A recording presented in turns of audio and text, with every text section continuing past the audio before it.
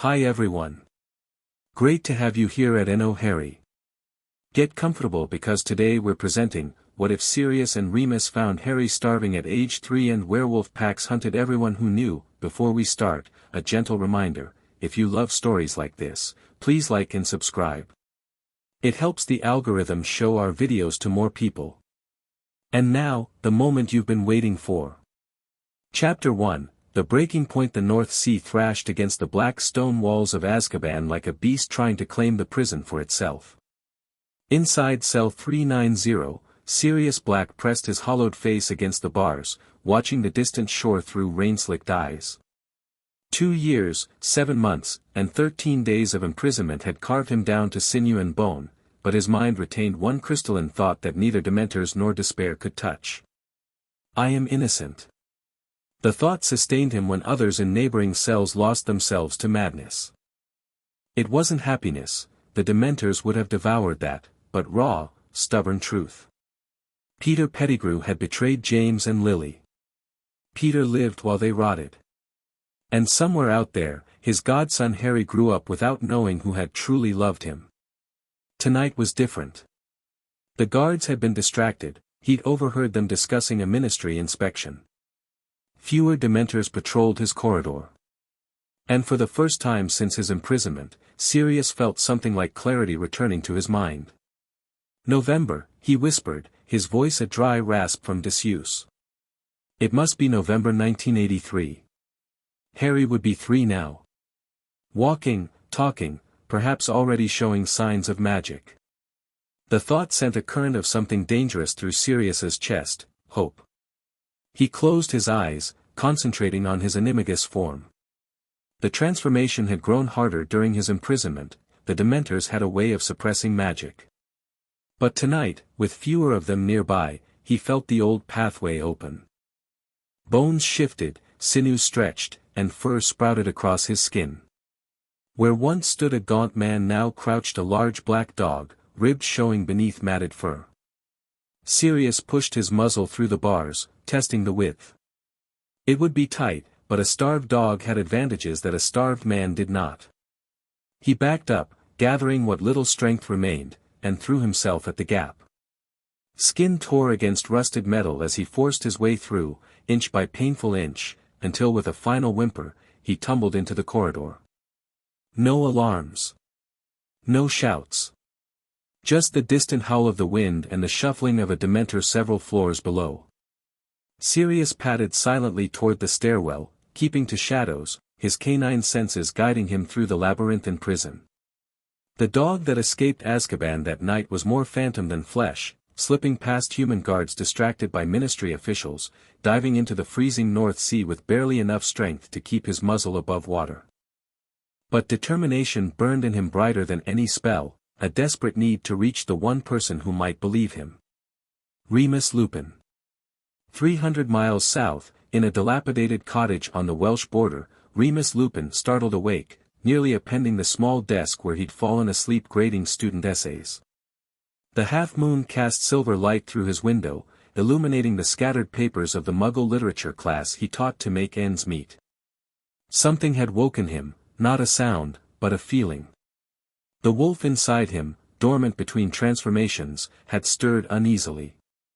He reached for his wand, scanning the shadowy corners of his home. Lumos, he whispered, and pale light bloomed from his wand tip. Nothing seemed amiss. Just the same worn furniture, patched curtains, and stacks of books that constituted his life now. Yet the unease remained, a prickling at the back of his neck that his years as a werewolf had taught him never to ignore. Remus moved to his fireplace, tapping the cold ashes with his wand. Incendio. Flames leapt up, casting the room in flickering orange light. He reached for a small box on the mantelpiece, hesitating before opening it. Inside lay a photograph, James, Lily, himself, and Sirius, arms thrown around each other at James and Lily's wedding. The photograph. Sirius grinned and winked, oblivious to the betrayal he would later commit. Remus had kept the photo as a reminder of his own blindness, his failure to see the darkness in his friend. "Why am I thinking of you tonight?" he murmured to the image. A sound from outside, subtle, but unmistakable to his enhanced hearing. Paws on wet leaves. Remus replaced the photograph and moved silently to the window, peering into the darkness beyond. A large dog stood at the edge of his garden, barely visible in the gloom. For a moment, Remus's heart stopped. It couldn't be. Sirius was in Azkaban, where he belonged after what he'd done. But even as the thought formed, the dog transformed. Where the animal had stood, now swayed a skeletal figure, dressed in tattered prison robes. Sirius Black raised his face to the cottage window, his sunken eyes finding Remus with unerring accuracy. Remus's wand was up in an instant, a curse on his lips as he burst through his front door. "Give me one reason not to kill you where you stand," he snarled, wand aimed at Sirius's heart. Sirius made no move to defend himself. Rain plastered his long hair to his skull, and he trembled visibly, whether from cold or weakness, Remus couldn't tell. "Peter," Sirius croaked. It was Peter. "Peter is dead," Remus spat. "You saw to that?" "No." Sirius shook his head, desperate urgency in every movement. "He's alive. He was the secret keeper, Mooney.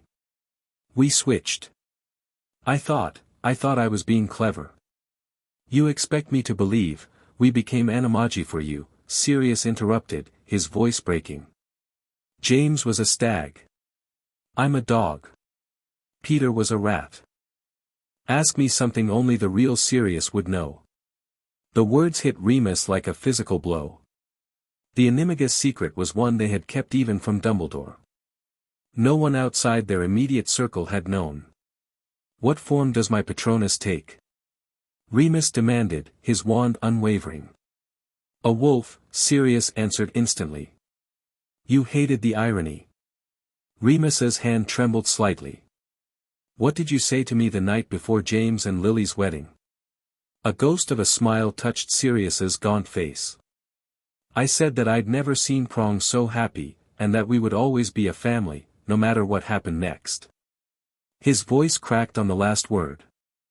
"I failed them, Remus. But not how you think." Something in Remus's chest cracked open, a wound he'd cauterized years ago, suddenly bleeding afresh. He lowered his wand a fraction. "Come inside," he said tersely. "Before you collapse. But if this is some trick, it's not." Sirius took a halting step forward, then another. "Harry," he gasped. "We need to check on Harry." The next morning found Sirius looking marginally more human, though still frighteningly gaunt. Remus had provided clothes, food, and a place to sleep, but remained guarded, his wand never far from reach. They sat at Remus's kitchen table, the remains of a modest breakfast between them, Sirius's first real meal in nearly 3 years. "Start from the beginning," Remus said, his voice carefully neutral. "All of it." Sirius pushed his plate away, his hands still trembling slightly. "James and Lily were considering the Fidelius charm. Dumbledore offered to be their secret keeper, but James wanted me. This much I know. What you don't know is that I convinced them to switch to Peter at the last minute." Sirius's face contorted with self-loathing. "I thought I was being clever. Everyone would assume it was me, while the real secret would be with Peter. Who would suspect him? And why should I believe Peter betrayed them?" Remus asked quietly. "Because he's alive, Remus." Sirius leaned forward, feverish intensity in his eyes. "I confronted him after I found James and Lily. He shouted for the whole street to hear that I'd betrayed them, then blew everything up, cut off his own finger, and transformed. He escaped into the sewers." Remus stared at him, processing the story against everything he'd believed for years. "If that's true, why didn't you tell anyone? Why not demand Veritaserum at your trial?" A bitter laugh escaped Sirius. "What trial? Crouch had me shipped to Azkaban the same night. No trial, no Veritaserum, nothing. I was a black who'd apparently gone back to his roots. Case closed." Silence fell between them. Outside, rain continued to beat against the windows, a steady rhythm counterpoint to the tumult in Remus's mind. "You said last night we need to check on Harry," Remus finally said. "Why?" Sirius's expression darkened. "I've had a lot of time to think in Azkaban. Dumbledore took Harry that night. Where did he put him?" "Not with you, obviously. He said Harry went to Lily's sister. Blood protection." "Petunia?" Sirius looked horrified. "Lily hated her sister. She and that walrus husband of hers despised magic. Dumbledore assured the Order that Harry would be safe there, safe from Voldemort's followers, maybe," Sirius cut in. "But what about safe from neglect?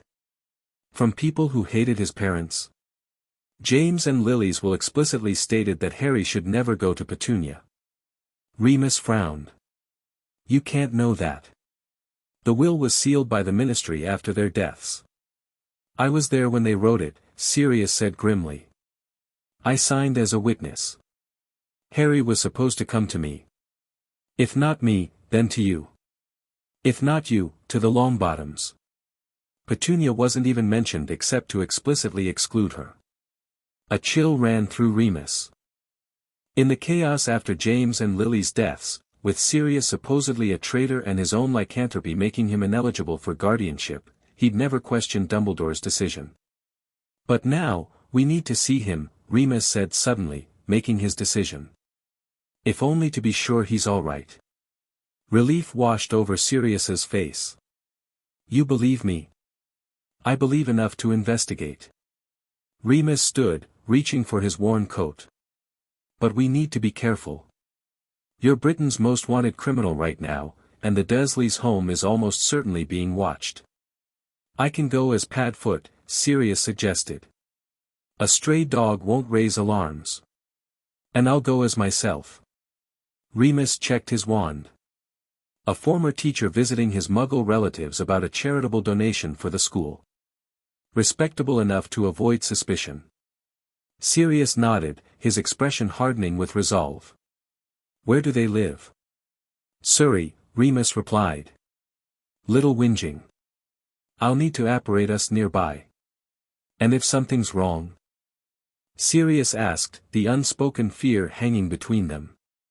Remus met his gaze steadily. "Then we do what James and Lily would have wanted us to do. We protect their son." Little whinging sprawled before them, a maze of identical houses with identical gardens and identical cars parked in identical driveways. Remus had apparat them to a small wooded area on the outskirts of the subdivision, giving them a moment to prepare.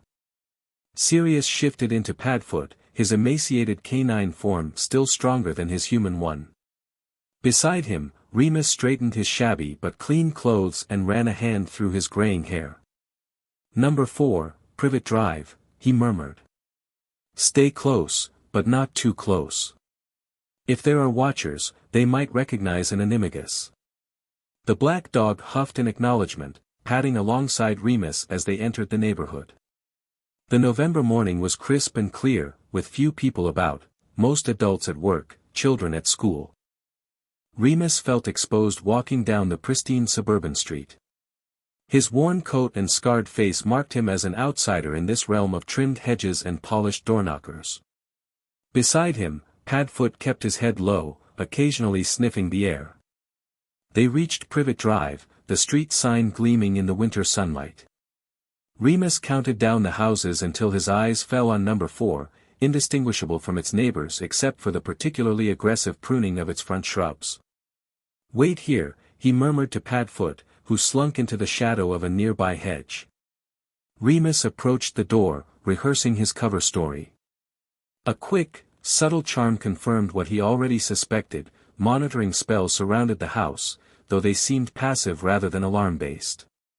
Someone was keeping tabs on Harry's location, but not watching in real time. He knocked firmly on the door. Footsteps approached from inside, and the door swung open to reveal a horse-faced woman with a permanent pinch to her mouth. Petunia Dursley had changed little from the one time Remus had seen her at Lily's wedding. "Yes?" she asked, suspicion immediate in her voice. Remus smiled politely. "Mrs. Dursley. My name is John Lewis. I represent Stonewall Primary's community outreach program. I understand your nephew will be attending our school in a few years." Petunia's eyes narrowed. "What do you want?" "We're starting a new initiative for underprivileged children," Remus continued smoothly. "I was hoping to speak with you about whether your nephew might qualify for our assistance program." "There's nothing underprivileged about him," Petunia snapped. "He has a roof over his head, doesn't he? More than he deserves." The hostility was immediate and jarring. From the hedge, Remus heard a low growl that he hoped Petunia couldn't detect. "Of course," Remus backpedaled. "Perhaps I could speak with him briefly." "It helps us to meet the children he's not here," Petunia interrupted. He's sick. Contagious. You should leave." Remus caught a flicker of something behind Petunia, a small shadow moving in the hallway. His enhanced senses picked up a sound too faint for normal human hearing, shallow breathing, the slight shuffle of small feet. "I understand," he said, maintaining his pleasant demeanor. "Perhaps I could leave my card, and you could contact me when he's feeling better." He extended a business card, transfigured moments before from a leaf, and Petunia reluctantly took it between pinched fingers. "Fine. Is that all?" "Almost." Remus lowered his voice conspiratorially. "I should mention that our program has certain financial benefits for host families as well. Stipends for those caring for children not their own." Petunia's expression shifted minutely, avarice flickering across her features. "What sort of stipends?" "Substantial ones, in some cases." "Perhaps I could step inside briefly to explain the details." A moment's hesitation, then Petunia stepped back reluctantly. 5 minutes. "My husband will be home soon." Remus entered, noting the immaculate cleanliness of the home, unnaturally so, as if sanitized of any evidence of childhood. Photos lined the walls, all featuring a pudgy blonde boy at various ages, but none showing another child. "Lovely home," he commented, eyes scanning for any sign of Harry. "Your son looks very happy." "Dudley," Petunia said, her voice warming slightly. "He's at playgroup." "Now, about these stipends, yes, of course." Remus moved further into the house, feigning interest in the decor while continuing his search. "We typically provide monthly payments to families in your situation.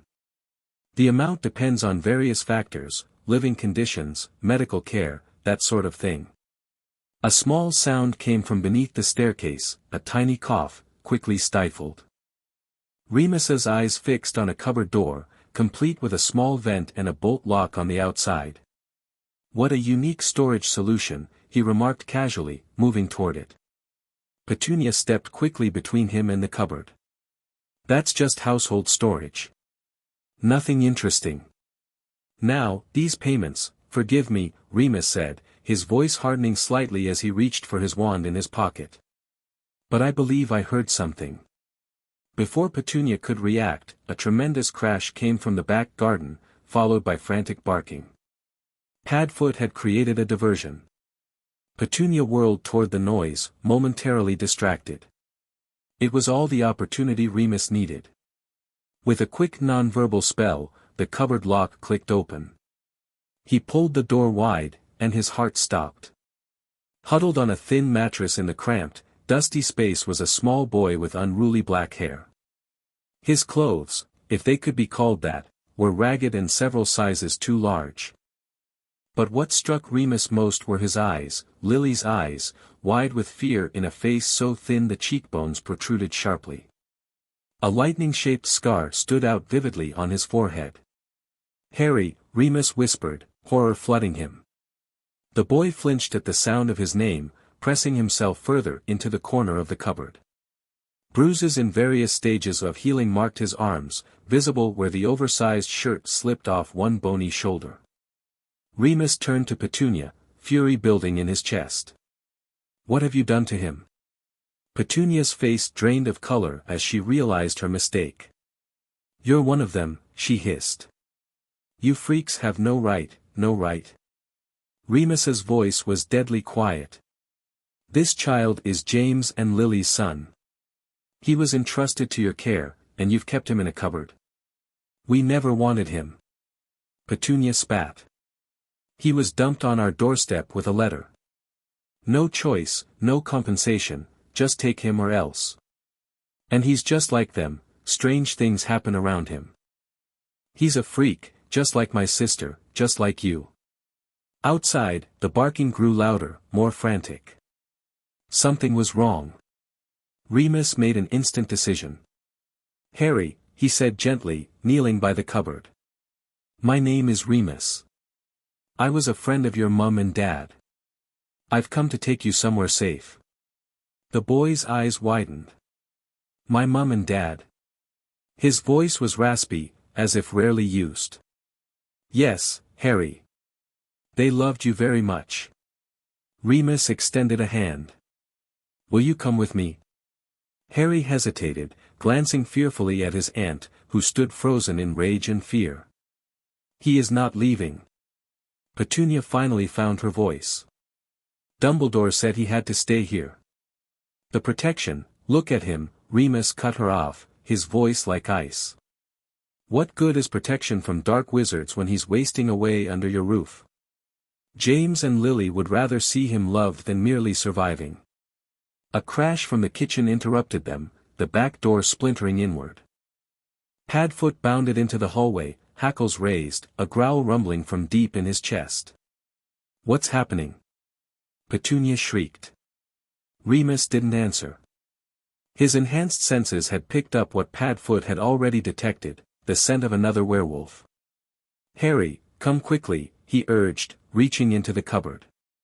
The boy tentatively took his hand, and Remus lifted him easily, too easily, he weighed almost nothing. Petunia backed away from the massive black dog. Keep that beast away from me. That beast may save your life, Remus said grimly, tucking Harry against his chest. Someone's coming. Someone dangerous. Get upstairs and stay there.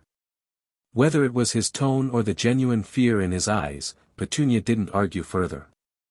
She fled up the stairs, slamming a door behind her. Remus turned to Padfoot. Someone followed us. Werewolf. We need to leave now. The dog growled in agreement, positioning himself between Remus holding Harry and the kitchen doorway, where a shadow now loomed. Well, well, came a rough voice. Remus Lupin. Playing hero. A man stepped into view, wild-haired, yellow-toothed, with a predator's grace in his movements. Fenrir Greyback, the werewolf who had bitten Remus as a child, condemning him to his monthly transformations. Greyback, Remus acknowledged coldly. He held Harry tighter, feeling the boy tremble against his chest. And the famous Harry Potter, Greyback's eyes fixed hungrily on the child. The Dark Lord's downfall. Such a scrawny little thing. Padfoot's growl deepened, his body tensing to spring. How did you find us? Remus asked, slowly inching toward the front door, wand gripped in his free hand. Greyback smiled, revealing pointed teeth. We've been watching the boy for months. Not the only ones either, Dumbledore's people take shifts. Today was my turn to check the wards. His nostrils flared. Imagine my surprise when I caught your scent. And another familiar one. His gaze dropped to Padfoot. An Animagus. Black, I presume. News of your escape is all over the ministry. Remus didn't confirm or deny. His mind raced, they couldn't apparate from inside the house, not with the wards in place. They needed to reach the street. What do you want, Greyback? Originally. Just to watch and report. Now. The werewolf's smile widened. Now I see an opportunity.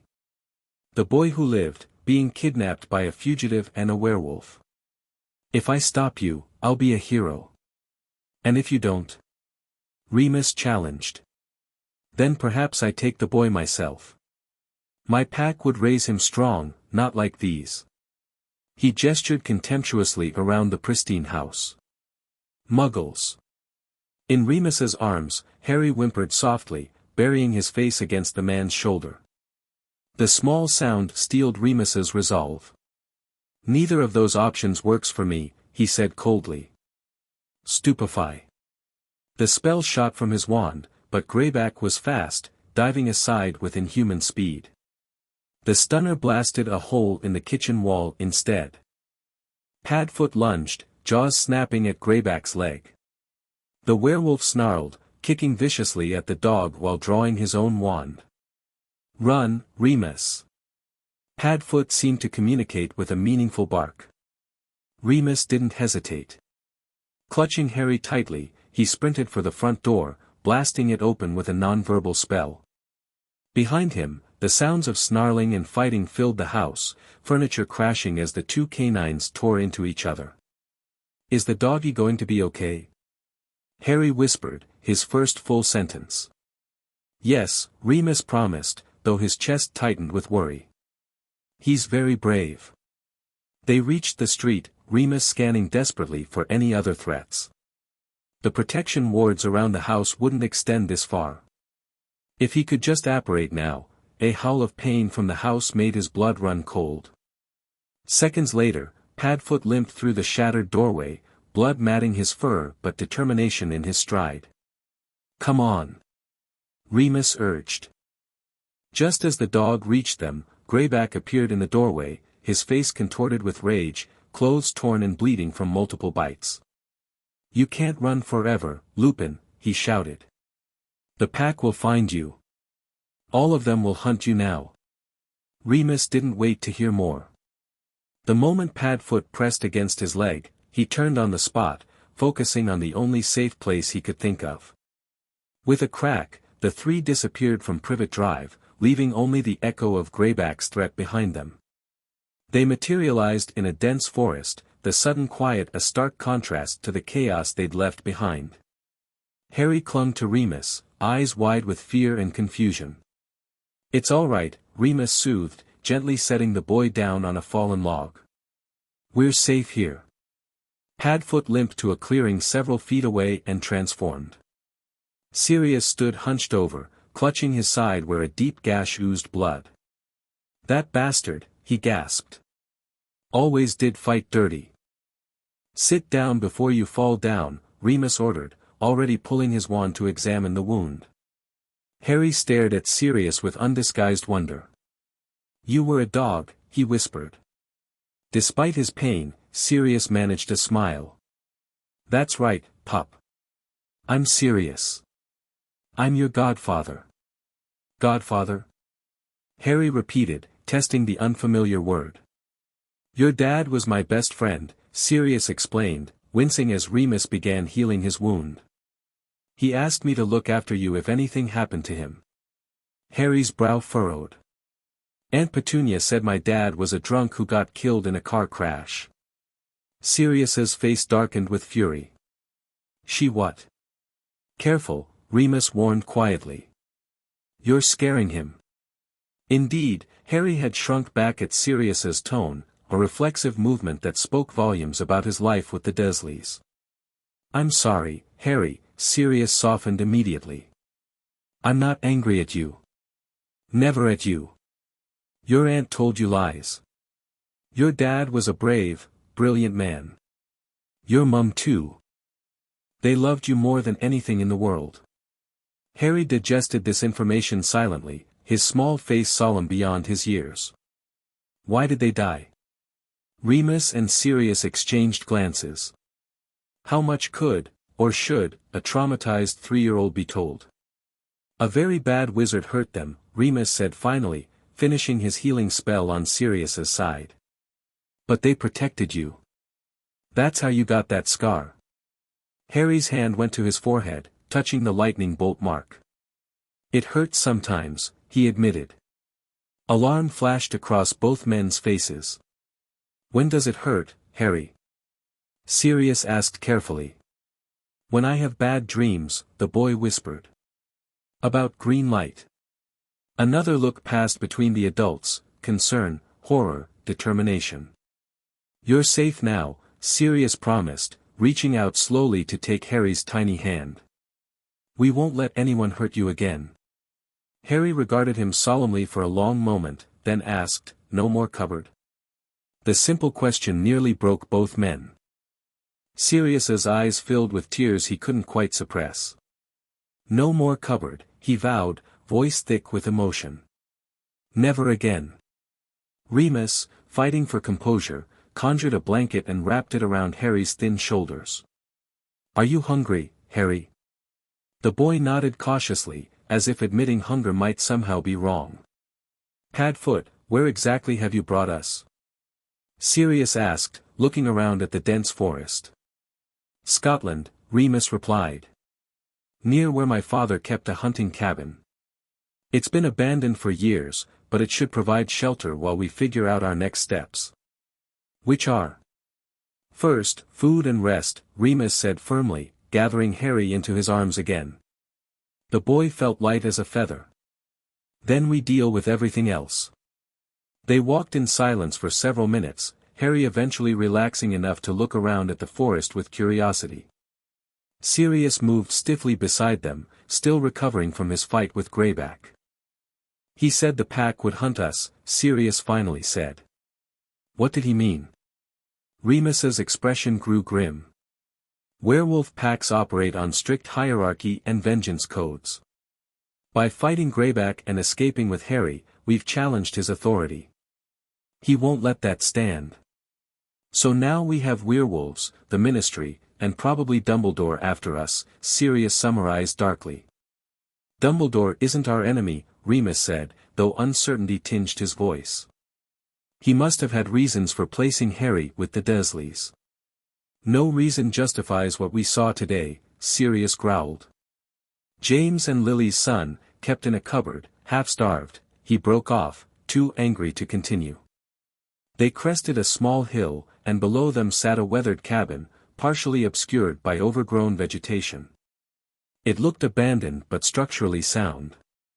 "It's not much," Remus admitted. "But it's unplottable. My father used certain precautions, given my condition. No one will find us here without being specifically told where to look." "It's perfect," Sirius decided. Then, more softly to Harry, "What do you think, pup? Our own secret hideout." Harry looked from the cabin to Sirius, then to Remus, a tentative hope dawning in his green eyes. "For us?" "For us," Remus confirmed. "Our home, for now." The word home seemed to resonate with Harry. He straightened slightly in Remus's arms, some of the wariness leaving his face. "Can I have a real bed?" he asked in a small voice. Sirius swallowed hard. "The biggest, softest bed we can conjure," he promised. "And toys, and books, and anything else you want."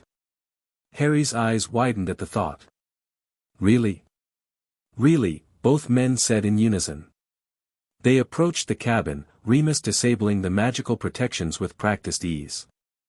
The door creaked open to reveal a dusty, cobwebbed interior, a main room with a stone fireplace, a small kitchen area, and two doors leading to what were presumably bedrooms.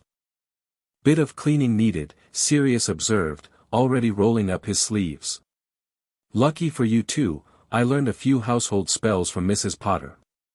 As Sirius set about making the cabin habitable with impressive efficiency for a man recently escaped from prison, Remus sat Harry at the kitchen table and took stock of their immediate needs. "I'll need to go for supplies soon," he murmured, eyeing Harry's prominent collarbones visible beneath the oversized shirt. "Food, clothes, medicine." "No." Harry suddenly cried, reaching out to grab Remus's sleeve. "Don't leave." The panic in the boy's voice stunned both men. Remus immediately knelt beside him. "I won't go far, Harry, and not right away," he promised. "Sirius will stay with you the whole time." "You'll come back?" Harry asked, his lower lip trembling. "Always," Remus said firmly. "I swear it." The fierce protectiveness that surged through him as he made this promise surprised even Remus. In just hours, this child, James and Lily's son, yes, but now also somehow his responsibility, had become the center of his world. Sirius, watching the interaction, felt something similar. He'd escaped Azkaban with one purpose, to find Peter and avenge James and Lily. But now, looking at their son, traumatized, malnourished, yet still possessing that spark of their spirit, his priorities shifted. Peter could wait. Harry couldn't. "Let's get you something to eat," Sirius suggested, approaching the table. "I'm not much of a cook, but I think I can manage something." A search of the cabin's cupboards yielded little, some preserved goods that had survived the years, a few tins of soup, and thankfully, a container of tea that remained sealed and usable. Sirius heated soup while Remus transfigured an old cushion into a booster seat for Harry, who watched the magic with fascinated eyes. "You can do magic too?" he asked Sirius. "We both can," Sirius confirmed, setting a small bowl of soup in front of the boy. "And so will you, when you're older." Harry's spoon paused halfway to his mouth. "Me? You're a wizard, Harry," Remus said gently. "Just like your mum and dad." "But Aunt Petunia said magic isn't real," Harry protested, confusion evident. "She said I was a freak when strange things happened."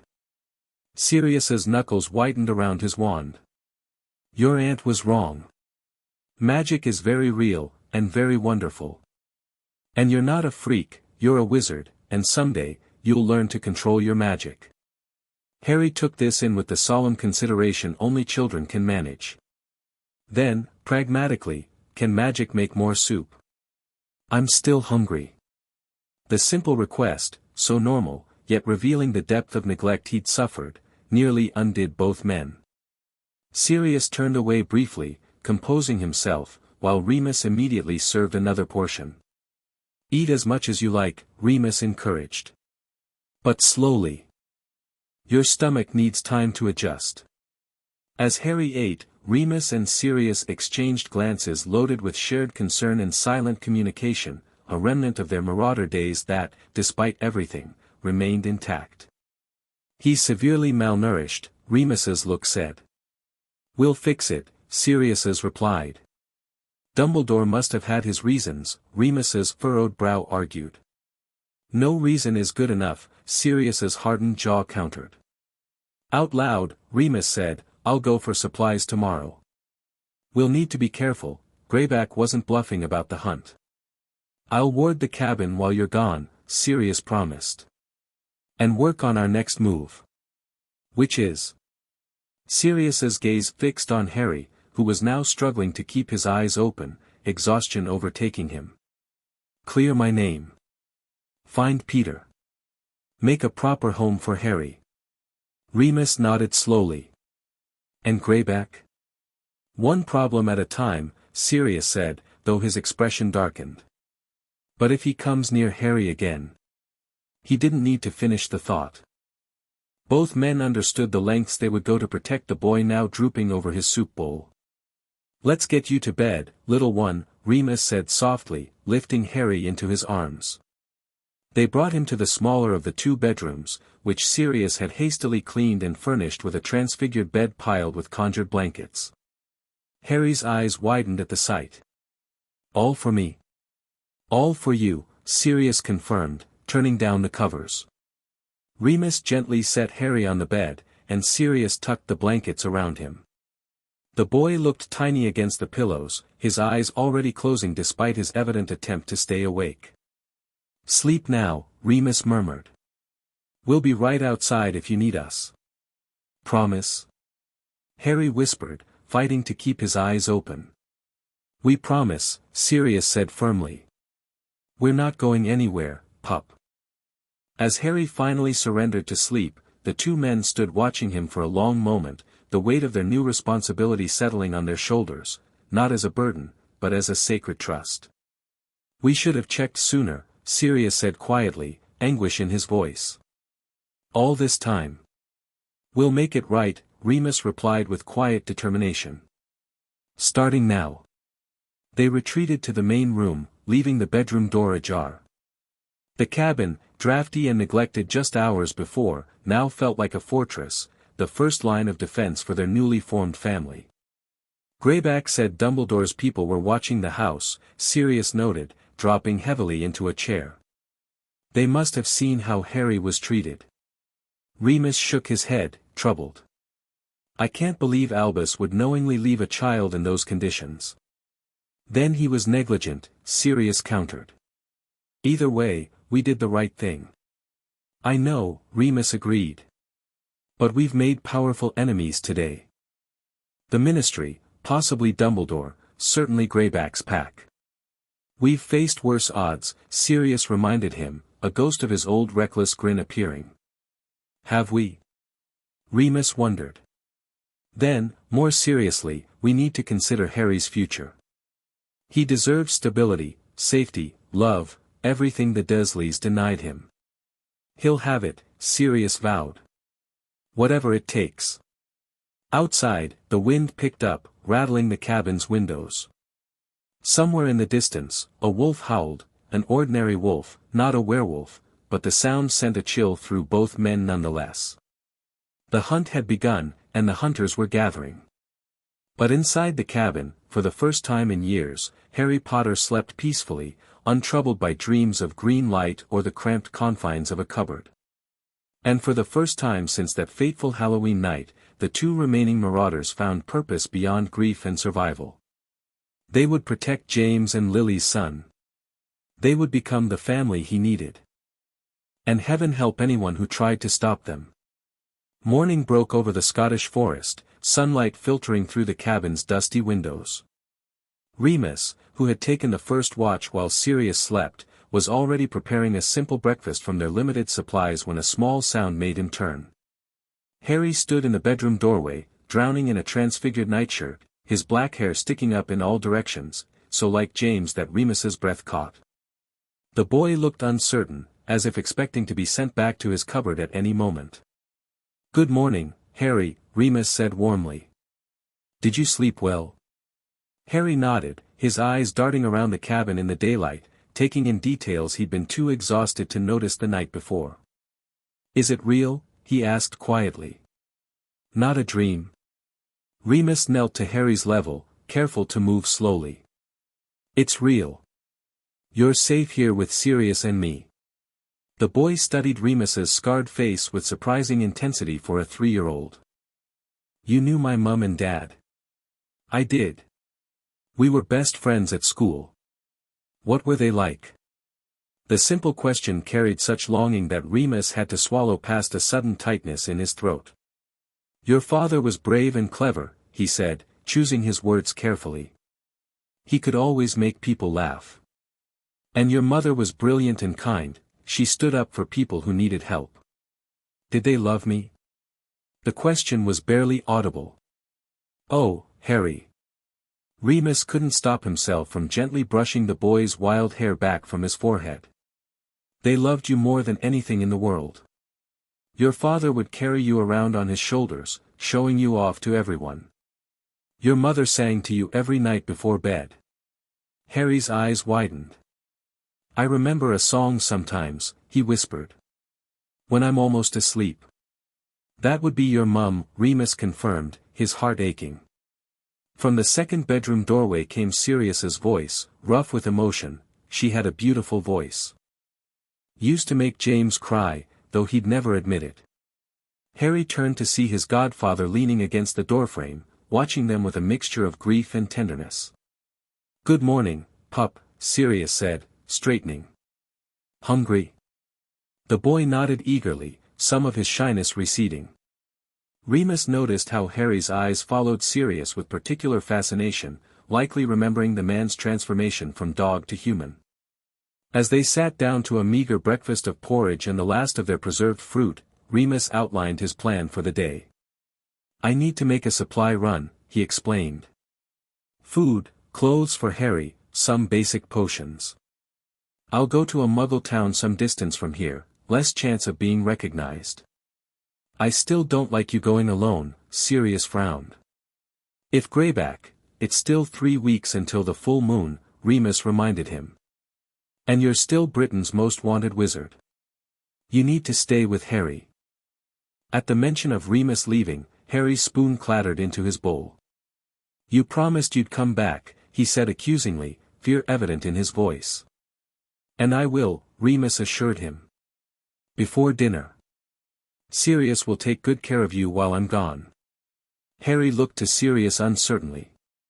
Can you turn into a dog again? A genuine smile lit Sirius's gaunt face. Anytime you want, pup. In fact.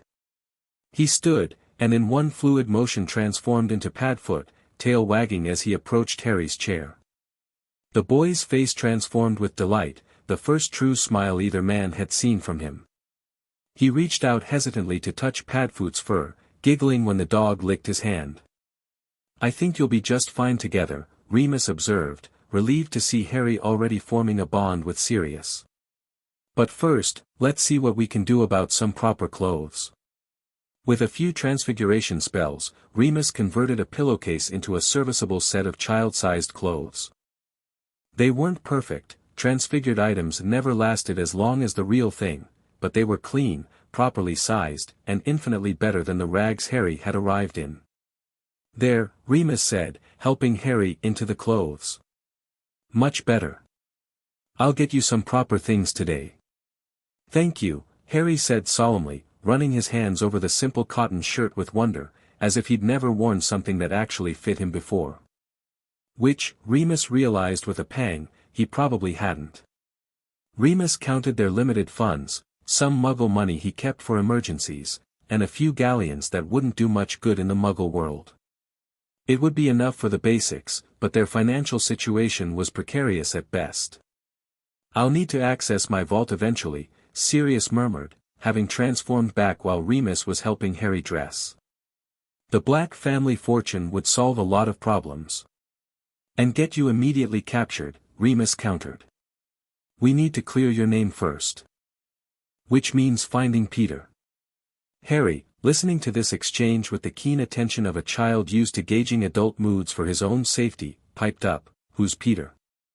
The adults exchanged glances, unsure how to explain such complicated matters to a 3-year-old. Peter was once our friend, Remus said carefully. But he did something very bad, and blamed Sirius for it. Like when Dudley broke things and said I did it. Harry asked with surprising perception. Exactly like that, Sirius said, anger flashing in his eyes. Except what Peter broke can't be fixed. Sensing the darkening mood, Remus gathered his worn coat. I should go. The sooner I leave, the sooner I'll be back. Take Padfoot's form to the edge of the forest, Sirius suggested. Just in case someone's tracking magical signatures. Remus nodded, grateful for the precaution. He knelt once more by Harry, who was watching him with evident anxiety.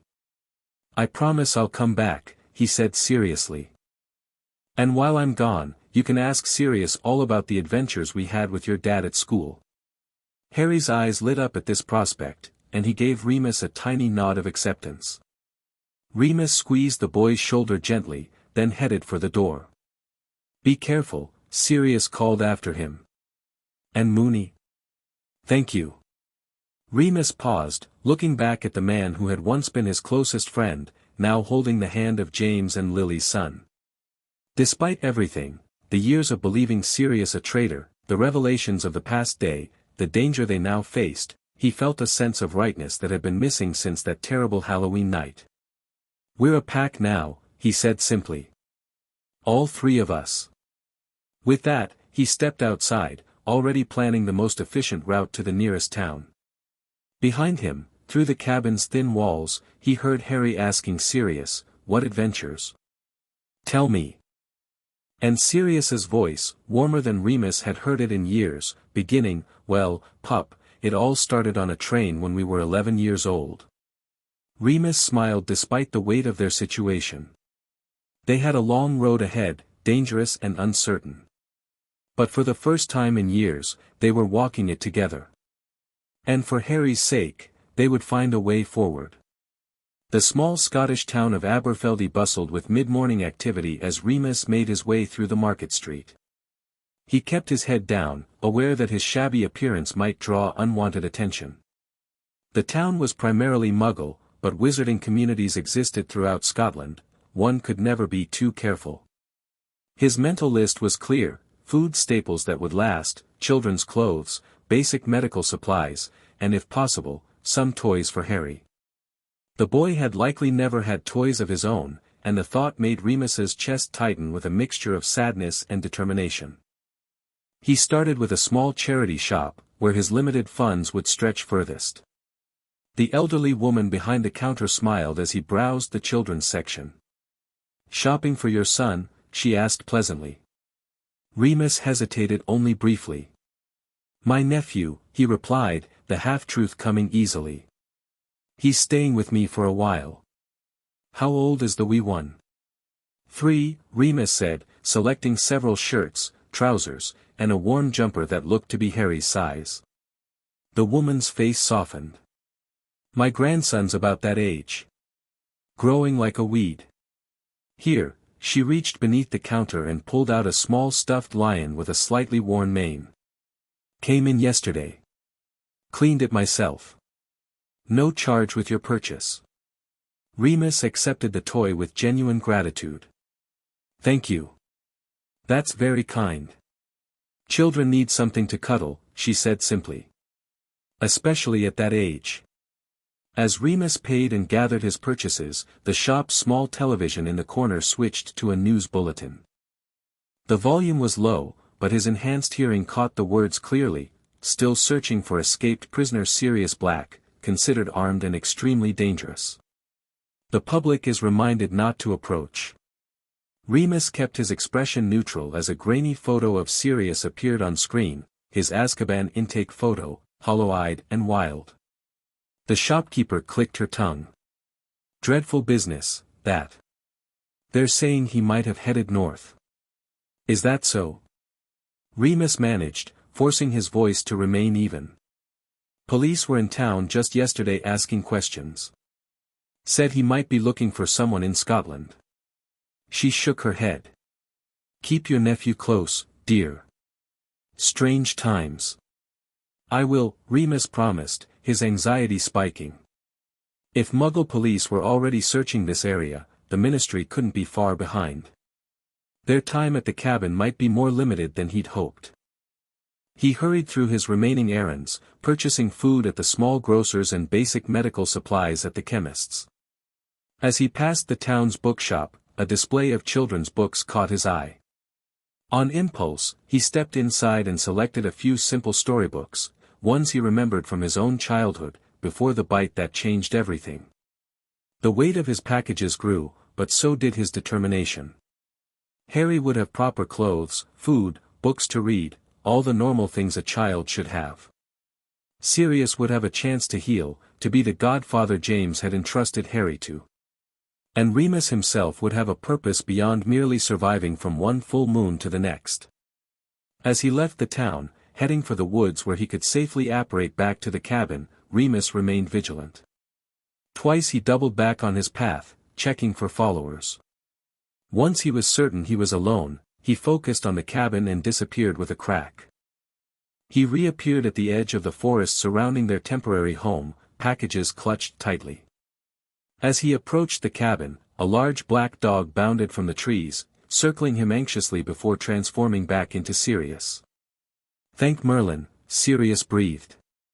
"You've been gone for hours." "I had to be careful," Remus explained, noting the genuine worry in his friend's face.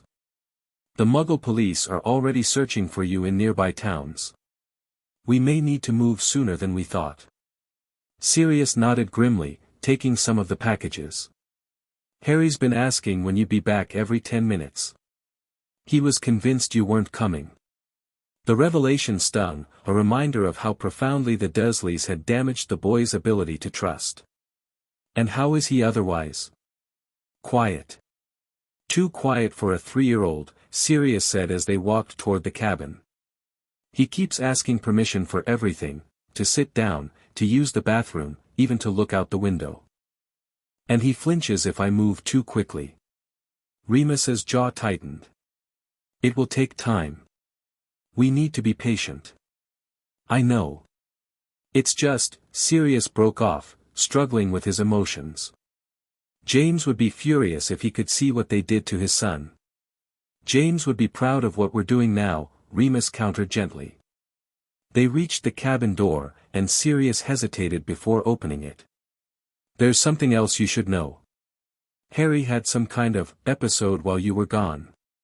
A nightmare that made his scar hurt. Alarm shot through Remus.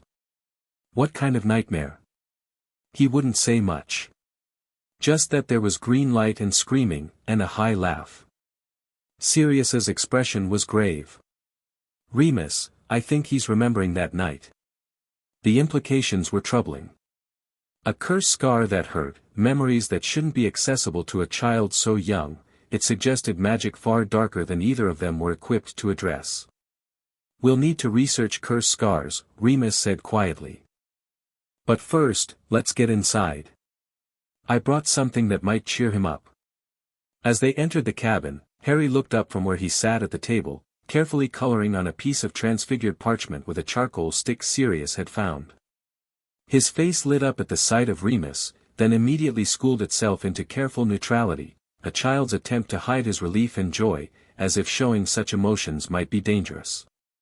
You came back, he said, his tone deliberately casual. I promised I would, Remus replied, setting his packages on the table. And I brought you some things. Harry's eyes widened as Remus unpacked children's clothes, books, and finally, the stuffed lion. He stared at the items without moving to touch them. Are these, for me? He asked, disbelief evident. All for you, Remus confirmed. Would you like to see? Harry approached cautiously, reaching out to touch the lion's mane with reverent fingers. My own toy. Your very own, Sirius said, his voice rough with emotion. Why don't you give him a name? Harry considered this with the serious concentration only a child could bring to such a task. Roar, he decided finally. His name is Roar. That's a perfect name, Remus smiled, unpacking the food items while Sirius showed Harry his new clothes. The rest of the afternoon passed in relative peace, with Harry gradually relaxing enough to explore his new possessions. He carried the lion everywhere, clutched in one small fist. When Remus offered to read one of the storybooks, Harry climbed tentatively into his lap, a gesture of trust that felt momentous. Sirius, watching them from across the room, felt both gratitude and a stab of envy. Remus had always been better with children, more patient. But Harry's willingness to accept physical closeness with either of them was progress worth celebrating. As dusk fell, Remus prepared a proper meal from the supplies he'd purchased.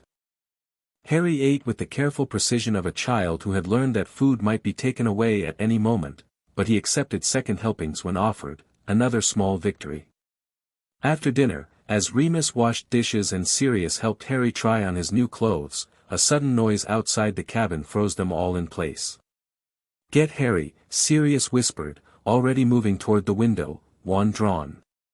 Remus scooped the boy up, wand in his other hand, as Sirius cautiously peered out into the gathering darkness.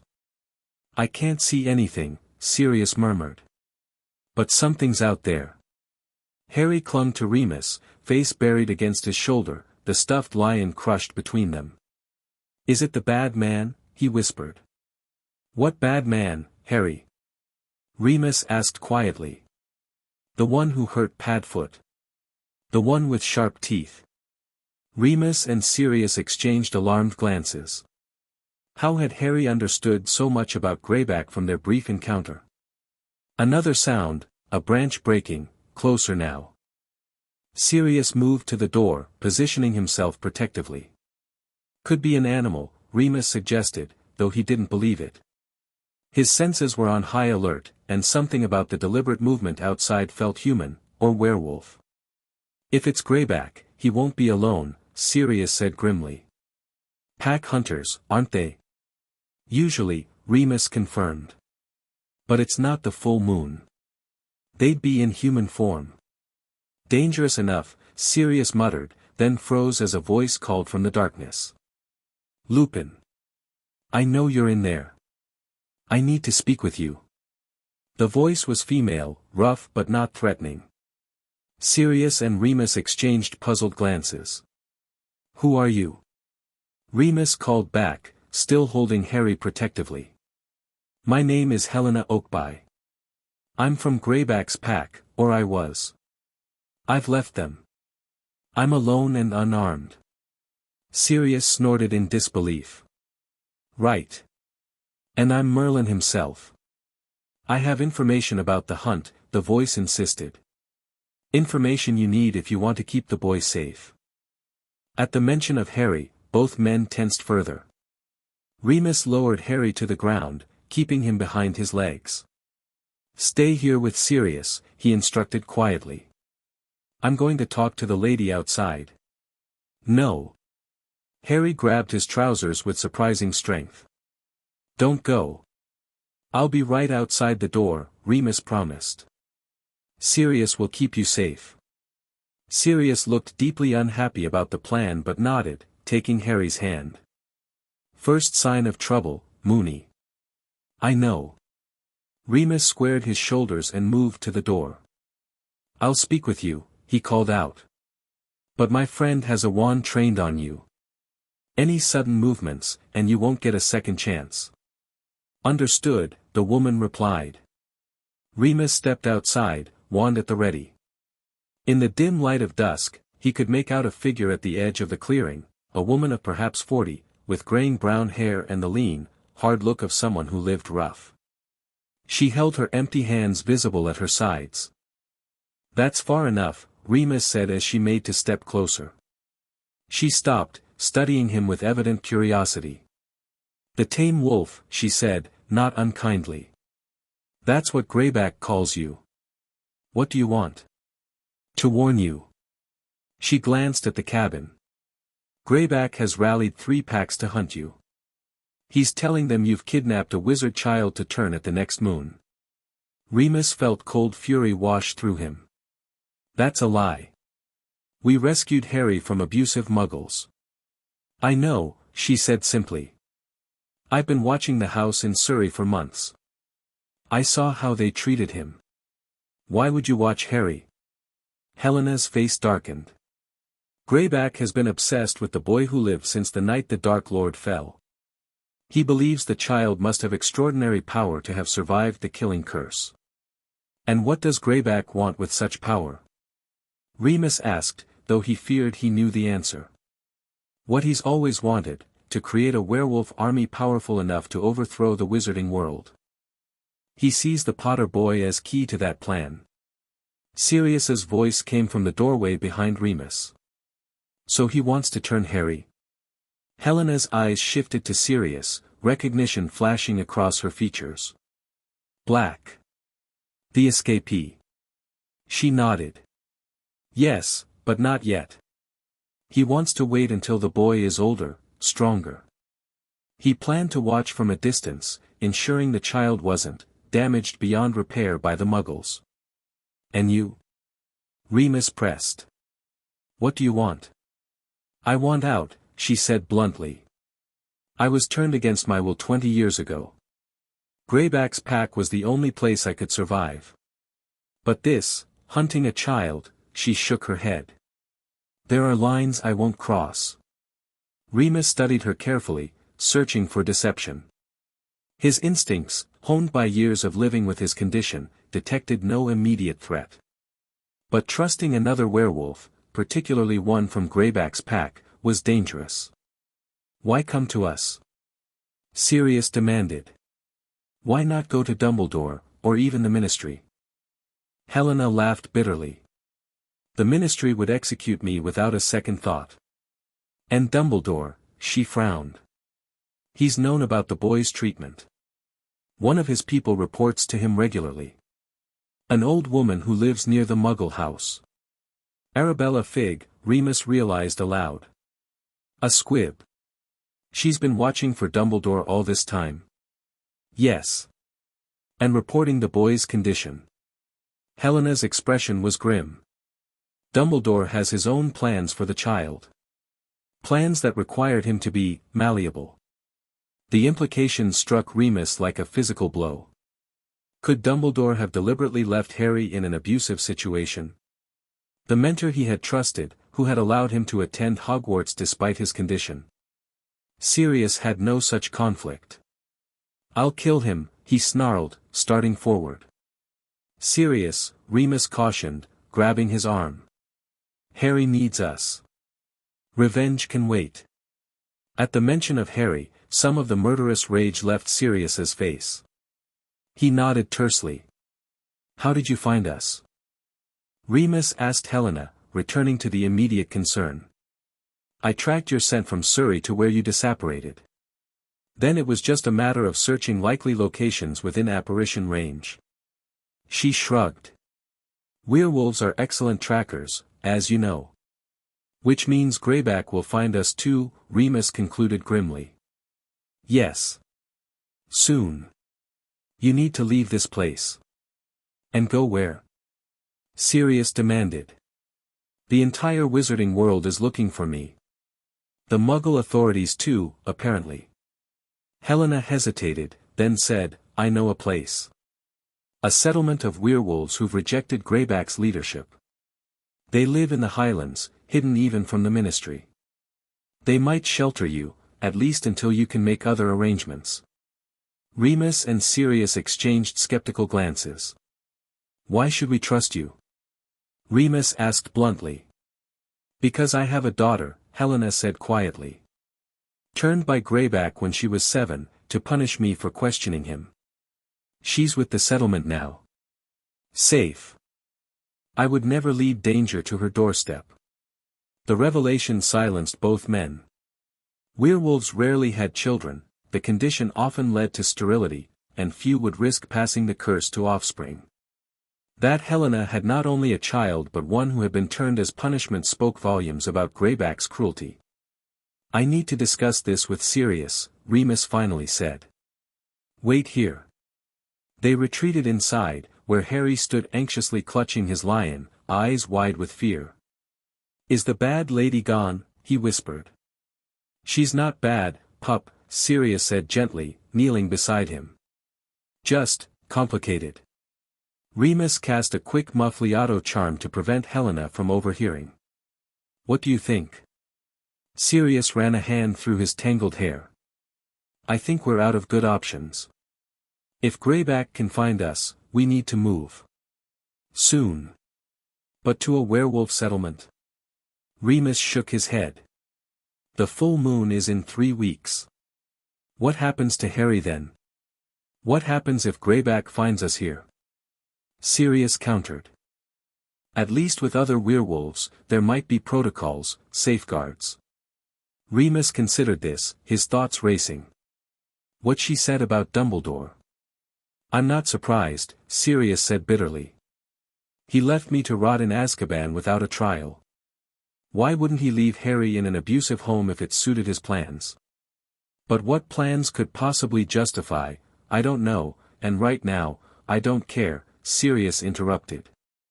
"All I care about is keeping Harry safe. If this settlement can offer temporary sanctuary while we figure out our next move, I say we take it." Remus looked down at Harry, who was watching their hushed conversation with the wary attention of a child accustomed to adults making decisions that hurt him. "Harry," Remus said gently, canceling the Muffliato. "How would you feel about going somewhere new? Somewhere with other people who might help keep us safe?" Harry clutched his lion tighter. "Will you and Padfoot still be with me?" "Always," Sirius promised fiercely. "We're not letting you out of our sight." The boy seemed to consider this, then nodded solemnly. "Okay. But Roar comes too." "Of course," Remus assured him. "Roar is part of our family now." The word family made Harry's eyes widen slightly. He tested the word silently, his lips forming it with wonder. "Let's get ready, then," Sirius said, already gathering their few possessions. Quickly. Remus returned to the door, where Helena waited patiently. "We'll go with you," he informed her. But at the first sign of a trap. You'll do what you must to protect the boy, she finished for him. I understand. And I would expect nothing less. Within minutes, they had gathered their meager belongings. Remus carried Harry, who refused to be separated from either man, while Sirius shouldered their supplies. Helena led them deeper into the forest, away from the cabin that had briefly been their sanctuary. As they walked, Harry's head drooped against Remus's shoulder, exhaustion overcoming fear. Soon the boy was asleep, his stuffed lion clutched tightly even in slumber. How far is this settlement? Sirius asked quietly. About 20 miles north, Helena replied.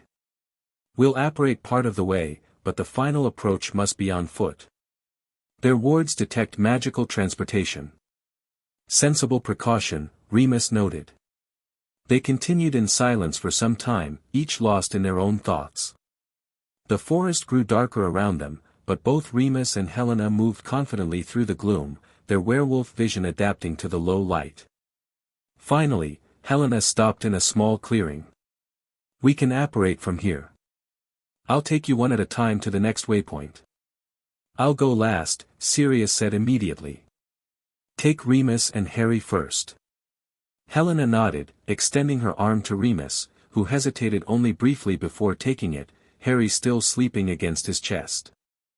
With a crack, they disappeared, leaving Sirius alone in the dark forest. Minutes ticked by, each seeming longer than the last. Sirius paced anxiously, his wand ready, fear gnawing at him. Had he just allowed Remus and Harry to be taken into a trap? Just as he was about to transform into Padfoot and try to track them by scent, Helena reappeared in the clearing. Your turn, she said simply, extending her arm. Sirius grasped it warily, and the uncomfortable sensation of apparition squeezed him through space. They reappeared on a windswept hillside, where Remus stood waiting, Harry still asleep in his arms. We walk from here, Helena said, already starting up a narrow path that wound between granite outcroppings. Stay close. The path is warded against intruders. They followed, climbing steadily upward as clouds scud across the moon overhead. After nearly an hour of hiking, Helena stopped at what appeared to be a sheer cliff face. We're here, she announced. Remus and Sirius exchanged puzzled glances, seeing nothing but solid rock before them. Helena placed her hand on a particular stone, and whispered what sounded like, by the light of the changing moon, I seek sanctuary. The cliff face shimmered, revealing a narrow passage hewn into the rock. Warm light spilled from within, along with the murmur of voices and the smell of wood smoke. Welcome, Helena said, gesturing them forward, to Wolf's Hollow. As they stepped through the magical entrance, the reality of their situation struck Remus with full force. They had just entrusted their lives, and more importantly, Harry's life, to a group of outcast werewolves. They were fugitives from the Ministry, Dumbledore, and Greyback's pack. Yet as he looked down at the sleeping child in his arms, Remus felt a fierce certainty that they had made the right choice.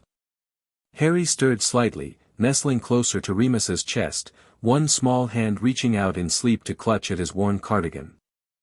We're home for now, little one, Remus whispered. You're safe. Beside him, Sirius squared his shoulders as they prepared to meet the inhabitants of the settlement. Whatever came next, they would face it together, two broken men and the child who had, in the space of a day, become their reason for living. The hunt had begun. But so had their journey as a family. Chapter 2, Hunted Wolf's Hollow opened before them like a secret world carved into the Scottish Highlands. The narrow passage widened into a torchlit cavern that served as an antechamber, where several people, werewolves, Remus presumed, turned to study the newcomers with cautious interest. Helena, a tall man with copper-colored hair stepped forward, his gaze lingering on Harry's sleeping form. We weren't expecting you back so soon. Circumstances changed, Connell, Helena replied. This is Remus Lupin and Sirius Black. And the child is Harry Potter. A ripple of whispers spread through the gathered werewolves. The name Potter clearly carried weight even here. Black. Connell's eyes narrowed. The escaped prisoner. The wrongfully accused, Sirius corrected, his posture tensing. Connell studied them for a long moment, his amber eyes, a common trait among long-termed werewolves, assessing. Helena wouldn't bring you here without good reason. Come. The council will want to speak with you. He led them deeper into the settlement, through passages that occasionally opened into larger caverns where homes had been created. Some were simple curtained alcoves, others more elaborate dwellings built into the rock itself. People paused in their activities to watch them pass, their expressions ranging from curiosity to suspicion. How many live here? Remus asked quietly. 43, Helena answered. All werewolves who've rejected Greyback's leadership, or families of werewolves who had nowhere else to go. Families? Sirius glanced at a young woman cradling an infant. Not all are wolves, Connell explained. Some are spouses, children, siblings who chose to stay with their turned relatives rather than abandon them to Greyback's pack or the Ministry's care. They entered a large circular chamber with a fire pit at its center. Around it sat 7 people of varying ages, all bearing the subtle signs Remus recognized in himself, old scars, watchful eyes, the particular way they carried themselves, alert to threats even in apparent safety. The Council of Wolf's Hollow, Connell announced. Helena has brought guests seeking sanctuary. An elderly woman with silver-streaked black hair and deeply lined features spoke first. I am Morna, first of the council. Helena, explain yourself. Helena stepped forward. Greyback has declared a hunt on these men and the child. They rescued Harry Potter from abusive muggles where he'd been placed after his parents' deaths. Greyback had been watching the boy, planning to eventually turn him. Morna's gaze shifted to Harry, who still slept against Remus's chest. The boy who lived, she murmured.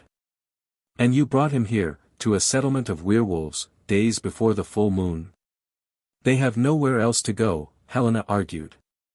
The Ministry hunts Black as a murderer, though he claims innocence. Greyback hunts the child as a prize. And Albus Dumbledore, she hesitated. Speak freely, Morna encouraged. Dumbledore holds no sway here. Dumbledore knew of the boy's mistreatment, Helena finished. He had someone watching, reporting back. He did nothing. Murmurs of disquiet spread through the council. A middle-aged man with a scar running from temple to jaw leaned forward. These are serious claims. What proof do you offer? Remus found his voice. I was there. I saw the conditions Harry was living in. He was kept in a cupboard, half-starved, wearing rags. I knew his parents. They would never have wanted this for their son.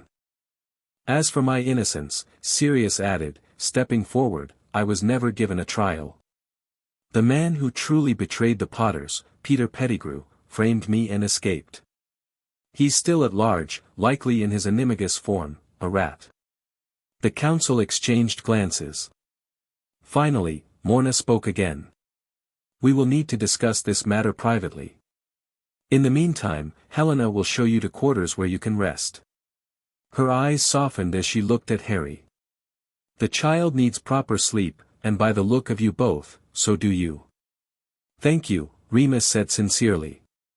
As they turned to leave, Morna added, know this, while you are within our walls, the boy will come to no harm. Whatever else we decide, that much I promise. The relief that washed through both men was palpable. Helena led them through more passages to a modest chamber carved into the rock, furnished with simple beds, a small table, and chairs. A curtained alcove held a basin with running water, cleverly engineered from a natural spring that ran through the mountain. It's not much, she apologized, but it's warm and safe. It's more than we could have hoped for, Remus assured her. As Helena left them to settle in, Remus gently laid Harry on one of the beds. The boy stirred but didn't wake, clutching his stuffed lion even in deep sleep. Sirius sank onto another bed, exhaustion evident in every line of his body. What have we gotten ourselves into, Moony? He whispered. A chance, Remus replied, carefully removing Harry's shoes. That's all we need for now.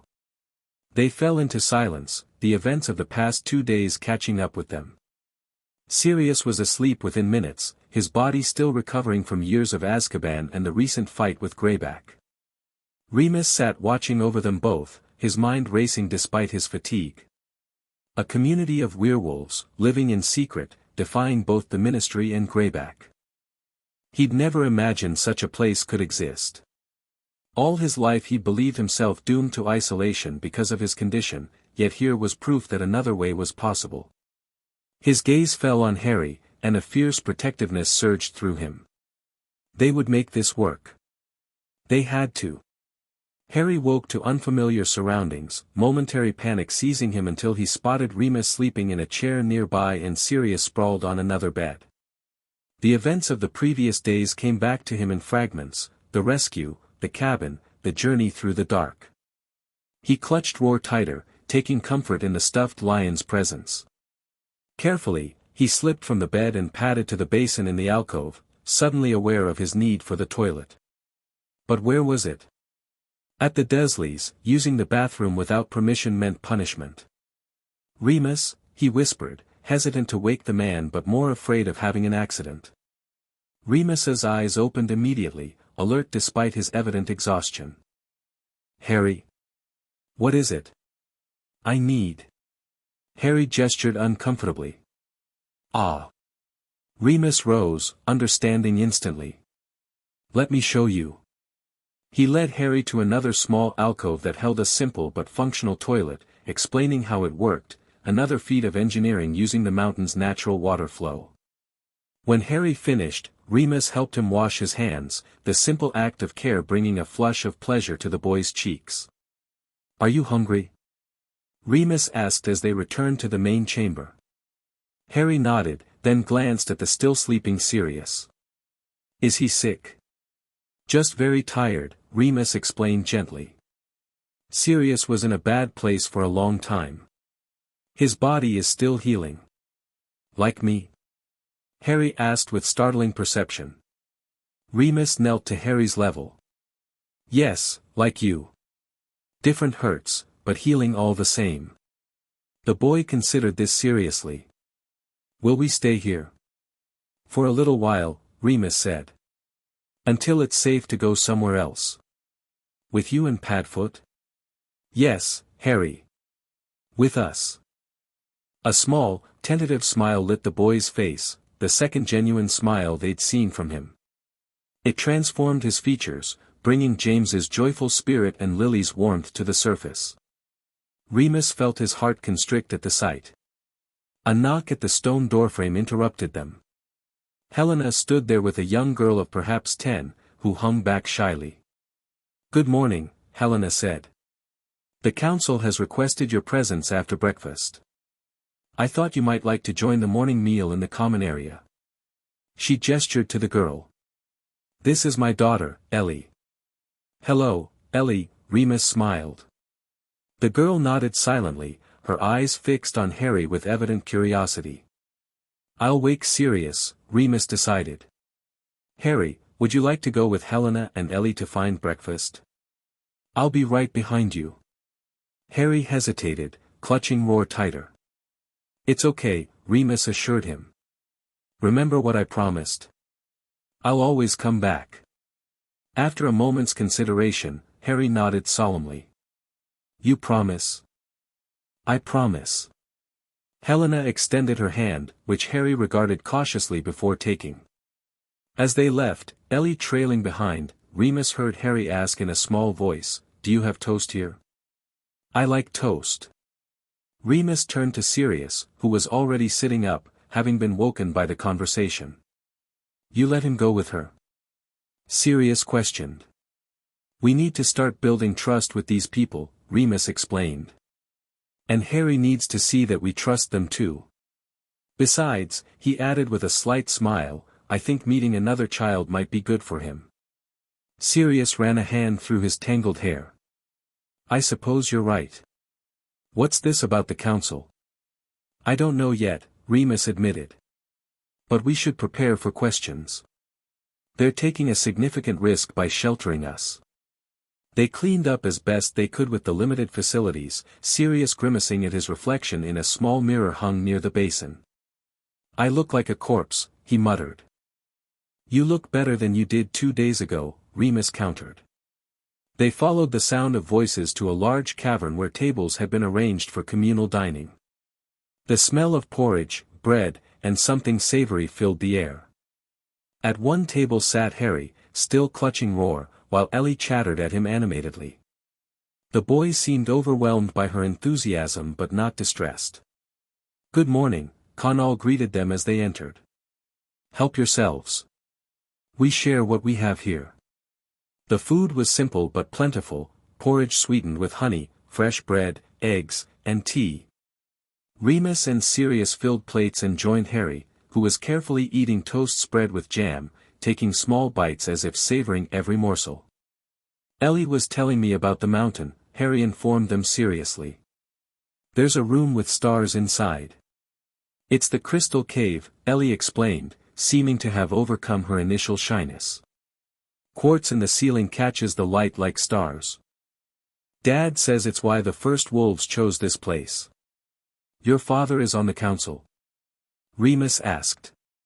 Ellie nodded. "The one with the scar." She drew a line from her temple to jaw, mimicking the man who had questioned them the previous night. "And what does the council do?" Sirius inquired, trying to better understand the settlement structure. "They make the rules and keep us safe," Ellie said simply. "Like about full moons and going outside and stuff." Harry's spoon paused halfway to his mouth. "Full moons?" Remus and Sirius exchanged quick glances, unsure how to explain. They hadn't yet discussed werewolves with Harry. "That's when the wolves come out," Ellie said matter-of-factly. "Most grown-ups here turn into wolves when the moon is full. Mom says it's a gift and a burden." Harry looked to Remus with wide eyes. "Do you turn into a wolf too?" The directness of the question caught Remus off guard. He had hoped to have this conversation later, when Harry was more settled. But the boy deserved honesty. "Yes, Harry," he said quietly. "Once a month, when the moon is full, I become a wolf. It's called being a werewolf." Harry considered this information with the same serious attention he'd given everything else. "Does it hurt?" The simple question, asked with genuine concern rather than fear, touched Remus deeply. "Yes," he admitted. "It does." "That's not fair," Harry declared with surprising firmness. An unexpected laugh escaped Sirius. "No, it's not fair at all, pup. Very unfair." Harry returned to his toast, apparently accepting this new information without the horror or revulsion Remus had feared. A few moments later, he asked, "Do you turn into a wolf too, Padfoot?" "No," Sirius replied. "I can turn into a dog whenever I want because I'm an Animagus. That's a different kind of magic. But Remus only changes with the full moon, and he can't control it." "Oh." Harry thought about this. "So when the moon gets full, you'll be a wolf?" "Yes," Remus confirmed, watching the boy carefully for signs of fear. "Where will you go?" "This settlement has special rooms for the full moon," Ellie interjected. "Deep in the mountain where it's safe. Nobody gets hurt." Harry nodded, apparently satisfied with this explanation. "Can I still see you the next day?" The question nearly undid Remus. "Yes, Harry. Though I might be very tired." "I can be quiet when people are tired," Harry offered earnestly. "I'm good at being quiet." The implications of that statement, that Harry had learned to make himself invisible when the Dursleys demanded it, sent a fresh wave of anger through both men. But before either could respond, Connell approached their table. "The council is ready to see you now," he announced. "The child can stay with Ellie and her mother if you wish." Again, Remus and Sirius exchanged glances.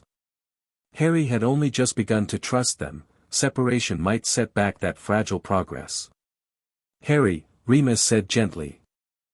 "Sirius and I need to talk to some people. Would you be alright staying with Ellie for a little while?" Harry's grip on Roar tightened visibly. Will you come back? Always, both men answered in unison. We won't be long, Sirius added. And we'll be nearby. After a moment's hesitation, Harry nodded. Ellie says there are books here, he said, as if this fact tipped the scales in favor of staying. Relieved, Remus and Sirius followed Connell back to the council chamber, where the 7 members waited, arranged in a semicircle. Morna gestured for them to sit on cushions placed before the council. We have discussed your situation, she began without preamble. Helena has vouched for you, which carries weight. But we must be certain of our facts before granting permanent sanctuary. We understand, Remus replied. What would you like to know? A younger council member, a woman with sharp features and prematurely gray hair, leaned forward. Let's begin with Sirius Black's alleged innocence. The wizarding world believes you murdered Peter Pettigrew and 12 muggles. Why should we believe otherwise? Sirius met her gaze steadily. Because Peter Pettigrew is alive. He was the Potter's secret keeper, not me. We switched at the last minute, my idea, to my eternal regret. When I confronted him after finding James and Lily murdered, he shouted that I had betrayed them, used his wand behind his back to cause an explosion, cut off his own finger, and transformed into his Animagus form, a rat, to escape into the sewers. Convenient that there were no witnesses to this version of events, another council member commented. There were dozens of witnesses to Pettigrew's accusation, Sirius acknowledged bitterly. None to his transformation. That was the brilliance of his plan. I was laughing when they caught me, not from madness, but from the horrible irony that Peter, the least talented of us all, had outplayed me so completely. And you were sent to Azkaban without trial? Morna clarified. Barty Crouch signed the order personally. It was chaos after Voldemort's fall. No one questioned why a Black would return to his family's dark roots.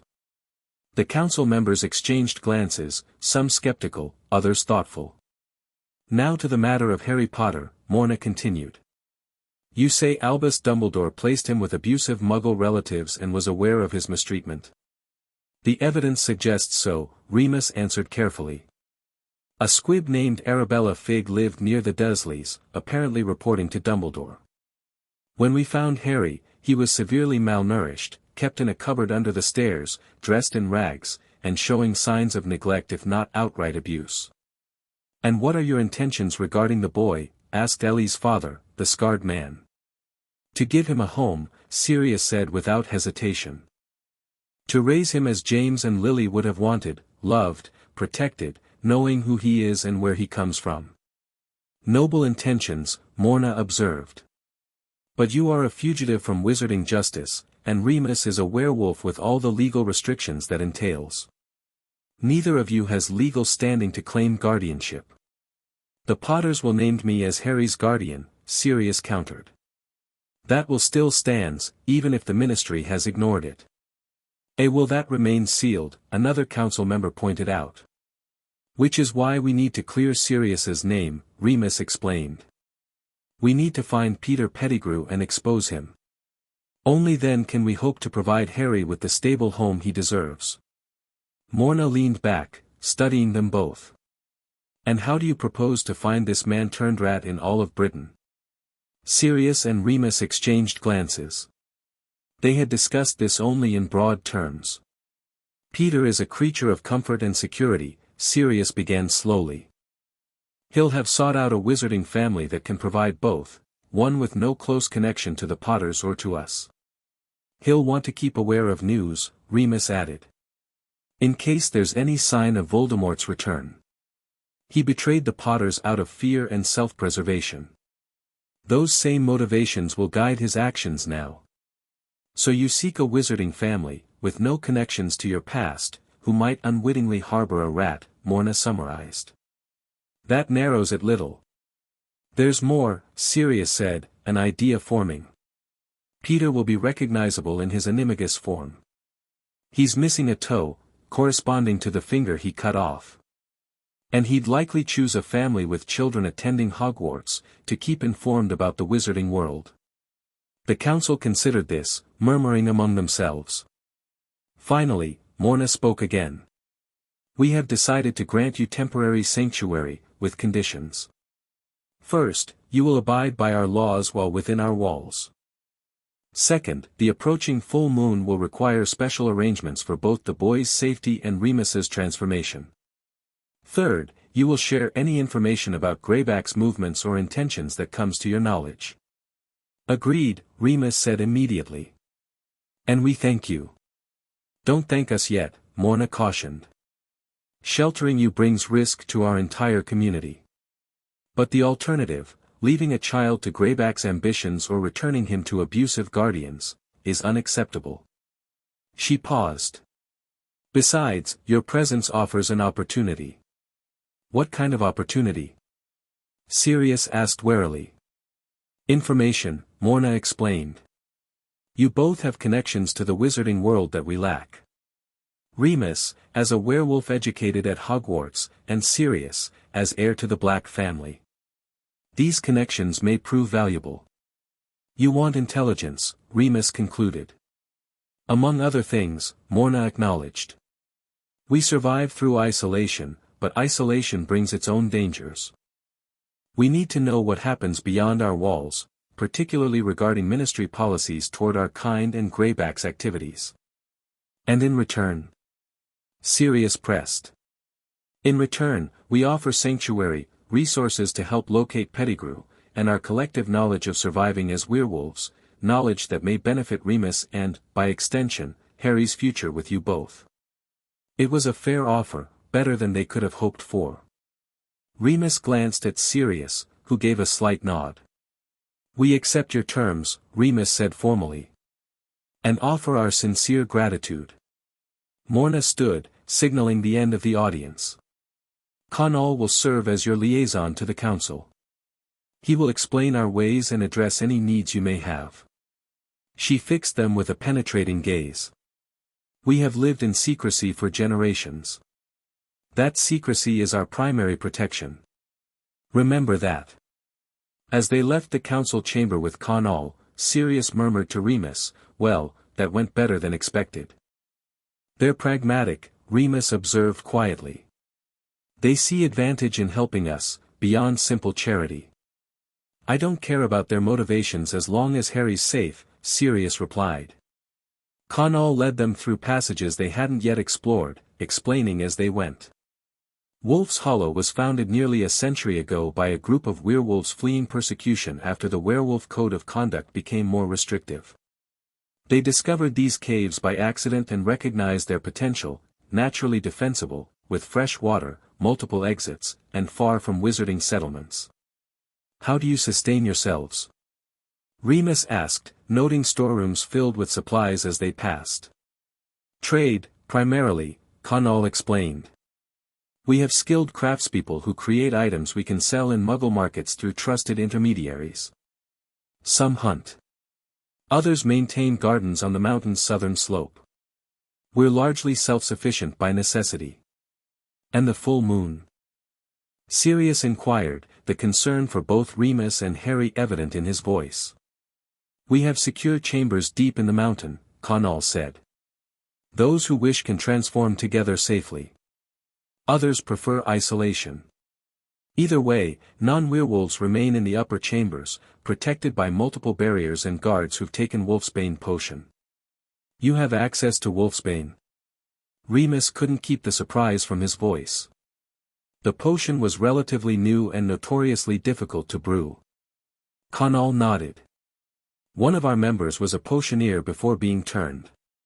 He's adapted the formula to work with ingredients we can reliably obtain. It's not perfect, but it allows some of us to maintain awareness during transformation. Hope flickered in Remus's chest. A potion that could help him retain his human mind during transformations was something he'd only dreamed of. Here we are, Conall announced, stopping before a larger chamber than their temporary quarters. We thought you might prefer more space, given there are 3 of you. It was previously used for teaching the younger children. The room was indeed spacious, with 3 proper beds, a table with chairs, shelves holding books and simple toys, and even a small hearth. Colorful drawings decorated one wall, clearly the work of children. This is, more than generous, Remus said, genuinely touched by the consideration. Children are precious to us, Connell said simply. Few are born to werewolves, and those who come to us deserve comfort. He hesitated. My daughter mentioned that she told Harry about our nature. I hope that wasn't premature. It was going to come up eventually, Sirius assured him. Harry took it remarkably well. Children often do, Connell observed. It's adults who cling to prejudice. He turned to leave. I'll bring Harry to you. The evening meal is communal, but you're welcome to eat here if you prefer privacy. Helena or I will check on you later. Left alone, Remus and Sirius took stock of their new accommodations. It's almost too good to be true, Sirius muttered, running a hand along the nearest bookshelf. A secret werewolf community willing to shelter 3 fugitives, including the boy who lived. They have their own reasons, Remus reminded him. And their own dangers. Greyback would slaughter them all if he discovered this place. Sirius nodded grimly. Which is why we need to move forward with finding Peter. We can't stay here indefinitely, putting them at risk. Agreed. But first, Remus gestured to the room around them. We need to make this a home for Harry, however temporary. He's known nothing but that cupboard for who knows how long. Understanding dawned on Sirius's face. You're right. He needs stability, routine. And patience, Remus added softly. The kind of trauma he's experienced doesn't heal overnight. A small voice came from the doorway, is this our new home? Harry stood there with Ellie, Roar clutched in one arm while the other hand held a piece of parchment. His eyes were wide as he took in the spacious chamber. Yes, pup, Sirius smiled, crossing to kneel before him. What do you think? It's big, Harry observed in wonder. Bigger than Dudley's second bedroom. The casual reference to the room he should have had but was denied sent a fresh wave of anger through both men, but they masked it quickly. Which bed would you like? Remus asked, redirecting the conversation. Harry hesitated, clearly unused to being offered choices. Can I have the one by the wall? Of course, Sirius assured him. We can put your new clothes in this trunk here. And I can keep Roar with me. Always, Remus promised. Roar is part of our family now. Harry's face lit up at the word family again. Ellie showed me how to draw, he announced, holding up the parchment. It's us. The drawing was simple, 3 stick figures, 1 small and 2 large, holding hands. A 4th figure that appeared to be a dog stood nearby. Above them, a yellow circle presumably represented the sun, with the word family written in wobbly letters. It's beautiful, Harry, Remus said, his voice thick with emotion. Can we put it on the wall? Harry asked tentatively. Ellie's pictures are on their wall. We'll put it right here, Sirius declared, using a sticking charm to affix the drawing prominently by Harry's chosen bed. The first decoration for our new home. Harry beamed, a smile so reminiscent of James that it made both men's hearts ache. Ellie, still hovering in the doorway, called, Harry, do you want to see the crystal cave now? Mom said I could show you. Harry looked to Remus and Sirius for permission, his expression hopeful but uncertain. Go ahead, Remus encouraged. But stay with Ellie, all right? I will, Harry promised solemnly. And you'll be here when I come back. Right here, Sirius confirmed. As the children disappeared down the passage, Ellie chattering animatedly while Harry listened with solemn attention, Remus turned to Sirius. He's adapting remarkably well. James's resilience, Sirius observed, then more soberly, and probably skills developed for survival at the Dursleys. We need to watch for delayed reactions, Remus cautioned. Children his age sometimes process trauma differently than adults. One day at a time, Sirius said, quoting one of Euphemia Potter's favorite sayings. Then, changing subjects, we need to formulate a real plan for finding Peter. The council's right, we need to narrow our search, Remus agreed, settling at the table. Peter would seek out a wizarding family, one that could provide comfort and security without suspicion.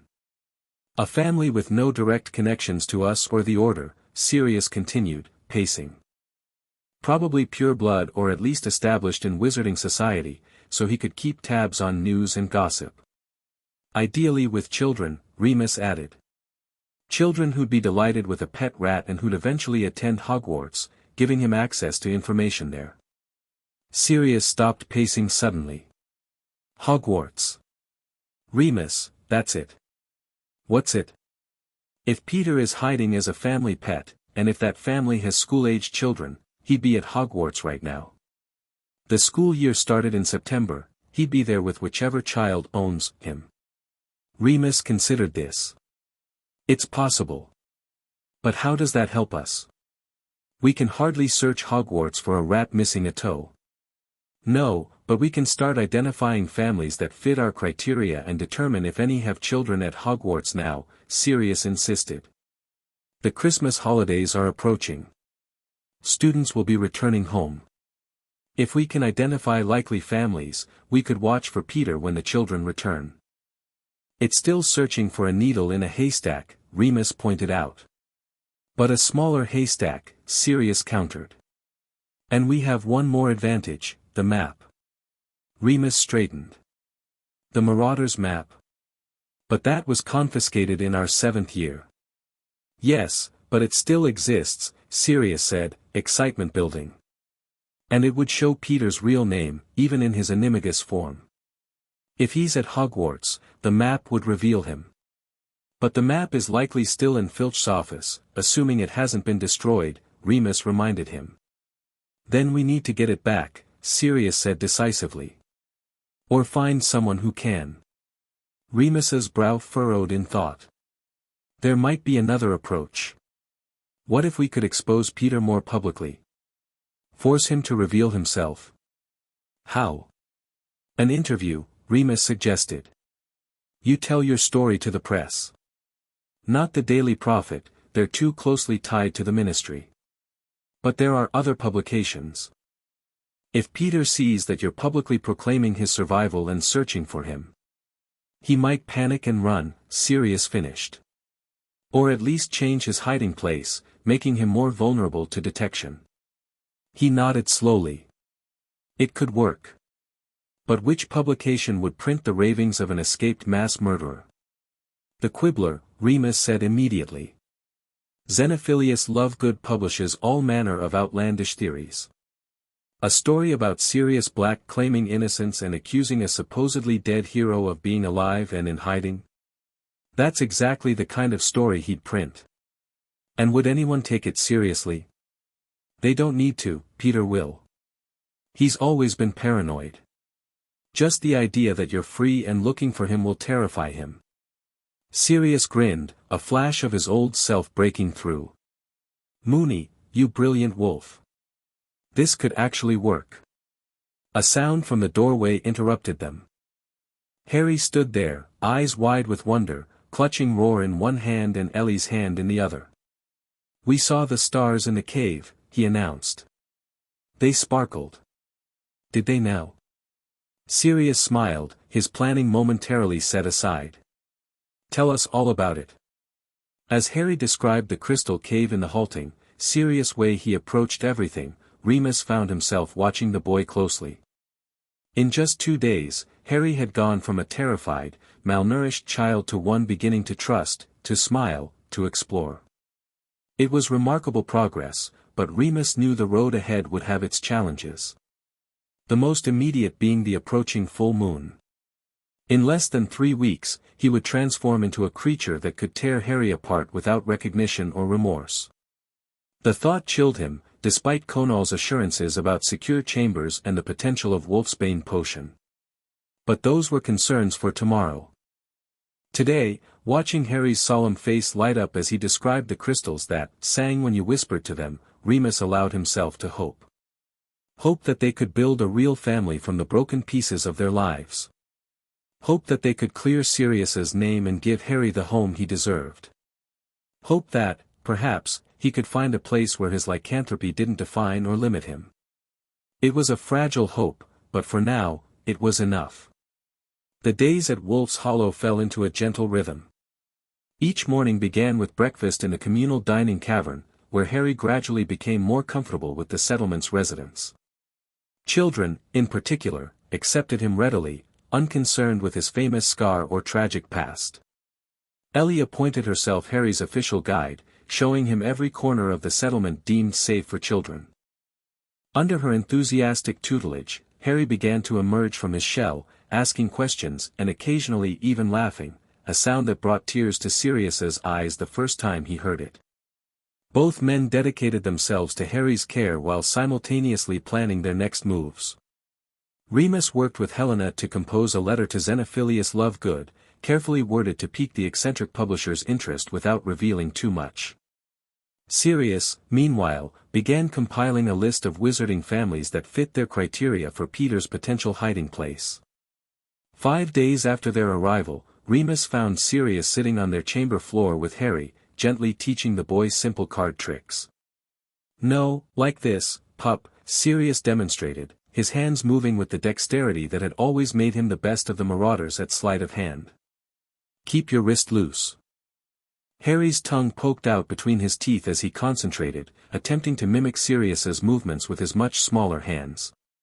The cards slipped, scattering across the floor, and Harry flinched instinctively. "Sorry," he gasped, already moving to gather the cards. "Hey," Sirius said gently, catching his hand. "It's all right.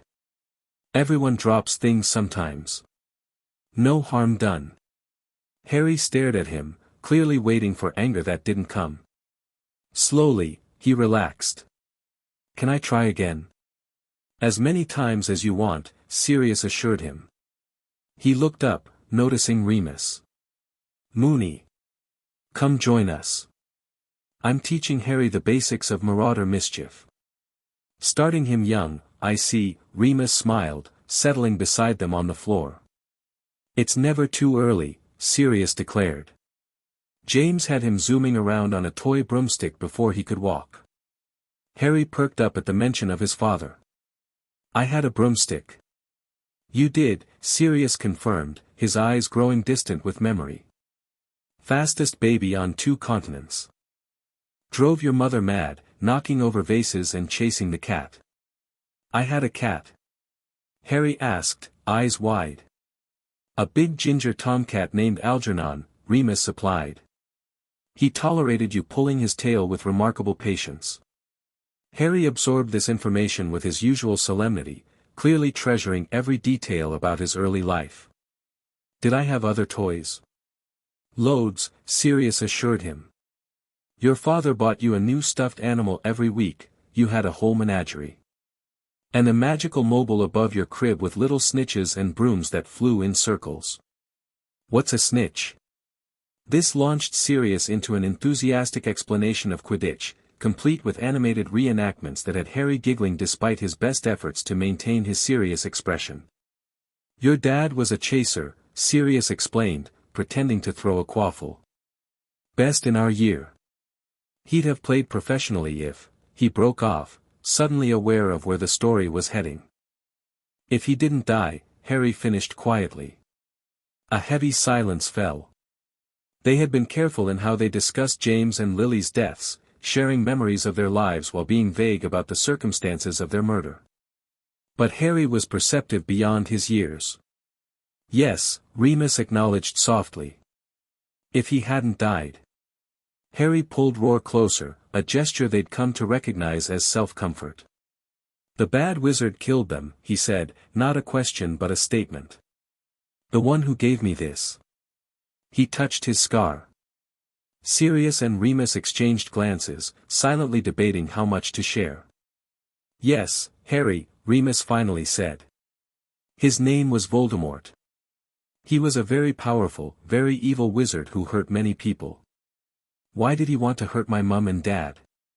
Another exchanged glance. How to explain a prophecy, a war, the complex politics of the wizarding world to a 3-year-old? "There was a war," Sirius began carefully. "Your parents fought against Voldemort and his followers. They were very brave and stood up for what was right. Voldemort targeted many families who opposed him, Remus continued. Your parents went into hiding to protect you, but they were betrayed by someone they trusted. Peter, Harry said, surprising them both. The Rat Man. You've been listening to our planning sessions, haven't you, pup? Sirius asked, not sure whether to be impressed or concerned. Harry nodded solemnly. I'm quiet. People don't notice when I listen.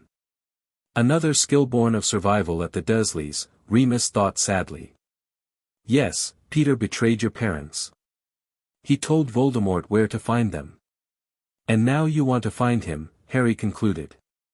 To make him pay. To make him confess, Remus corrected gently. So everyone will know that Sirius is innocent. Harry considered this, his expression thoughtful beyond his years. And then we can be a real family. Forever. The simple question struck both men to the core. Yes, Harry, Sirius promised, his voice rough with emotion. That's exactly what we want. Good, Harry said decisively. I'll help. Before either man could respond to this declaration, a knock came at their chamber entrance. Connall stood there, his expression grave. Remus, may I speak with you? Privately. Alarm flickered through Remus, but he kept his voice calm. Of course. Sirius, perhaps you could continue Harry's card lessons? Come on, pup, Sirius said, recognizing the diversion. Let's see if we can master that shuffle. Remus followed Connall through the passages to a small chamber that appeared to serve as a private office of sorts. Inside waited Morna, her weathered face solemn. We've received word from our contacts in the wizarding world, she said without preamble. Greyback has expanded his hunt. He's offering rewards for information about your whereabouts, specifically, about the boy. Cold dread settled in Remus's stomach. What kind of rewards? The kind that tempt desperate werewolves, Connall replied grimly. Promises of status within his pack, territory rights, protection from ministry raids. But that's not all, Morna continued. He's spreading a story that you and Black kidnapped the boy to perform dark rituals, that you plan to use his power to create a new Dark Lord. That's absurd, Remus protested. No one would believe, people believe what confirms their fears, Morna interrupted. The wizarding world already views werewolves with suspicion and Black with certainty of guilt. This narrative plays to existing prejudices. Remus ran a hand through his graying hair. Have any of your people been approached? Not directly, Connall said. But word spreads through wolf channels. 3 loners who occasionally trade with us have asked pointed questions about newcomers. We've denied all knowledge, of course. We're putting your community at risk, Remus realized, guilt washing through him. We knew the risks when we offered sanctuary, Morna said firmly. But you should know that Greyback isn't the only one searching. Albus Dumbledore has mobilized his order to find the boy. And the Ministry has doubled the reward for Black's capture. How much time do we have? Impossible to say, Connall replied. Our protections are strong, but not infallible. If Greyback convinces enough wolves to join his hunt, we should leave, Remus decided immediately. Find somewhere else to hide. And go where? Morna asked pointedly. The full moon is in 16 days. Where would you safely transform while protecting the boy? And how would Black evade capture in the meantime? She was right, Remus knew. Wolf's Hollow remained their safest option, at least until after the full moon. After that. Your plan to expose Pettigrew, Connall said, as if reading his thoughts. How close are you? We've composed a letter to Xenophilius Lovegood, Remus explained. But delivery is problematic. We can't use standard owl post without risking interception. We may have a solution, Morna offered. One of our people leaves tomorrow for a trading expedition. He could deliver your letter directly. That would be extraordinarily helpful, Remus acknowledged. But it puts your traitor at risk if he's caught with correspondence from fugitives. Dougal can handle himself, Connell assured him. And he'll be traveling as a Muggle antiques dealer, a cover he's maintained for years. The letter would be just another business correspondence. Remus nodded gratefully. Thank you. We'll have it ready by morning. He hesitated. There's something else we've been considering. The Marauder's Map, a magical document we created as students that shows everyone at Hogwarts, regardless of disguises or transformations. If Peter is hiding there, the map would reveal him. And this map is where? Morna asked. Last we knew, confiscated by Filch, Hogwarts caretaker, Remus explained. It would be invaluable in locating Peter, but retrieving it would require someone inside Hogwarts, Connell finished. Not impossible. We have connections. Former residents with children who attend the school. Hope flickered in Remus's chest. You could get a message to someone at Hogwarts? Potentially, Morna said cautiously. But such communication would require extraordinary precaution. Dumbledore misses little within his school's walls. Just knowing it's possible helps, Remus assured her. We'll refine our plans.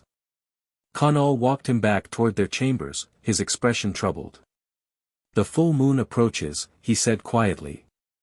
Have you considered how to explain your absence to Harry? The question hit a nerve. Not fully, Remus admitted. He knows I'm a werewolf, conceptually, but he doesn't understand what that really means. Children are more adaptable than we give them credit for, Connell observed. My daughter was 5 when she first saw me transform. We prepared her, explained everything, made it seem natural. Not something to fear. And she wasn't frightened. She was curious more than afraid, Connell smiled slightly. Children don't carry our prejudices unless we teach them to. The insight gave Remus pause. He'd spent his entire life assuming his condition made him unfit for normal relationships, especially with children. But here was an entire community where werewolves lived alongside their families, where children grew up understanding lycanthropy as simply one aspect of life rather than a monstrous curse.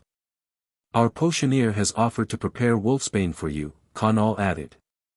If you're willing to try it.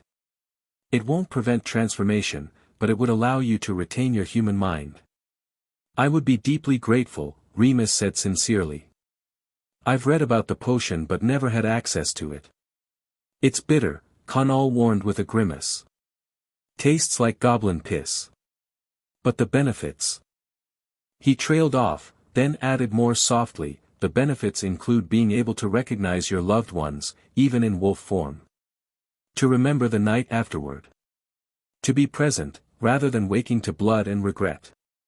The possibility seemed almost too precious to contemplate. All Remus's life, his transformations had been characterized by pain, self-inflicted injuries, and terrifying blanks in his memory. The idea of maintaining his consciousness through a transformation was revolutionary.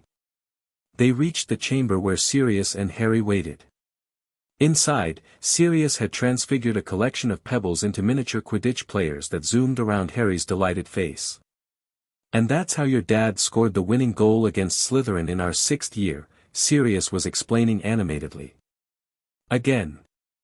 Harry requested, his green eyes alight with joy. Remus paused in the doorway, momentarily overwhelmed by the scene of domestic happiness before him. This was worth fighting for. Worth any risk. Connell noted his expression and smiled knowingly.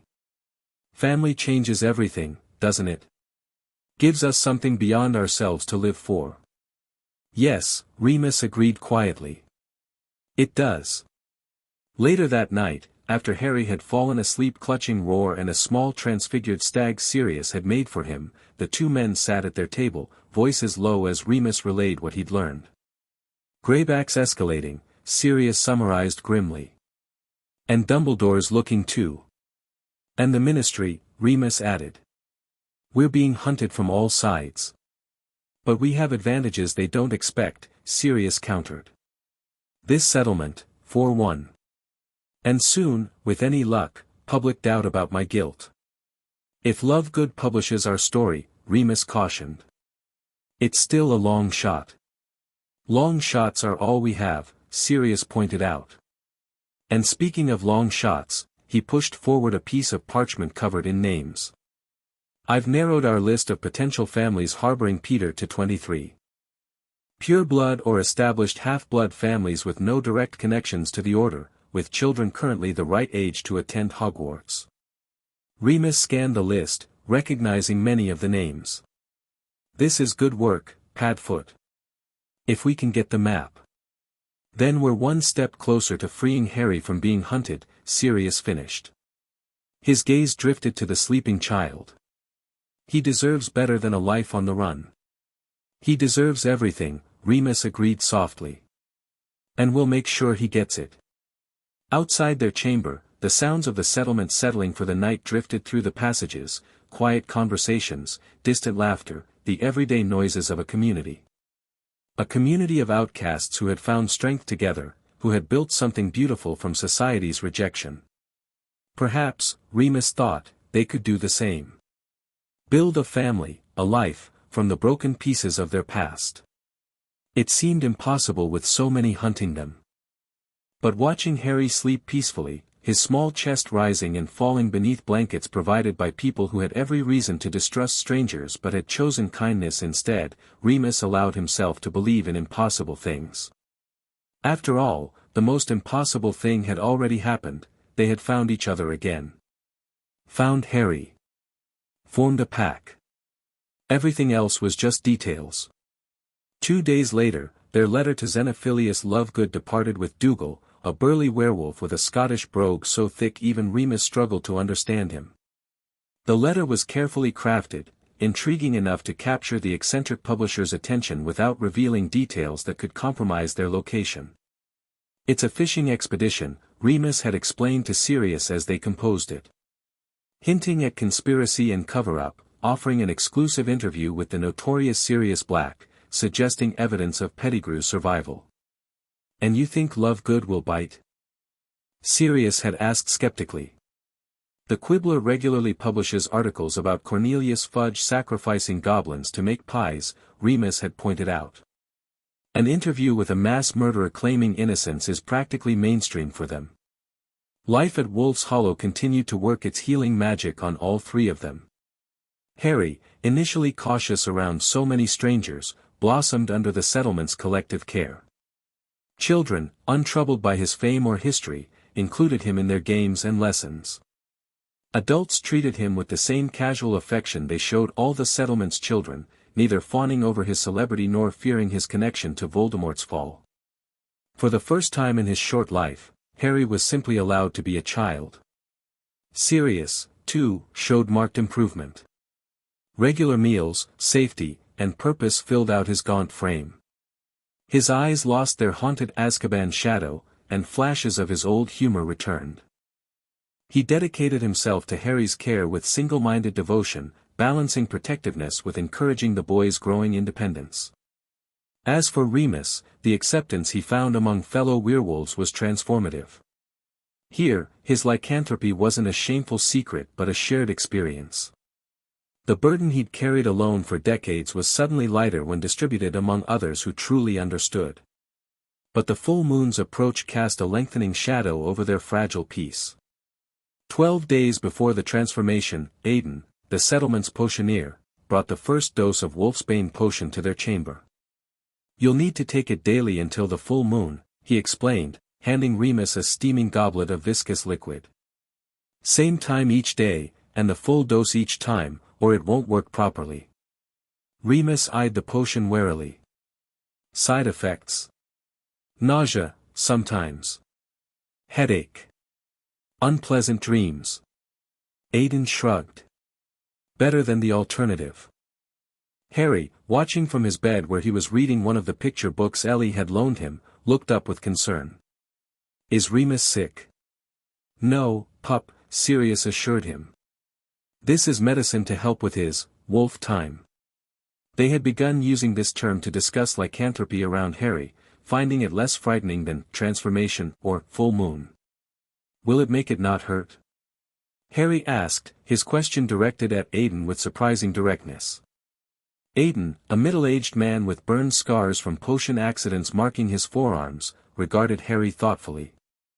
Not completely, he answered honestly. The change still hurts. But it helps the mind stay human, which makes everything else easier. Harry nodded seriously, accepting this explanation. You should drink it all, he instructed Remus. Even if it tastes bad. Aunt Petunia made me take medicine when school was coming and it tasted awful, but she said I had to or people would ask questions.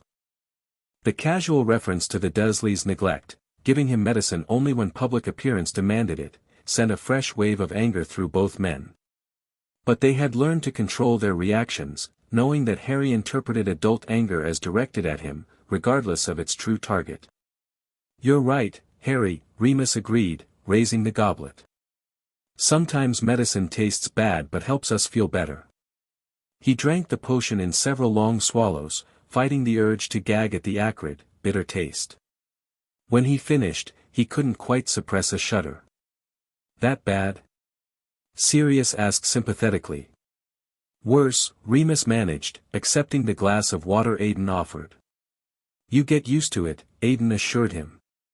Sort of. I'll bring tomorrow's dose at the same time. After he left, Harry abandoned his book to approach Remus, his small face creased with worry. Are you okay? I'm fine, Remus assured him, touched by the concern. Just a nasty taste. Harry considered this, then reached into his pocket and pulled out a slightly lint-covered sweet. Ellie gave me this, he explained, offering it solemnly. It might help with the bad taste. The simple gesture of care nearly undid Remus. Here was this child who had been denied comfort his entire life, offering what little he had to ease someone else's discomfort. Thank you, Harry, he said, his voice rough with emotion as he accepted the sweet. That's very kind of you. Harry beamed at the praise, then returned to his book, apparently satisfied that his intervention had helped. Over the boy's head, Remus caught Sirius's eye, seeing his own emotion mirrored there. They had begun discussing the approaching full moon with Harry, wanting to prepare him gradually rather than having his caregivers suddenly disappear for a night. Ellie, with her matter-of-fact acceptance of werewolf life, had proven an unexpected ally in this preparation. My dad has to go to the special rooms when the moon gets full, she had explained to Harry during one of their play sessions. And then he comes back the next day really tired and hungry. Does he look different? As a wolf? Harry had asked. I've never seen him as a wolf, Ellie had said. It's not safe. But he let me see pictures in a book, so I'd understand. Wolves look scary but they're still our parents inside. This simplified explanation had helped Harry grasp the concept without fear. Still, as the full moon drew closer, they noticed him growing more anxious, checking Remus's location more frequently, as if afraid he might vanish prematurely. 8 days before the full moon, Remus decided a more direct conversation was needed. He found Harry sitting with Sirius in their chamber, practicing writing his name with charcoal on parchment. Harry, he said gently, settling beside them. I'd like to talk to you about what will happen when the full moon comes. Harry set down his charcoal, giving Remus his complete attention. When you become a wolf? Yes. Remus took a steadying breath. I want you to understand what will happen, so you won't be frightened. I'm not scared, Harry insisted, though his hand crept toward Roar, belying his words. It's okay to be a little scared, Remus assured him. Sometimes I'm scared too. This admission seemed to surprise Harry. You are? Yes. Changing is painful, and when I'm a wolf, I'm different. Without the special medicine I'm taking, I wouldn't remember being human at all. Harry considered this with his characteristic seriousness. But the medicine helps you remember? It should, Remus confirmed. This will be my first time trying it. But even with the medicine, I need to be somewhere safe during the full moon, away from people who might get hurt accidentally. In the special rooms, Harry nodded, recalling Ellie's explanation. For one night. That's right. Just one night. Sirius will stay with you the whole time, and I'll come back in the morning. Promise? Harry asked, his voice small. I promise, Remus said firmly. I'll be very tired, like Ellie said about her father.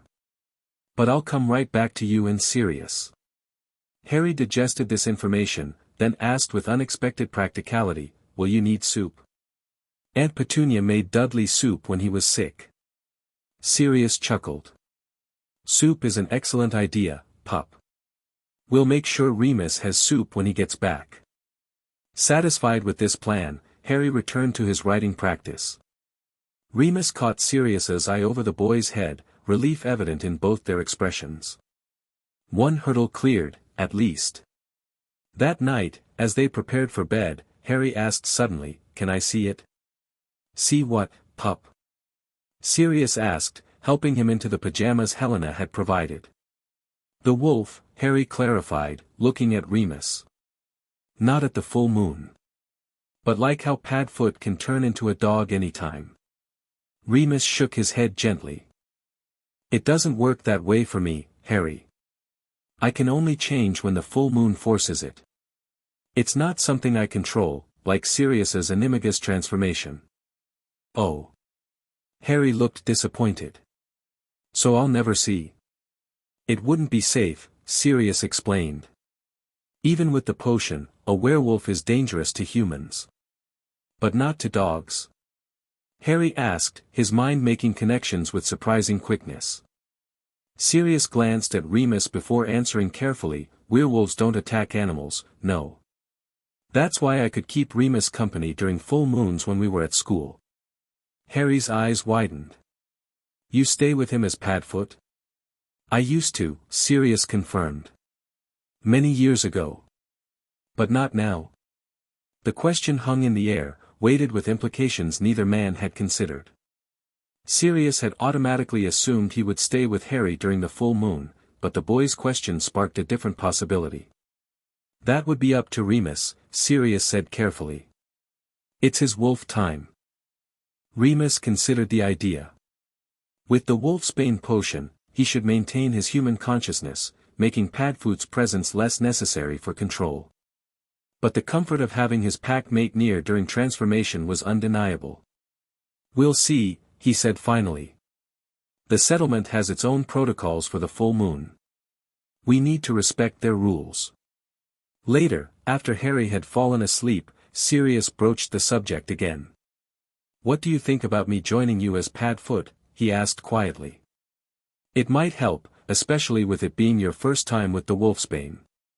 What about Harry? Remus countered. He needs you here. Helena offered to stay with him, Sirius admitted. She mentioned it earlier today, said Ellie would like the company anyway. Remus considered this. I don't know, Padfoot. Harry's still adjusting to us. Being left with someone else, even someone as kind as Helena.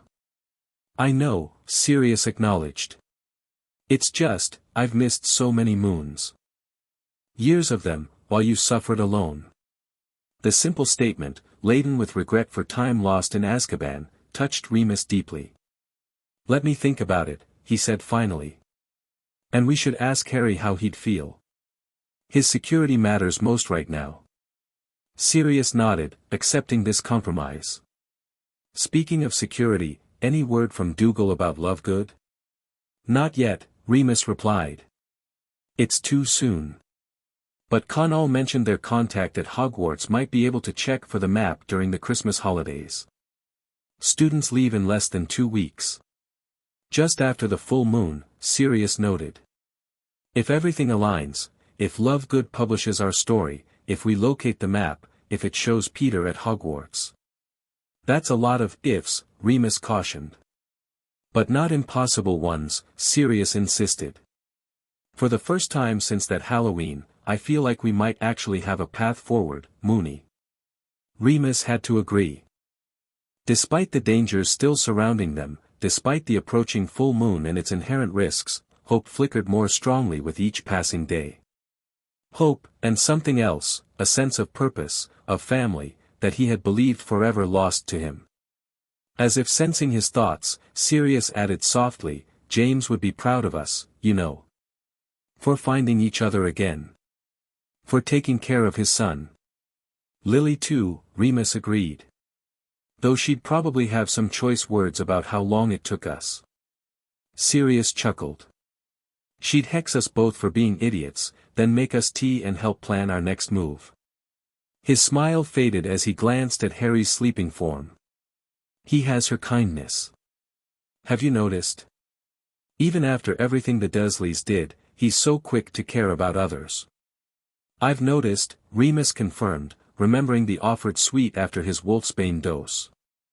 "It's remarkable, given his upbringing." "Children are resilient," Sirius observed. "And Harry's a Potter. Potters never break, they just get more determined." It was true, Remus thought. Despite the trauma Harry had endured, his essential nature, compassionate, observant, quietly brave, shone through. The Dursleys had damaged but not destroyed the child James and Lily had loved so completely. And now, against all odds, that child had found his way to the two people best positioned to understand both his extraordinary legacy and his ordinary needs.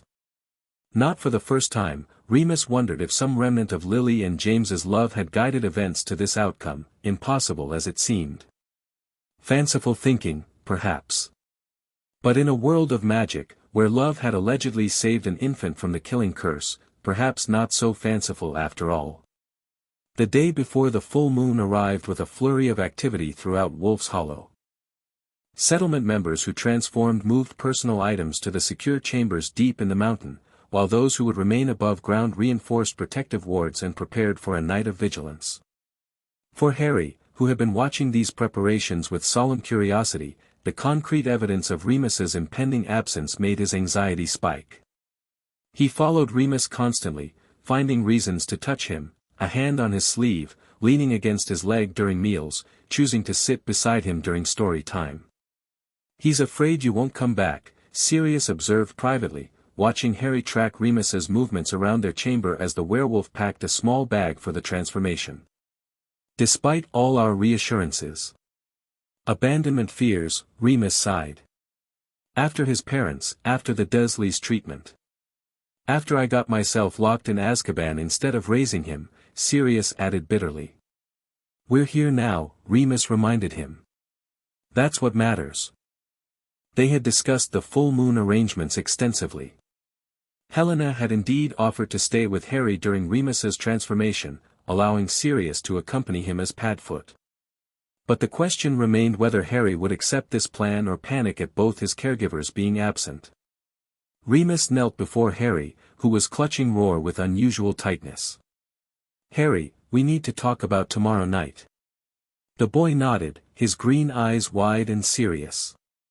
"When you become a wolf." "That's right. Remember how we explained that I'll need to go to the special rooms deep in the mountain?" Another nod. "Well, Sirius can come with me, as Padfoot. Being a dog, he's safe from werewolves, and he could keep me company."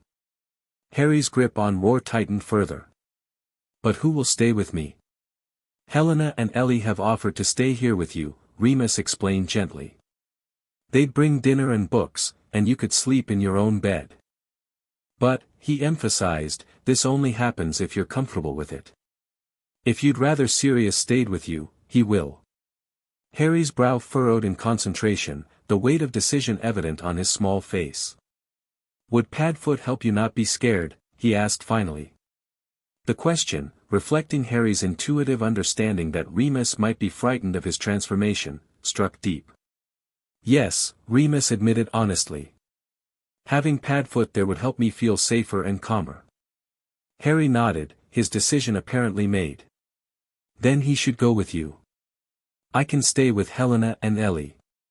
His voice wavered slightly, betraying his nervousness despite the brave words. Sirius joined them, sitting cross-legged on the floor. "Are you sure, pup? I don't want you to be frightened." "I'm not a baby," Harry insisted, though his grip on Roar suggested otherwise. "And you'll both come back in the morning. You promised." We did, Remus confirmed. And we keep our promises. Then it's okay, Harry decided. Then, with the practicality that continually surprised them, and we'll have soup ready when you come back. Sirius chuckled, ruffling Harry's perpetually messy hair. Absolutely. The best soup in all of Scotland. That afternoon, Aidan brought Remus's final dose of wolfsbane potion, along with additional information about the transformation chambers. You'll want to go down about 2 hours before moonrise, he advised. Gives you time to settle in, prepare yourself. The chambers are individual, with reinforced doors and walls, but connected by a common area for before and after. Those taking wolfsbane can choose to have their doors left open to the common area during transformation, if they wish. And you're sure the potion works? Sirius asked, voicing the concern that had been growing as the full moon approached. It works, Aidan confirmed. I've been brewing it for 3 years now. My version isn't as potent as the original, limitations of available ingredients, but it allows consciousness retention and significantly reduces aggression. Remus drank the final dose, grimacing at the now familiar bitterness. Thank you, he said sincerely. For everything you've done for us. Aidan shrugged, uncomfortable with gratitude. Wolf helps wolf, he said simply, the settlement's unofficial motto. Get some rest today. Tomorrow will be taxing. As evening fell, Harry's anxiety manifested in small ways. He picked at his dinner, stayed closer than usual to both men, and asked repeatedly for confirmation that they would return in the morning. Tell you what, Sirius suggested, struck by inspiration. Why don't we all sleep together tonight? We can push the beds together and make one big one. Harry's face lit up at the suggestion. Really? Really, Remus confirmed, warmed by the idea of spending his last pre-transformation night with his makeshift family. They arranged the beds into one large sleeping area, and Harry settled between them, Roar and the transfigured stag clutched to his chest. As they told him stories of his parents, Lily's talent for charms, James's Quidditch victories, his eyelids grew heavy. Sleep now, pup, Sirius murmured, running a gentle hand through Harry's hair. We're right here. As Harry drifted to sleep, Remus watched his peaceful face, marveling at how quickly this child had become the center of their universe. Tomorrow would bring pain and separation, but tonight, in this moment, their fragile family was whole and safe. Thank you, he said softly to Sirius across Harry's sleeping form. For what? For escaping. For finding me. For believing in Harry enough to risk everything. Sirius's eyes, now more like the clear grey Remus remembered than the haunted darkness of Azkaban, met his across the darkness. We're pack, he said simply. Always have been. The word pack resonated deeply with the wolf in Remus, soothing ancient fears of abandonment and solitude. Yes, he thought as sleep claimed him, they were pack. And tomorrow, despite the moon's pull and the pain of transformation, he would remember that. The morning of the full moon dawned clear and cold, sunlight filtering through the settlement's crystal skylights to create dappled patterns on the cavern floors. For Remus, the day brought the familiar pre-transformation symptoms, aching joints, heightened senses, a restlessness that made sitting still nearly impossible. Harry watched him with evident concern at breakfast, where Remus managed only tea and dry toast despite Helena's urging toward heartier fare. Does it hurt already? Harry asked quietly as they returned to their chamber afterward. A little, Remus admitted, seeing no point in lying. Like when you know you're coming down with a cold, and everything feels wrong even before you're actually sick. Harry nodded his understanding. When Dudley had a cold, he got ice cream and television. What makes you feel better? The innocent question touched Remus deeply. Quiet helps, he said truthfully. And knowing I have people who care about me. This seemed to give Harry purpose. He arranged Remus's bed pillows, for extra comfort, brought him a cup of water, in case your throat gets dry, and even placed Roar beside him, because he helps me feel brave. Sirius watched these ministrations with a mixture of amusement and tenderness. You're an excellent healer, Harry, he praised, earning a rare full smile from the boy.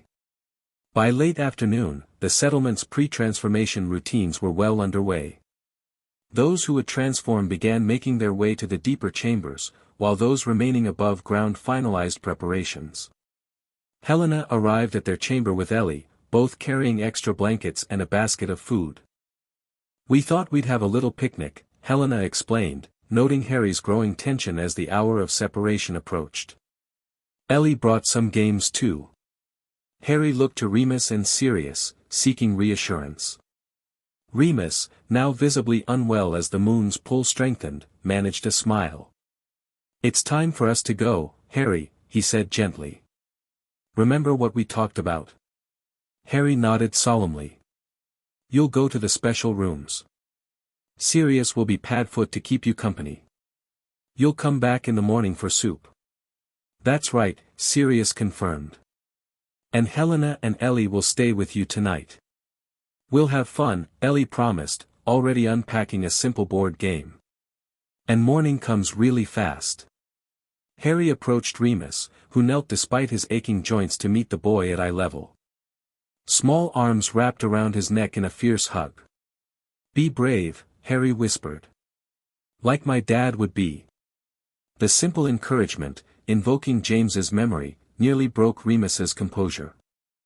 "I will," he promised, returning the hug carefully. "You be brave too, like your mum would be." Harry nodded against his shoulder, then pulled back to offer a similar hug to Sirius. "Take care of Remus," he instructed seriously. "And don't chase any cats." Sirius barked a laugh, recognizing his own teasing instructions to Harry being parroted back to him. "I promise, pup. No cat chasing tonight."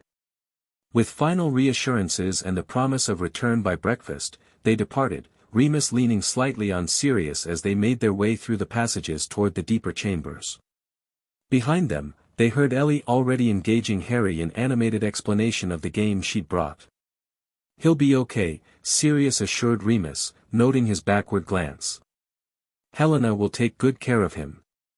"I know," Remus sighed. "It's just, leaving him, even for one night. Goes against every instinct," Sirius finished, understanding completely. "But it's necessary. And temporary." They descended deeper into the mountain, following other werewolves down narrow stairways carved into the rock. The air grew cooler, damper, with the mineral scent of underground water. Finally, they reached a large antechamber where about 20 werewolves were preparing for transformation. Some sat quietly, already changed into loose robes that would be easily removed before the moon rose. Others talked in low voices, exchanging encouragement or practical advice. A few, clearly taking wolfsbane like Remus, sat apart, focusing inward as they prepared for the mental discipline required to maintain consciousness through the change. Connell approached them, his own discomfort evident in the tightness around his eyes. "Remus, Sirius. The Wolfsbane group is using the eastern chambers tonight. You'll find accommodations prepared." "Thank you," Remus said sincerely. "For everything." Connell nodded, then added, "Aiden mentioned it's your first time with the potion. A word of advice, don't fight the physical transformation. Let it happen. Focus your energy on maintaining your mind instead." "I appreciate the counsel," Remus replied. They followed Connell's directions to a series of small chambers branching off a central area. Each had a heavy door with reinforced hinges and a small observation window. Inside the chamber Remus chose, he found simple accommodations, a blanket on the stone floor, a bowl of water, and nothing else that could be damaged during transformation. "Not exactly luxury accommodations," Sirius observed wryly. "Better than the shrieking shack," Remus countered, attempting humor despite his increasing discomfort. As the hour of moonrise approached, Remus removed his clothing, folding each item neatly, a ritual of control before the uncontrollable. Sirius watched him with concern, noting the countless scars that mapped Remus's body, each a testament to a transformation endured alone. "I'll transform as soon as you start to change," Sirius promised. "I'll be right here with you." Remus nodded, already finding speech difficult as his body prepared for its monthly rebellion. He settled on the blanket, breathing deeply, trying to center himself as Aidan had advised during their wolfsbane discussions. Focus on a memory, Aidan had suggested. Something uniquely human, something the wolf cannot claim. Use it as an anchor for your consciousness. As the first spasm hit, signaling the moon's imminent rise, Remus closed his eyes and concentrated on his chosen memory, Harry's small face lighting up when Sirius transfigured the stag, the pure joy that had broken through his solemn mask. Human joy, human connection, human love. The transformation began in earnest, bones breaking and reshaping, muscles tearing and reforming, skin stretching to accommodate the new form. The familiar agony tore through him, but this time, remarkably, his mind remained clear enough to remember why he endured it. For Harry. For Sirius. For the pack they were forming against all odds. Through the haze of pain, he was aware of Sirius transforming into Padfoot, the large black dog watching him with evident concern. As fur sprouted across Remus's changing form and his face elongated into a muzzle, he fought to maintain his grip on human consciousness. It was working. Despite the pain, despite the physical changes, he could still think. Could still recognize Padfoot not as prey or fellow predator, but as packmate, as friend. Could still remember Harry waiting above, and the promise of return in the morning. The wolf's body completed its formation, but the wolf's mind remained subordinate to the human consciousness. It was a miracle Remus had never dared hope for, transformation without loss of self. Padfoot approached cautiously, tail wagging in tentative greeting. The wolf, Remus, recognized him, nosing gently at the dog in acknowledgement. They were pack, as they had been in their school days, before betrayal and misunderstanding had torn them apart. Through the night, they remained together in the chamber, the wolf no longer compelled to bite and tear at itself without human prey. Occasionally, sounds from other chambers reached them, howls and growls from those without wolfsbane, quieter movements from those with it. For the first time in his life, Remus experienced the full moon with complete awareness. He felt the wolf's strength, its heightened senses, its connection to the lunar cycle pulling at his blood. But these sensations were tempered by human understanding, human memories, human love. When morning finally came and the transformation reversed, no less painful, but somehow more bearable with his mind intact, Remus lay exhausted on the blanket, aware of Padfoot transforming back into Sirius beside him. "Moony." Sirius's voice was cautious. "Are you with me?" "I'm here," Remus managed, his voice hoarse. "It worked, Padfoot. I was, myself. The whole time." Relief washed over Sirius's face. "I know. I could see it in your eyes." He helped Remus into his clothes with gentle hands, mindful of new bruises and strains from the transformation. "How do you feel?"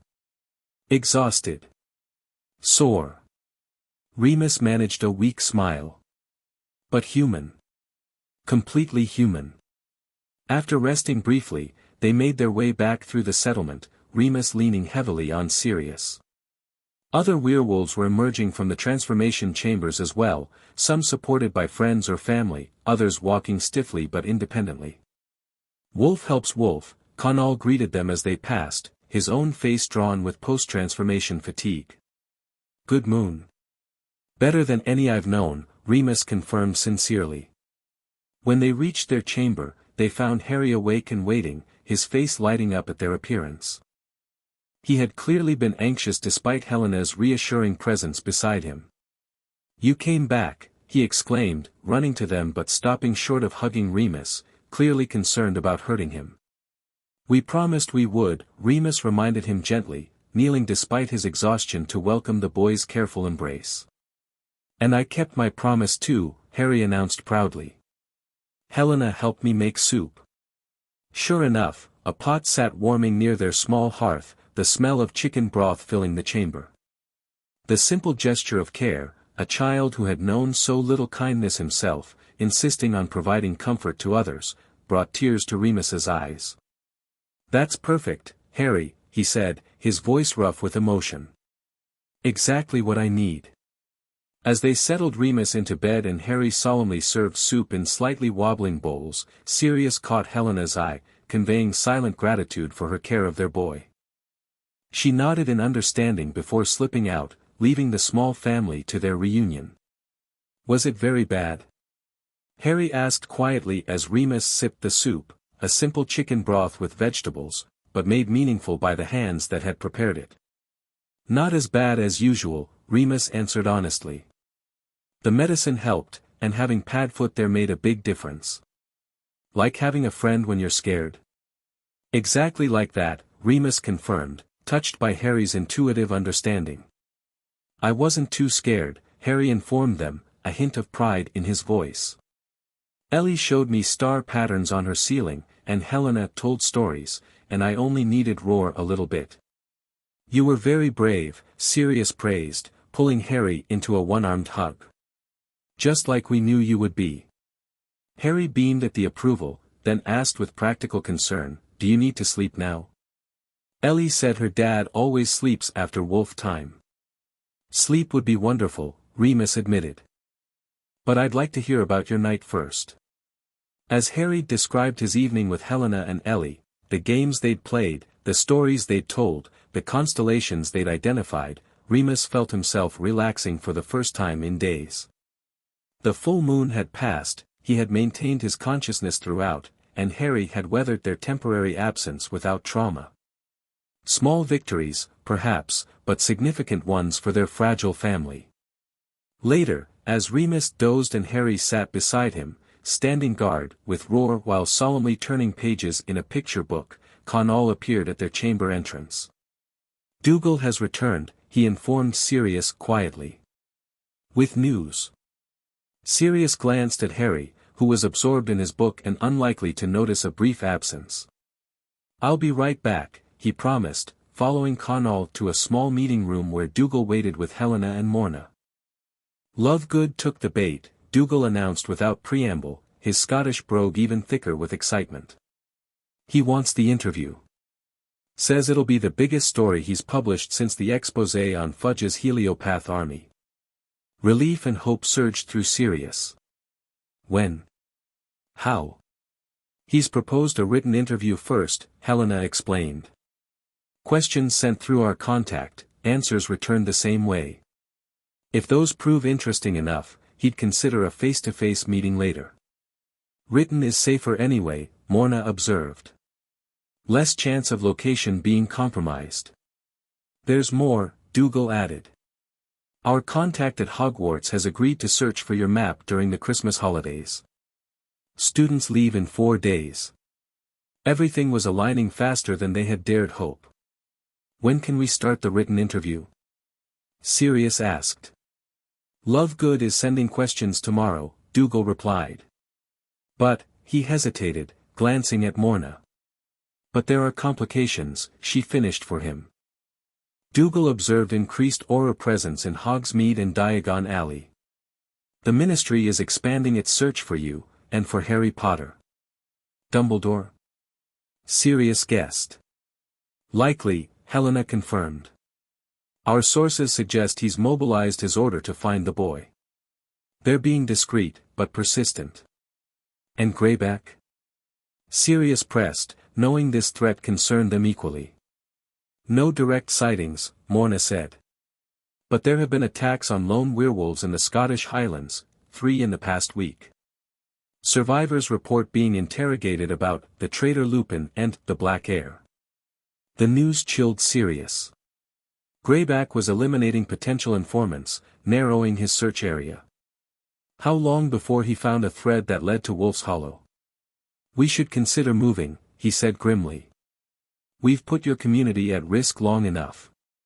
Where would you go? Connell challenged. Remus has just undergone transformation. Harry is finally settling. And winter in the Highlands is no place for fugitives without shelter. Besides, Morna added, your best chance of clearing your name lies in the connections we've established, with Lovegood, with our Hogwarts contact. Leaving now would mean abandoning those advantages. She was right, Sirius knew. Their options beyond Wolf's Hollow were limited at best, non-existent at worst. But the danger to these people who had sheltered them weighed heavily on his conscience. "We'll accelerate our plans," Helena suggested, recognizing his conflict. "Push for the Lovegood interview immediately, prioritize finding the map. If we can locate Pettigrew before the new year." It was their best hope, slim as it might be. Sirius nodded his agreement. "Thank you. For everything you've risked for us." "Wolf helps wolf," Dougal said gruffly. "And the boy deserves better than being hunted his whole life." Returning to their chamber, Sirius found Harry still, standing guard over the sleeping Remus, though the boy's own eyelids were drooping with exhaustion after his late night with Helena and Ellie. "All's well, Sergeant Potter," Sirius whispered, lifting Harry into his arms. "Time for the guard to rest too. Is Remus going to be okay?" Harry asked sleepily, nestling against Sirius's shoulder. "He'll be just fine," Sirius assured him, settling the boy in his own bed. "Thanks to your excellent soup and careful watching." Harry smiled at the praise, already drifting toward sleep. "We're still a family," he murmured, the question revealing the anxiety that lingered beneath his brave exterior. "Always," Sirius promised, his voice fierce with conviction. "Nothing will ever change that." As Harry succumbed to sleep, Sirius sat watching both his charges, the boy who had become the center of his world and the friend who had found the courage to trust him again after years of believing the worst. His family. His pack. Whatever came next, Lovegood's interview, the search for the map, the hunt for Peter, they would face it together. The hunters were closing in from all sides, but for the first time in years, Sirius Black had something worth fighting for beyond mere vengeance. He had a family to protect. And nothing in heaven or earth would stop him from doing exactly that. The next morning, Remus woke feeling remarkably recovered compared to his usual post-transformation state. Typically, the day after the full moon found him barely able to move, racked with pain from self-inflicted injuries and the trauma of transformation itself. Today, while still exhausted and sore, he felt almost human. The wolfsbane had made the difference, that, and having Padfoot's companionship through the night. The combination had allowed him to experience the full moon without losing himself to the wolf's savage instincts, without the desperate self-hatred that usually drove him to turn teeth and claws upon his own flesh when no other prey presented itself. He found Sirius and Harry already awake, sitting together at their small table where Sirius appeared to be teaching Harry a simplified version of wizard's chess with transfigured pieces. "The knight moves like this," Sirius was explaining, demonstrating the L-shaped movement. "Like he's jumping over the other pieces." "That's not fair to the others," Harry observed seriously. "Different pieces have different strengths," Sirius explained patiently. "Just like people." Harry considered this, then asked, "What's my strength?" The innocent question gave Sirius pause. "Well, you're brave," he said finally. "And kind, even when people haven't been kind to you. Those are powerful strengths." Harry absorbed this assessment with his characteristic solemnity, then noticed Remus watching them. "Remus. You're awake. Are you hungry? There's still soup." "Good morning," Remus smiled, touched by the immediate concern. "I am a bit hungry, actually." While Harry carefully served reheated soup, Sirius caught Remus's eye and mouthed later, indicating they needed to talk privately. Remus nodded slightly, understanding. After breakfast, Helena arrived to invite Harry to join the settlement's children for morning lessons. "We're learning about magical plants today," she explained. "And then making pictures with pressed leaves and flowers." Harry looked to both men for permission, his eagerness to join the activity tempered by lingering separation anxiety. "That sounds wonderful," Remus encouraged. "And it gives Sirius and me a chance to rest a bit more." "You'll stay here?" Harry confirmed, needing the reassurance. "Right here," Sirius promised. "We'll be ready for you to show us your plant pictures when you return." This assurance satisfied Harry, who departed with Helena after a quick hug for each of them. Once alone, Sirius filled Remus in on Dougal's return and the news about Lovegood. Written questions first, Remus mused, considering the implications. That's actually better than I'd hoped. We can craft your answers carefully, present the most compelling case. And the map? Sirius pressed. If their Hogwarts contact can find it. Then we might locate Peter before the new year, Remus finished, hope building despite his caution. But the increased hunting activity is concerning. Greyback, the Ministry, Dumbledore, they're all closing in. Which is why we need to move quickly, Sirius agreed. The sooner we expose Peter, the sooner Harry is safe from all of them. They spent the morning planning, preparing for Lovegood's questions and discussing how to approach the map search most effectively. By the time Harry returned from his lessons, proudly bearing a pressed flower arrangement that somewhat resembled a stag, if one looked at it sideways and with considerable imagination, they had a clear strategy. That's beautiful, Harry, Remus praised sincerely, admiring the artwork. Shall we put it next to your drawing? Harry nodded eagerly, watching as Sirius carefully affixed it to the wall with a gentle sticking charm. The small collection of Harry's creations was growing, tangible evidence of his increasing security and self-expression. That evening, Dougal delivered the promised questions from Xenophilius Lovegood. They were exactly what one might expect from the Quibbler's eccentric publisher, ranging from serious inquiries about the events of Halloween 1981 to bizarre tangents about whether Sirius had encountered any crumplehorn snorkax during his time as a fugitive. This is unique, Remus observed diplomatically, scanning the parchment. It's barmy, Sirius countered with a snort. But if it gets the truth about Peter published, I'll happily expound on snorkack mating habits. They worked late into the night, crafting responses that balanced truth with strategic omissions. They couldn't reveal Harry's location or condition, nor could they implicate Wolf's Hollow in any way. But they could present a compelling case for Sirius's innocence, complete with details only the real Sirius Black would know. We need to emphasize Peter's Animagus form, Remus advised. The missing toe corresponding to the finger he cut off. That's physical evidence that could be verified. And the lack of a trial, Sirius added. Even the most ministry-loyal readers might question why the heir to the Black family was imprisoned without due process. They worked through each question methodically, balancing righteous anger with factual precision. The result was a compelling narrative of betrayal, frame-up, and a desperate bid for justice, exactly the kind of sensational story the Quibbler thrived on, with the crucial difference of being entirely true. The following day, Dougal departed with their responses, promising to return as soon as Lovegood replied. Meanwhile, Wolf's Hollow prepared for the approaching Christmas season, which they celebrated with their own unique traditions adapted to underground living. Harry watched these preparations with fascination, having never been included in holiday festivities at the Dursleys. When Helena mentioned that children in the settlement made simple gifts for loved ones, his eyes widened with alarm. I need to make presents, he whispered urgently to Sirius that evening. For you and Remus. You don't need to give us anything, pup, Sirius assured him. Having you with us is the only gift we need. But Harry was adamant. Everyone gives presents at Christmas. I want to give you presents too. Seeing the determination in those green eyes, Lily's stubbornness shining through, Sirius relented. All right then. I'm sure Helena or Ellie can help you with ideas.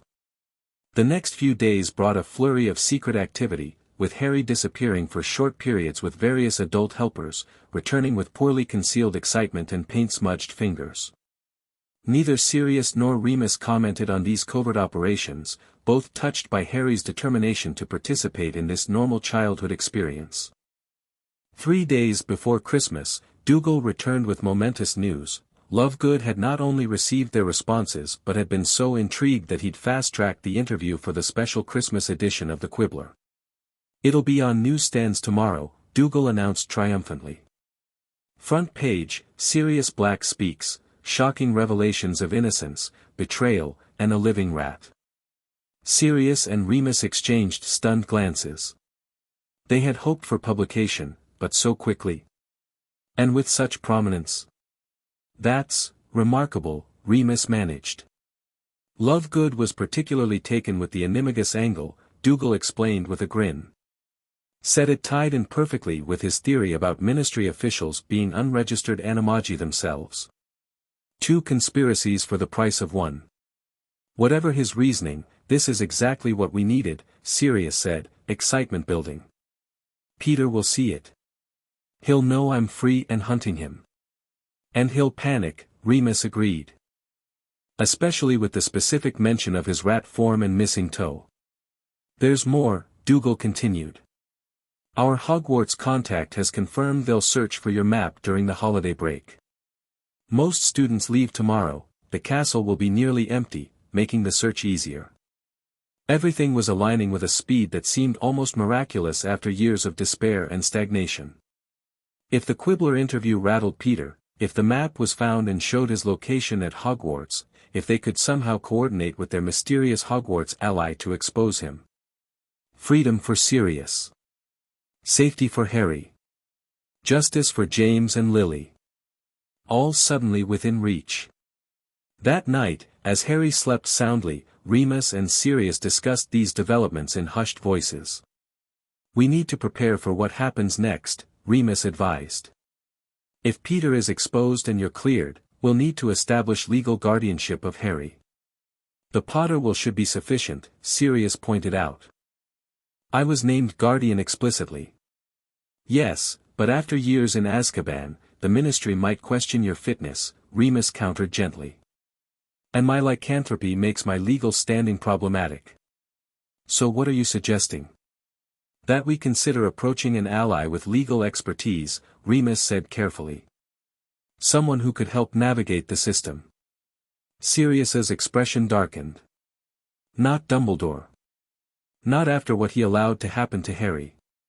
No, Remus agreed. I was thinking of Andromeda. My cousin. Sirius looked surprised, then thoughtful. She was disowned for marrying Ted, a Muggle-born. She'd understand fighting against pureblood prejudice, against family expectations. And she's a respected healer with ministry connections, Remus added. Her testimony regarding Harry's condition when we found him would carry weight. It's risky, Sirius cautioned. Contacting anyone from my past, even Andromeda. Everything about our situation is risky, Remus pointed out. But we need allies in the wizarding world beyond Wolf's Hollow if we're going to give Harry a normal life. Sirius nodded slowly. We'll consider it. After we see how the Quibbler interview is received, after we know more about Peter's location.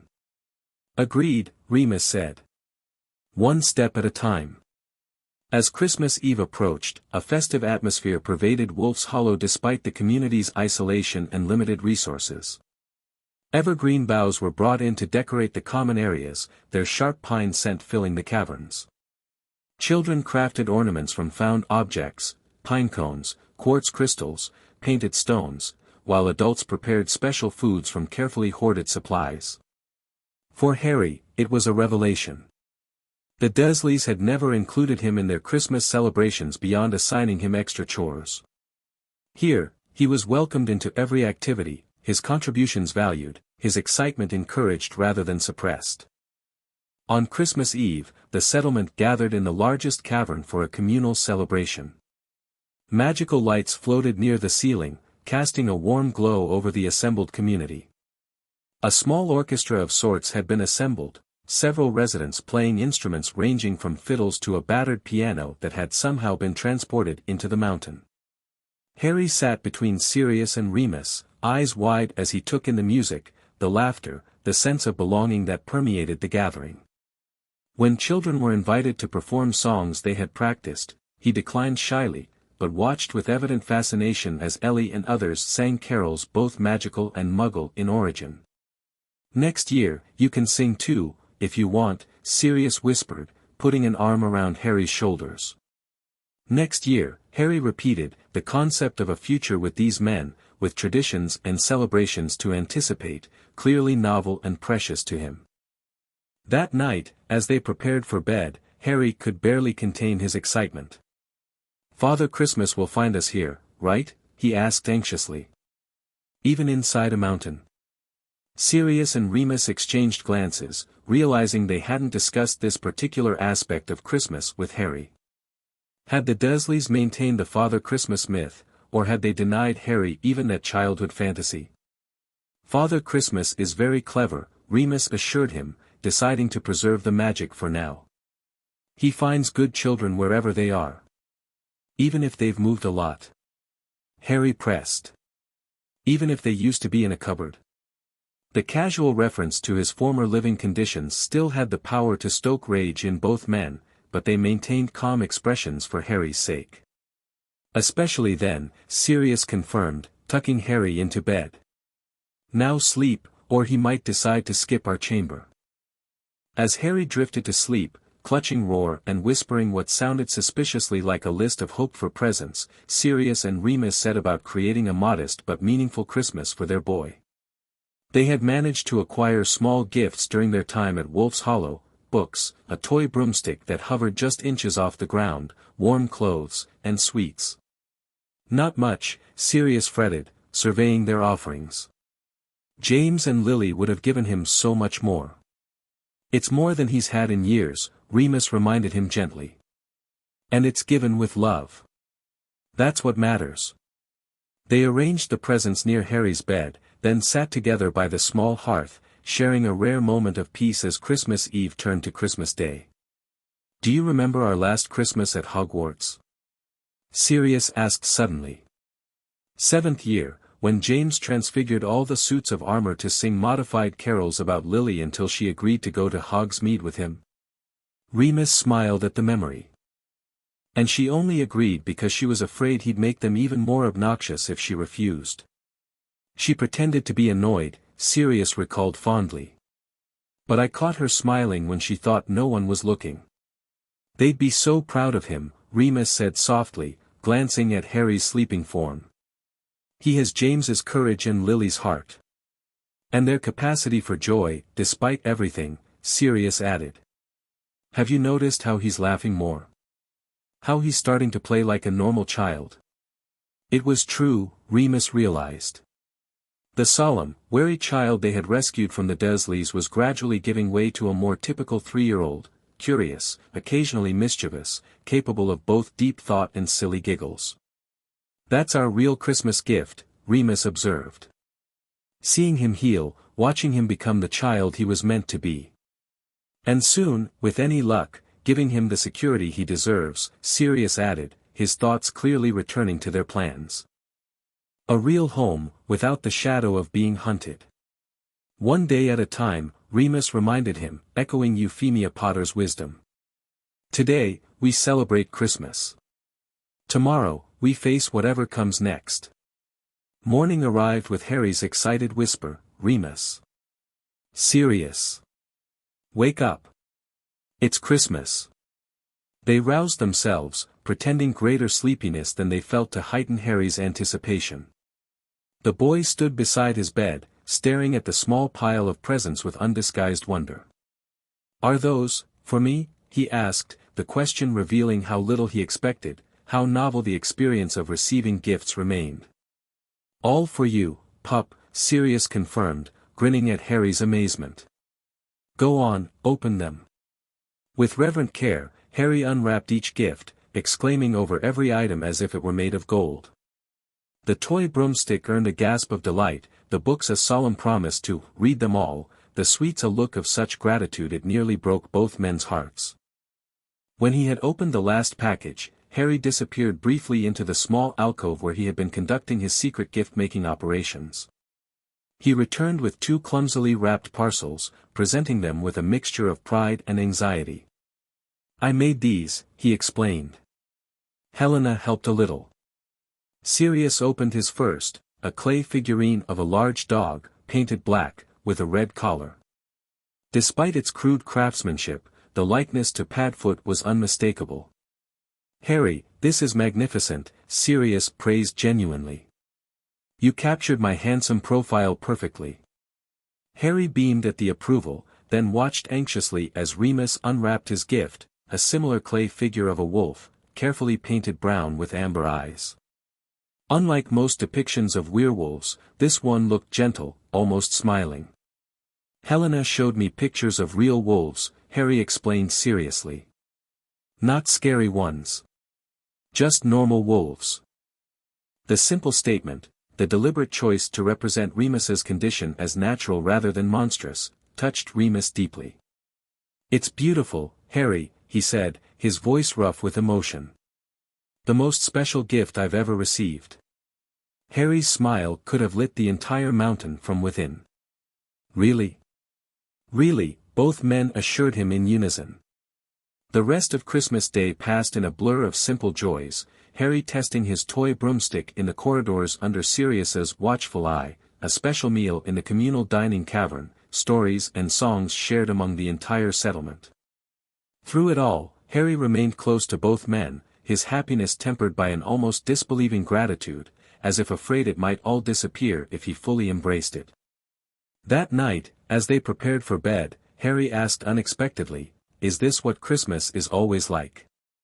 With family?" The question pierced both men with its innocent perception of what they had become, a family, unconventional but real. "Yes, Harry," Remus answered gently.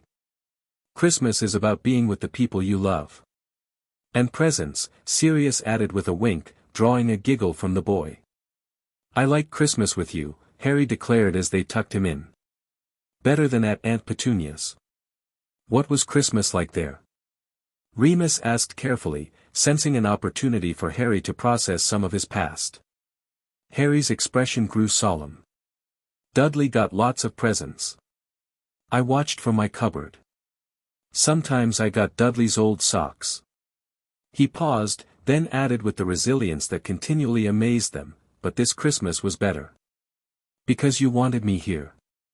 The simple observation, that the essential difference was being wanted rather than tolerated, spoke volumes about Harry's understanding of his past treatment. But it also highlighted his growing security in his place with them, his confidence that he was truly wanted. "We'll always want you with us, Harry," Sirius promised fiercely. "Every Christmas, and every day in between." Harry nodded, accepting this assurance with the faith that only children can muster. "I know," he said simply, and in those two words lay a world of healing. As Harry drifted to sleep, Sirius and Remus exchanged glances loaded with shared emotion. Whatever challenges lay ahead, Lovegood's article now in circulation, the map potentially being located, Peter possibly exposed, they had given Harry something precious today, a Christmas filled with love, a foundation for traditions to come, a sense of belonging.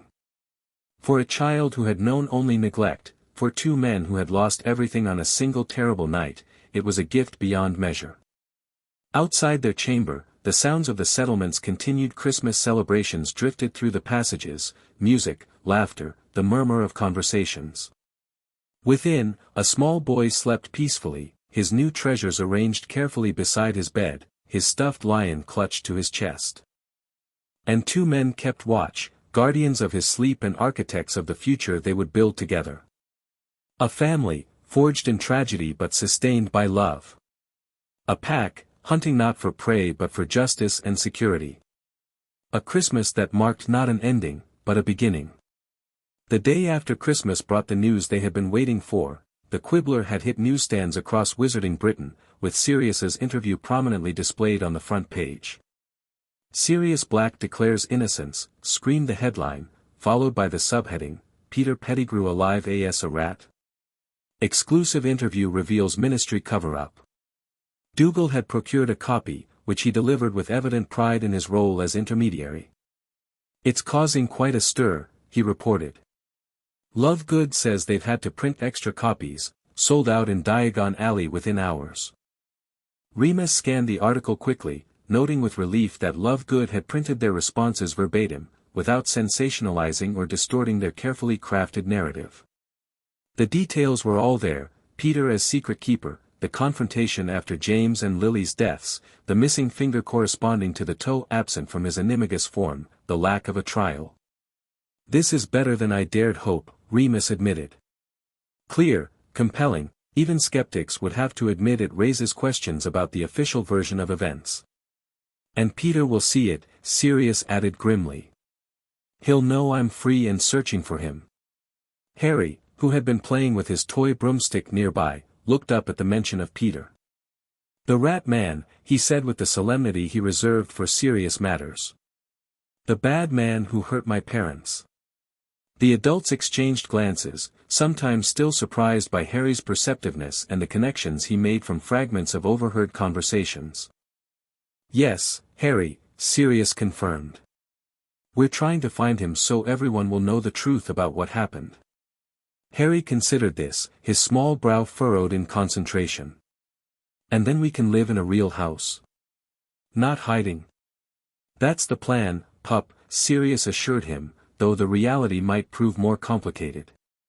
Even with Peter exposed, the wizarding world's acceptance of a werewolf and an ex-prisoner raising the boy who lived remained uncertain. I like it here, Harry continued thoughtfully. But Ellie says they have a garden outside sometimes. I'd like to see a garden. The simple wish, to simply go outside, to see growing things, highlighted how confined their existence had become. For all the safety and community Wolf's Hollow provided, it was still underground, still hidden from the sun and sky. One day soon, Remus promised, his resolve strengthening. Harry deserved sunlight, open spaces, the normal childhood experiences they had all taken for granted.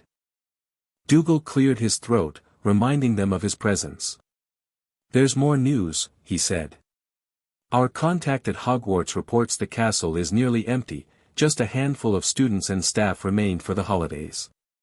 The search for your map began last night. How soon might we hear results? Sirius asked eagerly. Hard to say, Dougal replied. Depends on how well hidden this map is, and how cooperative the caretaker's filing system proves to be.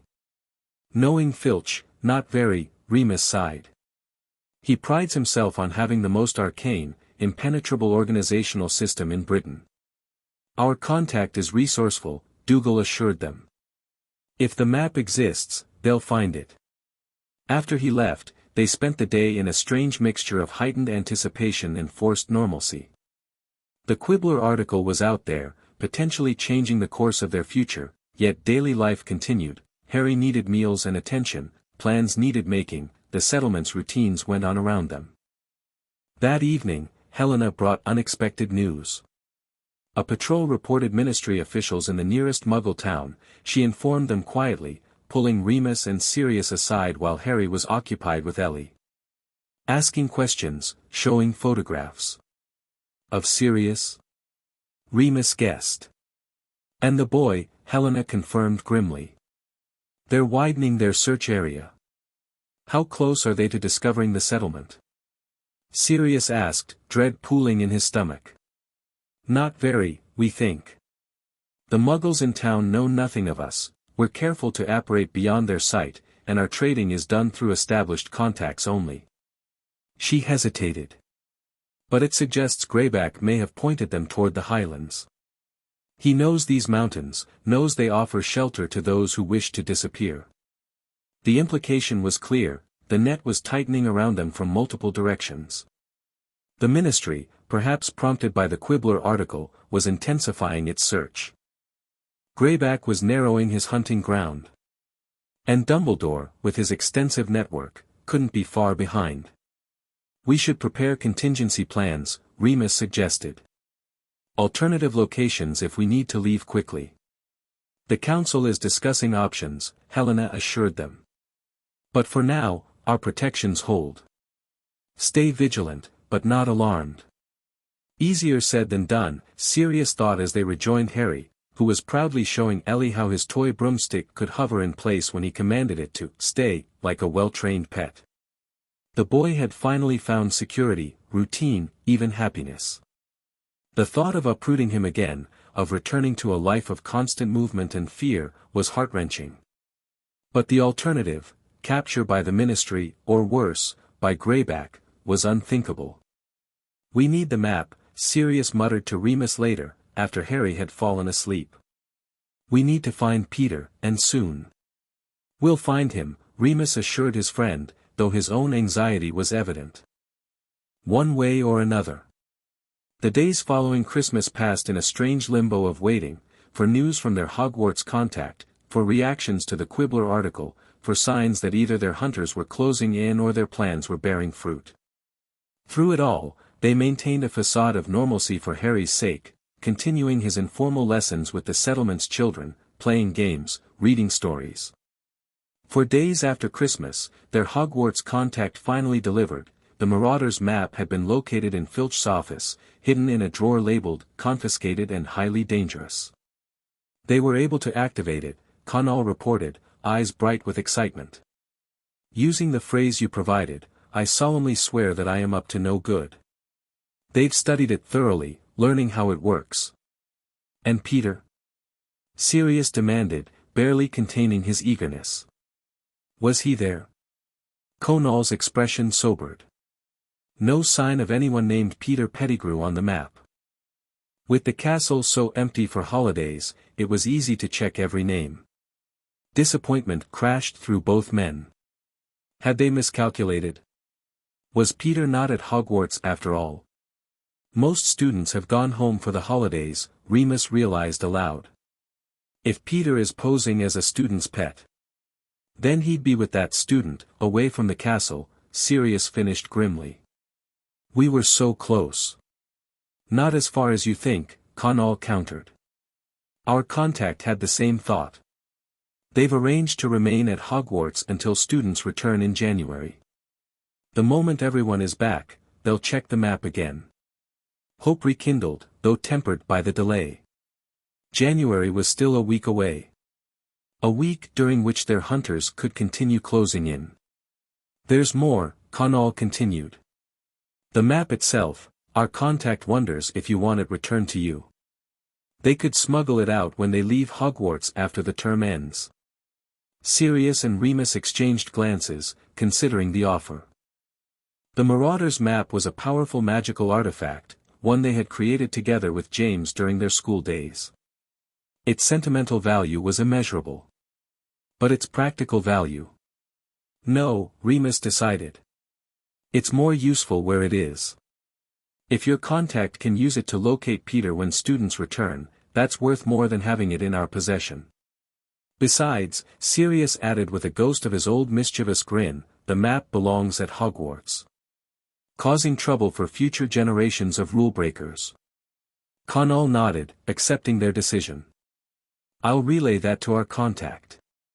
They'll report again when students return after New Year's. Another week of waiting stretched before them. But unlike the hopeless waiting of Azkaban or the lonely transformations Remus had endured for years, this waiting had purpose, direction, a clear goal at its end. Find Peter. Clear Sirius's name. Secure Harry's future. Each step leading to the next, each day bringing them closer.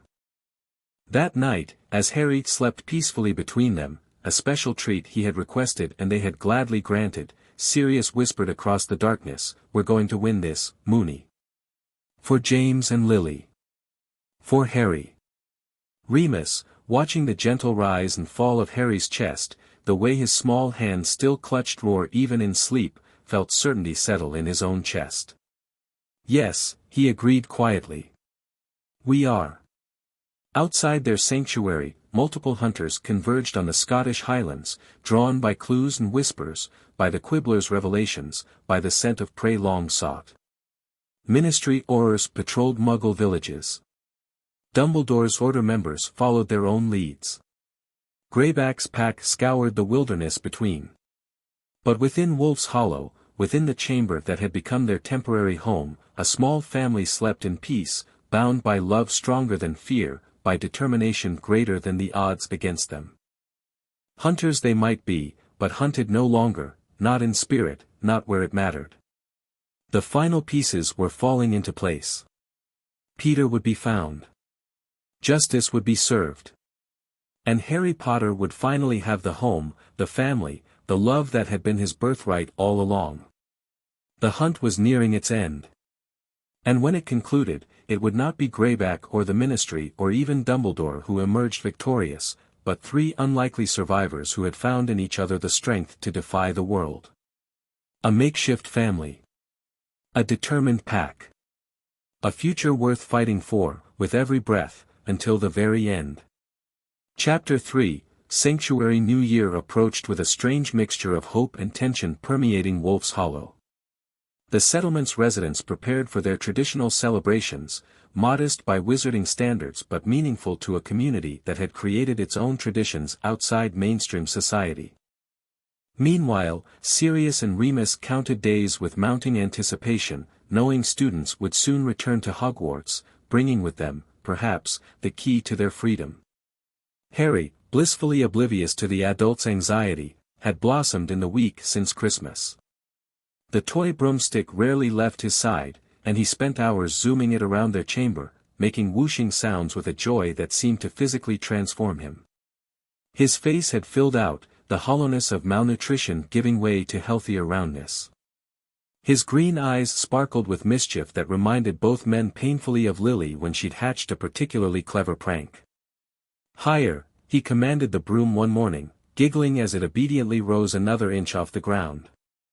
"Look, Padfoot. I'm flying like Dad." Sirius, watching from their small table where he and Remus were reviewing notes on potential wizarding families that might be harboring Peter, felt his heart stutter at the casual reference. They had been telling Harry stories of James's Quidditch prowess, but hearing the boy claim that connection so naturally, so proudly. "Just like him, pup," Sirius confirmed, voice rough with emotion. "He'd be so proud." Harry beamed at the approval, then zoomed the broom in a wobbly circle. "When I'm bigger, can I have a real broom? One that goes really high?" "Absolutely," Sirius promised without hesitation. "The best broom gold can buy." Remus gave him a sidelong look, half amusement, half warning. "When you're older," he amended. "And after you've learned proper safety." Harry nodded solemnly, accepting this reasonable condition. "Like helmets?" "Ellie says muggles wear helmets when they ride bikes." "Smart girl, that Ellie," Remus smiled. "Yes, like helmets, and learning how to fall properly." "You can fall properly?" Harry asked, clearly intrigued by this concept. "Your dad was an expert at it," Sirius grinned, memories surfacing. He claimed falling was an essential Quidditch skill, the difference between a bruise and a broken bone. Harry absorbed this information with his characteristic seriousness, clearly filing it away as important knowledge about his father. These fragments of James and Lily that they shared seemed precious to him, collected and treasured like the small pretty stones Ellie had shown him how to find in the settlement's underground stream. A knock at their chamber entrance interrupted the moment. Connell stood there, his expression carefully neutral in a way that immediately put both men on alert. "The council requests your presence," he said formally. "As soon as possible." Sirius and Remus exchanged glances, a silent communication born of decades of friendship. Something had changed. "Harry," Remus said gently, "would you like to visit Ellie while we talk with the council?" Harry looked up from his broom, instantly sensing the shift in atmosphere. "Is something wrong?" "Just grown-up talk," Sirius assured him, marveling again at the boy's perceptiveness. "Probably boring stuff." Harry considered this, then nodded. "Can I take my broom to show Ellie?" "Of course," Remus smiled, relieved at his easy acceptance. "I'm sure she'd love to see it." They walked Harry to Helena's chamber, where Ellie greeted him with typical enthusiasm, already pulling him toward a game she'd set up. Helena took one look at Connell's expression and nodded her understanding. "We'll keep him occupied," she promised quietly. "Take whatever time you need." The council chamber felt more formal than usual, with all 7 members present and arranged in their semicircle. Morna's weathered face gave nothing away as she gestured for Sirius and Remus to sit. "We have received concerning news," she began without preamble. "Our scouts report increased activity in the mountains surrounding us. Ministry patrols, working in patterns that suggest methodical search rather than random sweeps." Cold dread pooled in Sirius's stomach. "How close?" "Too close," replied the scarred council member, Ellie's father, whose name they had learned was Fergus. 2 Aurors were spotted within 5 miles of our eastern entrance yesterday. And that's not all, added an elderly man with a shock of white hair. Greyback's wolves have been seen as well, working the same area from the north. They appear to be herding, driving prey southward. Toward the ministry patrols? Remus asked, confusion evident. No, Morna said grimly. Toward us. The implication struck both men like physical blows. Greyback knew, or strongly suspected, where they were hidden, and was deliberately maneuvering ministry forces to tighten the noose. He's using the ministry as hunting hounds, Sirius realized aloud. Letting them flush us out, knowing we'd avoid wizards with more care than we might avoid lone werewolves. A strategy worthy of the predator he is, Morna acknowledged. And one that places our entire settlement at risk. The weight of those words settled heavily on both men's shoulders. They had brought this danger to people who had shown them nothing but kindness, who had sheltered them when no one else would. We'll leave immediately, Remus said without hesitation. Draw their attention away from here. And go where? Fergus challenged. With a child? In the dead of winter, with both ministry and Greyback hunting you? We've put your community at risk long enough, Sirius insisted. We can't allow, you misunderstand, Morna interrupted. We did not summon you to ask you to leave. We summoned you because we must accelerate our plans. Confused, both men waited for explanation. The council has been in contact with your Hogwarts ally, she continued. Students return to the castle tomorrow. The moment Peter Pettigrew's name appears on your map, we must be ready to act immediately. You still want to help us capture Peter? Remus asked, genuinely surprised. Of course, Morna said, as if it were obvious. Wolf helps wolf. We made a commitment to your pack, and we stand by it. Besides, she added pragmatically, your best chance of drawing hunters away from our settlement is to give them a more compelling target elsewhere. Pettigrew, Sirius breathed, understanding dawning. Precisely, Fergus nodded. A living Pettigrew proves Black's innocence. Once that dominoes, the ministry's interest in finding you shifts to damage control and explaining how they imprisoned an innocent man without trial. And Greyback loses his leverage, added a younger council member. The story he spread about you kidnapping the boy to perform dark rituals falls apart when the wizard world learns you rescued him from abuse instead. It was a logical strategy, but fraught with risks. You're suggesting we capture Peter at Hogwarts? Remus clarified. The most heavily warded location in Britain, under Dumbledore's direct control. Not inside Hogwarts, Morna corrected. That would be suicide. But our contact can help identify which student is harboring him. When that student leaves school grounds, perhaps during a Hogsmeade weekend, we strike. That could be weeks away, Sirius pointed out. If the Ministry and Greyback are already closing in, we have contingency plans, Morna assured them.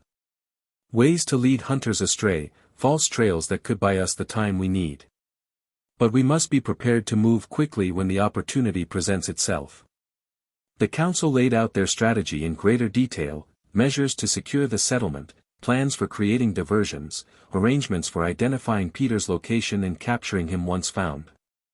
Throughout the discussion, Remus found himself repeatedly humbled by the community's willingness to risk themselves for 3 strangers. Why? He finally asked, the question that had been burning in him since their arrival. Why help us this way? Put yourselves at such risk. Morna studied him thoughtfully before answering. Many reasons. Some practical, having the ministry focus on rehabilitating Black's reputation rather than hunting werewolves benefits us all. Some personal, Helena saw how the Dursleys treated the boy and could not stand by. She paused, then continued more softly. But mostly because you are what we fight for, Remus Lupin. A werewolf who attended Hogwarts. Who found friends who accepted him, who became an Animagus to accompany him during transformations. She nodded toward Sirius. Who now tries to build a family, to raise a child despite the world's prejudice. Your success would be hope for all our children. The simple, profound explanation rendered both men momentarily speechless. They had been so focused on their own struggles, clearing Sirius's name, protecting Harry, that they hadn't fully appreciated how their story might resonate with an entire community of outcasts fighting for dignity and normalcy. "We won't let you down," Sirius finally said, voice thick with emotion. "Any of you." "See that you don't," Morna replied, but her eyes were kind. "Now go. Be with your boy. Tomorrow may bring news that changes everything." As they returned to Helena's chamber to collect Harry, Remus felt the weight of responsibility settle more heavily on his shoulders. They weren't fighting just for themselves anymore, not just for Harry's future or justice for James and Lily. They were fighting for an entire community that had invested their hopes in this unlikely family's success. They found Harry enthusiastically demonstrating his broomstick's hovering capabilities to an admiring Ellie, his face flushed with the simple joy of sharing something special with a friend.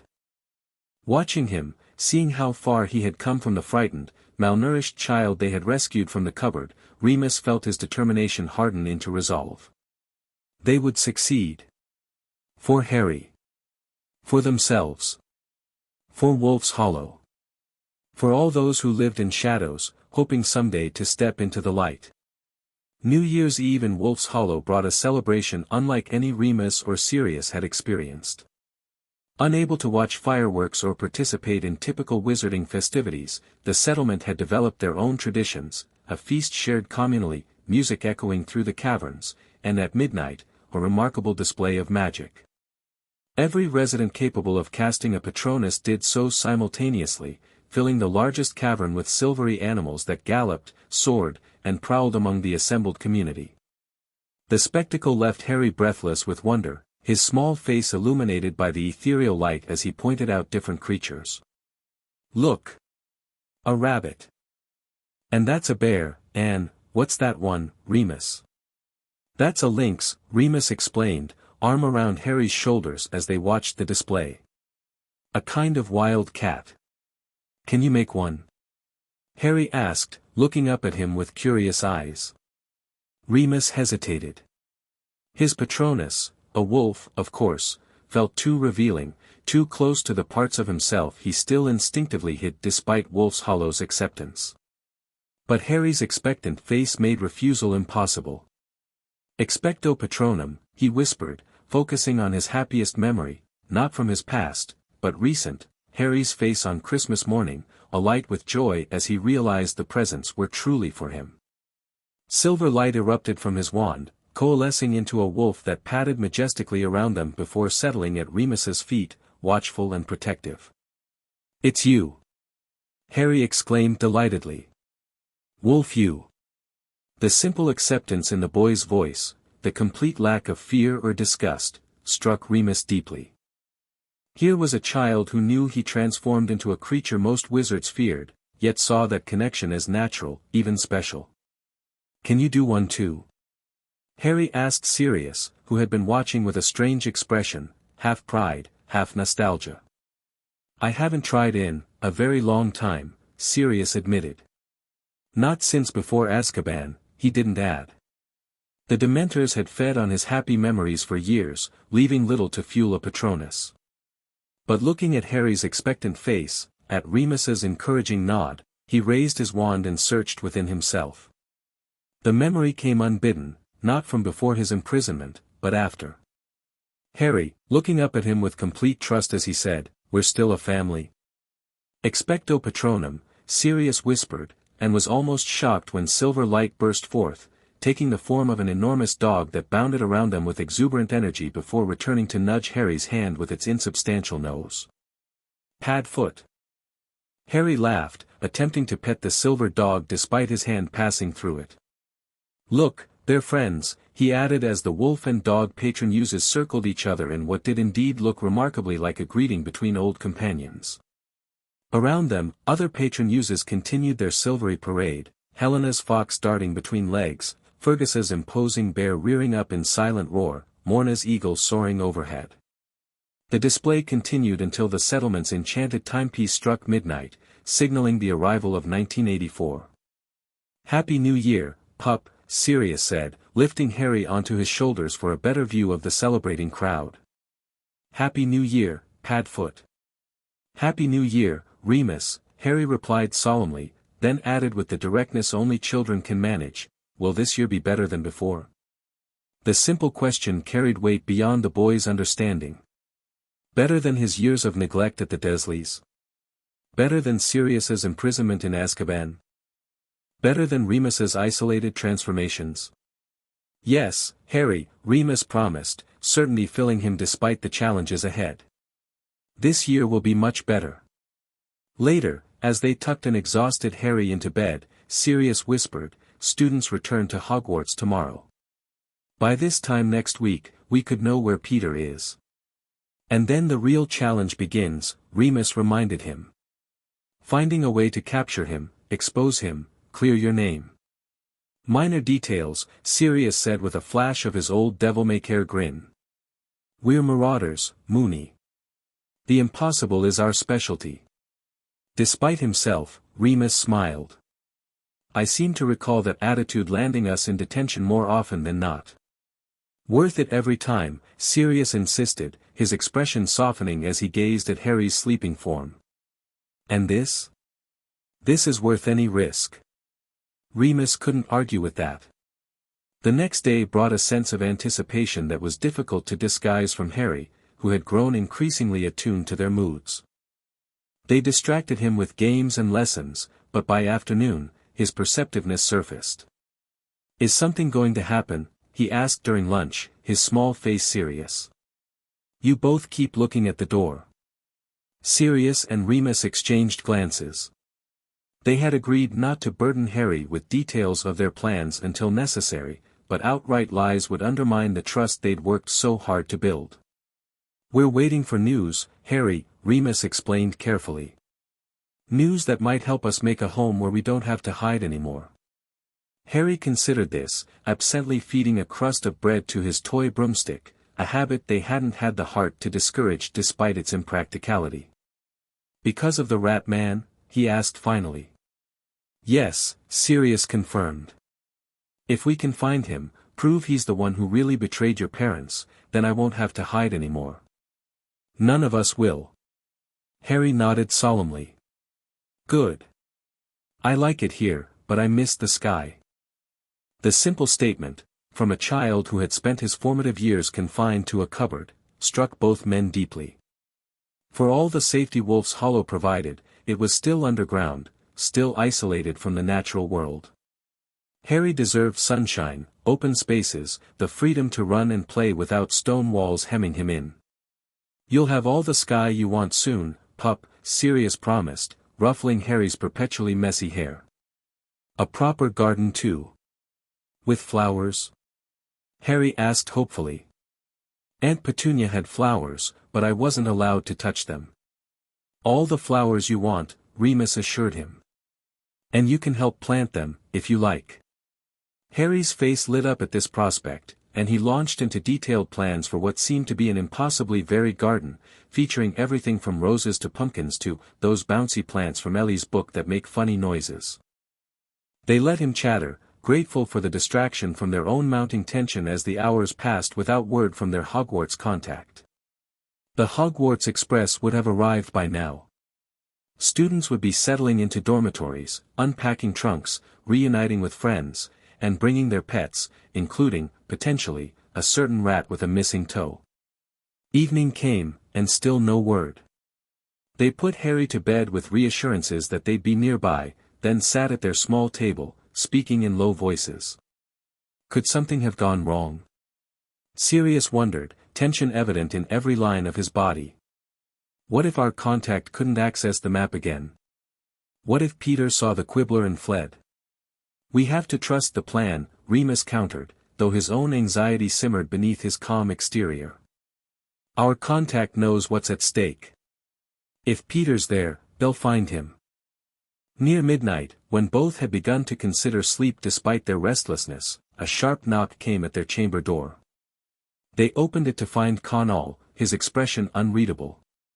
The council chamber, he said simply. Now. They followed him through the quiet passages, past the sleeping quarters of other residents, to where the council waited, not in their usual semicircle, but clustered around a parchment laid on a central table. Morna looked up as they entered, her weathered face animated with unusual intensity. "It's happened," she said without preamble. "Your contact found him." The world seemed to narrow to that single statement as both men moved forward on legs that suddenly felt unsteady. "Peter?" Sirius breathed, scarcely daring to believe. "See for yourself," Fergus invited, stepping aside to reveal what they had been examining, a detailed letter accompanied by a carefully drawn diagram. Remus recognized it immediately as a partial reproduction of the Marauders' map, specifically, the Gryffindor Tower dormitories. There, labeled in familiar magical script beside a dot marked Percy Weasley, was the name they had sought for over 2 years, Peter Pettigrew. "Weasley," Sirius muttered, scanning the diagram. "Arthur and Molly's boy." They weren't in the order, but they're certainly Dumbledore supporters. Perfect cover, Remus realized. A large, chaotic family, firmly on the light side but not directly connected to the Potters. No one would think to look there. "Our contact observed him for 2 nights to be certain," Morna explained. "The name appears consistently in the third-year boys' dormitory, specifically in the bed of Percy Weasley, who our contact confirms owns a rat." "A rat missing a toe?" Sirius asked eagerly. "Front right paw," Morna confirmed.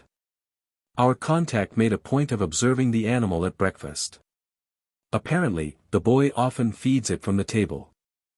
Elation and vindication surged through both men.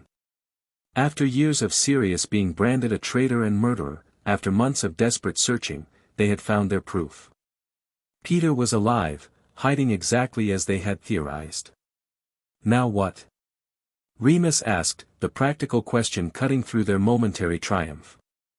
"We can't exactly walk into Hogwarts and seize a student's pet." "No," Morna agreed. "But according to our contact, the first Hogsmeade weekend of the term is scheduled for January 21st, students often bring pets with them on these outings.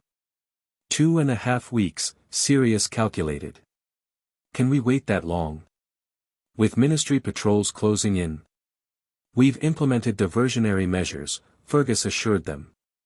False trails, misleading signs. Enough to keep them searching in the wrong areas for at least that long. And Greyback?" Remus pressed. A shadow crossed Morna's face. "That's more complicated. His wolves aren't fooled as easily by false trails. But we have watchers positioned to give advance warning of any approach." The council outlined their plan in greater detail, how their Hogwarts contact would monitor Percy Weasley, confirming whether he brought the rat to Hogsmeade. How they would arrange an interception point away from the main village, reducing the risk of witnesses. How they would secure Peter once captured, preventing his transformation or escape. The timing must be perfect, Morna emphasized. Too early, and we risk exposure before we have him. Too late, and he might slip away in the chaos of students returning to the castle. And once we have him? Sirius asked, the question that had haunted him since escape from Azkaban. How do we prove my innocence to a ministry that locked me away without trial? We've considered that as well, Fergus said. Our recommendation is to approach Amelia Bones directly. The head of magical law enforcement. Remus clarified, surprised. She has a reputation for fairness, Morna explained. And importantly, she was not directly involved in your original arrest or imprisonment. She has no personal stake in maintaining the official narrative. And she's a stickler for proper procedure, added another council member. The lack of a trial would offend her professional sensibilities, regardless of her personal opinions. It was a sound strategy, though fraught with risks. But as plans went, it offered their best chance at not just capturing Peter, but leveraging that capture into official exoneration. 2.5 weeks, Sirius murmured, his expression a complex mixture of anticipation and trepidation. After all this time. Use these days wisely, Morna advised. Prepare the boy for changes to come. And prepare yourselves. Freedom often brings its own challenges. As they returned to their chamber, both men fell silent, the weight of what lay ahead settling on their shoulders. They were closer than ever to their goal. Peter found, his location confirmed, a plan in place to capture him. Yet the final steps remained the most dangerous. "We should tell Harry something," Remus said quietly as they paused outside their door. "Not everything, but enough to prepare him for what might happen." Sirius nodded in agreement.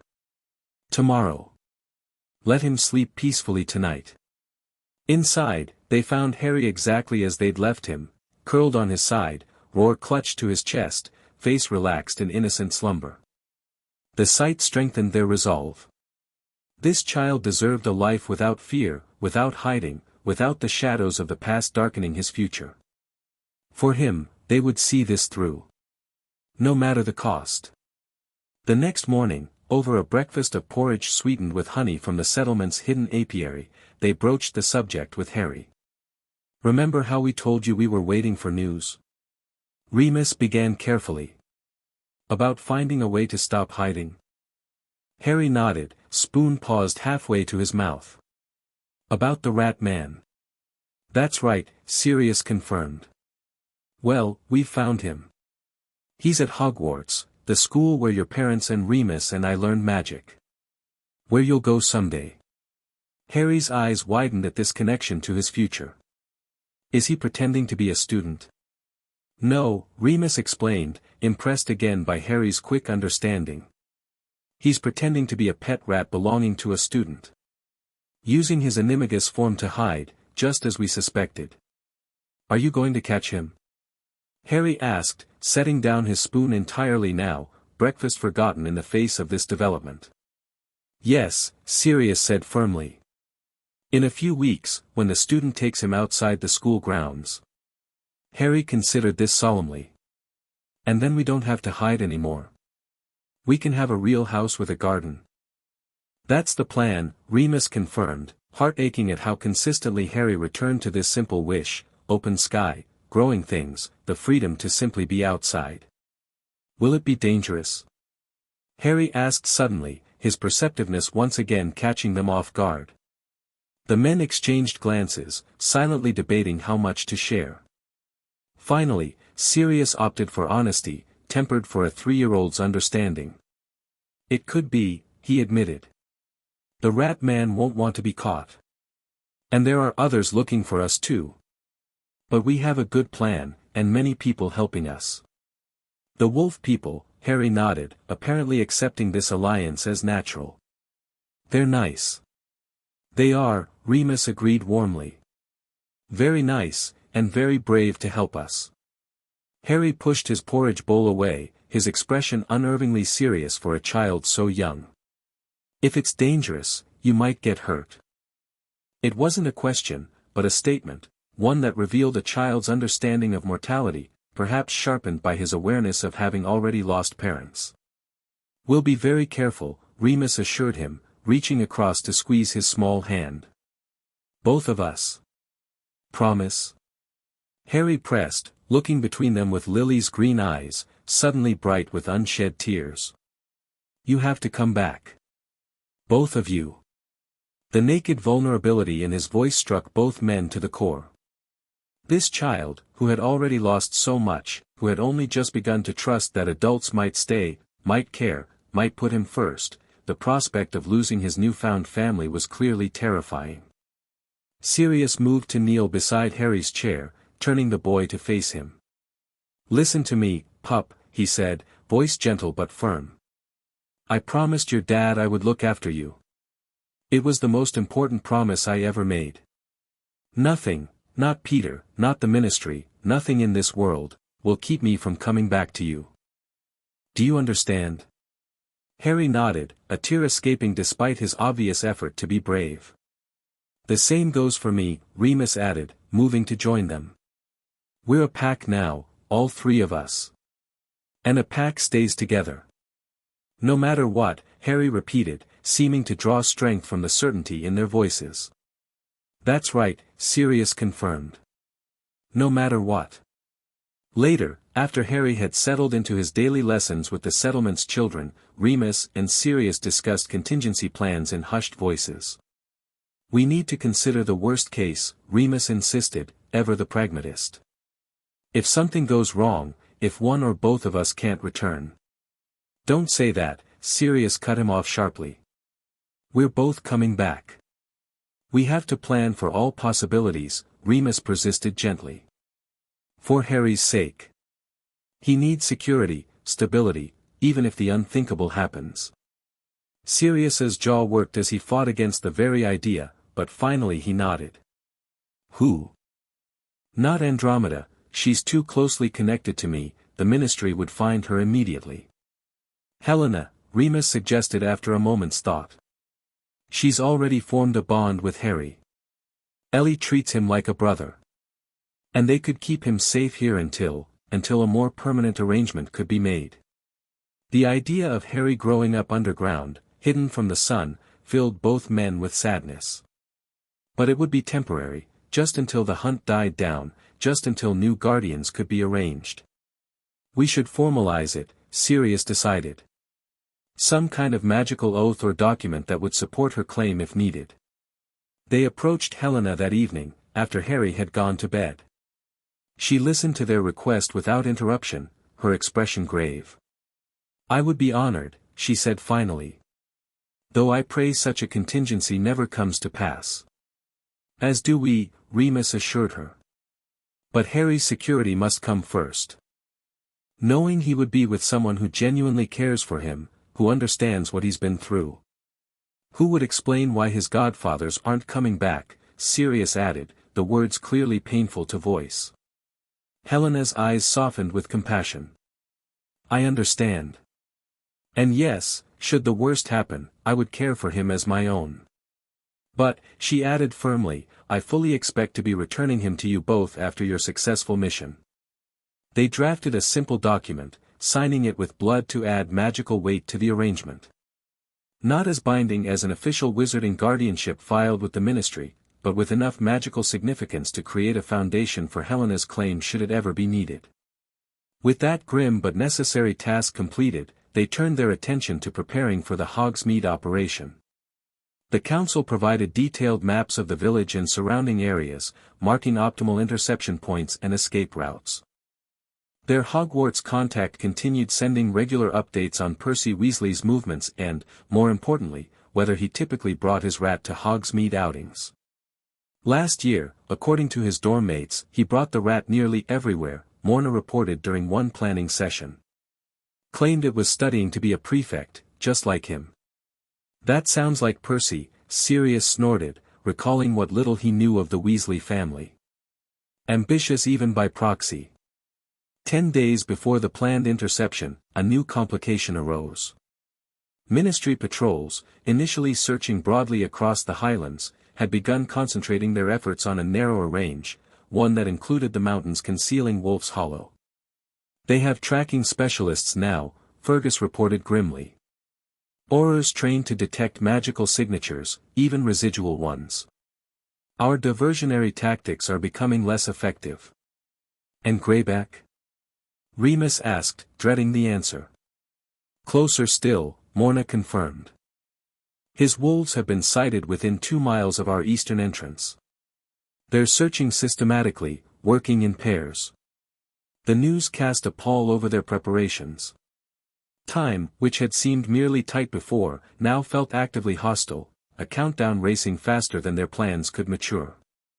"We need to consider accelerating our timeline," Sirius suggested during an emergency council meeting. "Find a way to lure Weasley and the rat out of Hogwarts before the Hogsmeade weekend." "How?" Fergus challenged. "The boy doesn't know you. He has no reason to break rules or leave school grounds on your account." "What about his family?" Remus suggested, an idea forming. "The Weasleys are known for their tight-knit loyalty. If he believed a family emergency required his presence. A false summons?" Morna considered, frowning. "Dangerous. If discovered, it could alert Dumbledore to outside interest in one of his students." "Not necessarily false," Helena interjected. Our network extends to several wizarding families who trade with us. The Lovegoods, for instance, live relatively near the Weasleys. Xenophilius Lovegood? Sirius clarified, recalling the eccentric publisher who had printed his interview. You think he would help us? For the right story? Helena smiled slightly. Almost certainly. The plan evolved rapidly. Lovegood would visit the Weasley family, ostensibly to interview Arthur about some obscure Muggle artifact for the Quibbler. While there, he would mention having seen Percy's older brother Bill in the village near Hogwarts, looking unwell. Concerning enough to prompt checking on him, not alarming enough to cause panic. Xenophilius is odd enough that such a social misstep wouldn't seem suspicious, Helena explained. The Weasleys would likely send a message to Percy suggesting he check on his brother during the next Hogsmeade visit. Moving our timeline up by a week at most, Fergus pointed out. Is that enough? It has to be, Sirius said grimly. The alternative is waiting while Greyback and the Ministry close in on this settlement, putting everyone here at risk longer than necessary. The modified plan was set in motion immediately, with a coded message dispatched to Lovegood through the settlement's secretive communication network. Meanwhile, their Hogwarts contact confirmed that Percy indeed still carried his rat everywhere, sleeps with the wretched thing on his pillow, they reported with evident disgust. Harry, sensing the increased tension despite their efforts to shield him from it, became clingier, reluctant to leave either man's side for his usual lessons with the settlement children. Is it time yet? He asked one evening, curled between them as Remus read from a book of wizarding children's tales. To catch the rat man? Almost, Sirius assured him, stroking his perpetually messy hair. Just a little longer. Harry nodded solemnly. I'm practicing being brave, he informed them. Ellie says being brave isn't not being scared, it's doing things even when you're scared. Ellie is very wise, Remus smiled, heart aching at this child's determination to prepare himself for potential loss. And you, Harry, are already one of the bravest people I know. Like my dad? Harry asked hopefully. Just like him, Sirius confirmed, voice rough with emotion. And like your mum too. She was incredibly brave. Harry absorbed this praise like sunlight, straightening slightly with pride at being compared favorably to the parents he was coming to know through their stories. 6 days before the planned Hogsmeade visit, their Hogwarts contact sent urgent news. Percy Weasley had received a letter from home, and was overheard telling a prefect he would need to check on his brother during the upcoming village visit. It's working, Sirius exulted. Lovegood came through. Don't celebrate yet, Remus cautioned. We still need to capture Peter, secure him, and present him to Amelia Bones without being caught ourselves first. Details, Sirius waved dismissively, though his eyes remained serious despite his light tone. We're marauders, Moony. The impossible is our specialty, remember? The next day brought more concerning news. 2 members of Wolf's Hollow's outer patrol had encountered Ministry Aurors while checking protective wards. They had escaped detection, but barely. They're using magical detection spells now, Connell reported. Looking for signs of sustained habitation. Our outer wards deflected them this time, but they're becoming more systematic. And Greyback? Remus asked, the question that had become a grim ritual. Closer still, Connell confirmed. One of his lieutenants was spotted less than a mile from our northern entrance. They're converging from multiple directions now.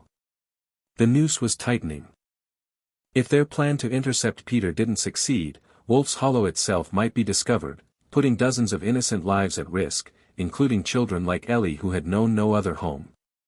For days before Hogsmeade, Morna called a full council meeting, including Sirius and Remus.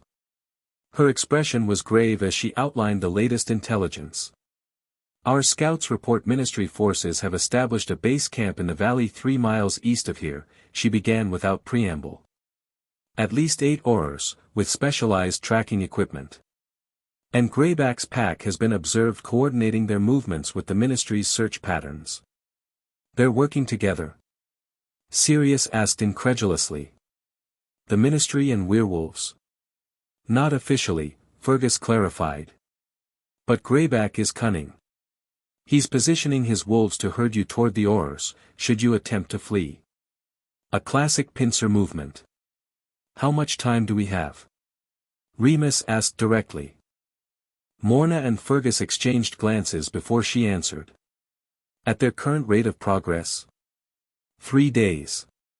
Perhaps 4. They will find at least one of our entrances by then, despite our precautions. The timeline had collapsed. Their carefully orchestrated Hogsmeade interception was now scheduled to occur just as their sanctuary would likely be discovered. We need to evacuate the settlement, Sirius said immediately. We've put you all at enough risk. Evacuation procedures are already underway, Morna assured him. Our most vulnerable residents will begin relocating to secondary shelters tonight. But a core group will remain until after your mission is complete. That's too dangerous, Remus protested. If they find this place, Fergus interrupted firmly, they find an almost empty settlement with no sign of you or the boy. A curiosity, but not their primary target. Meanwhile, you will have secured Pettigrew and implemented the next phase of our plan. And what happens to those who stay? Sirius challenged. When the Ministry discovers a secret werewolf settlement? We have contingencies, Morna said simply. We have existed undetected for generations, Mr. Black. We will continue to do so, in one form or another.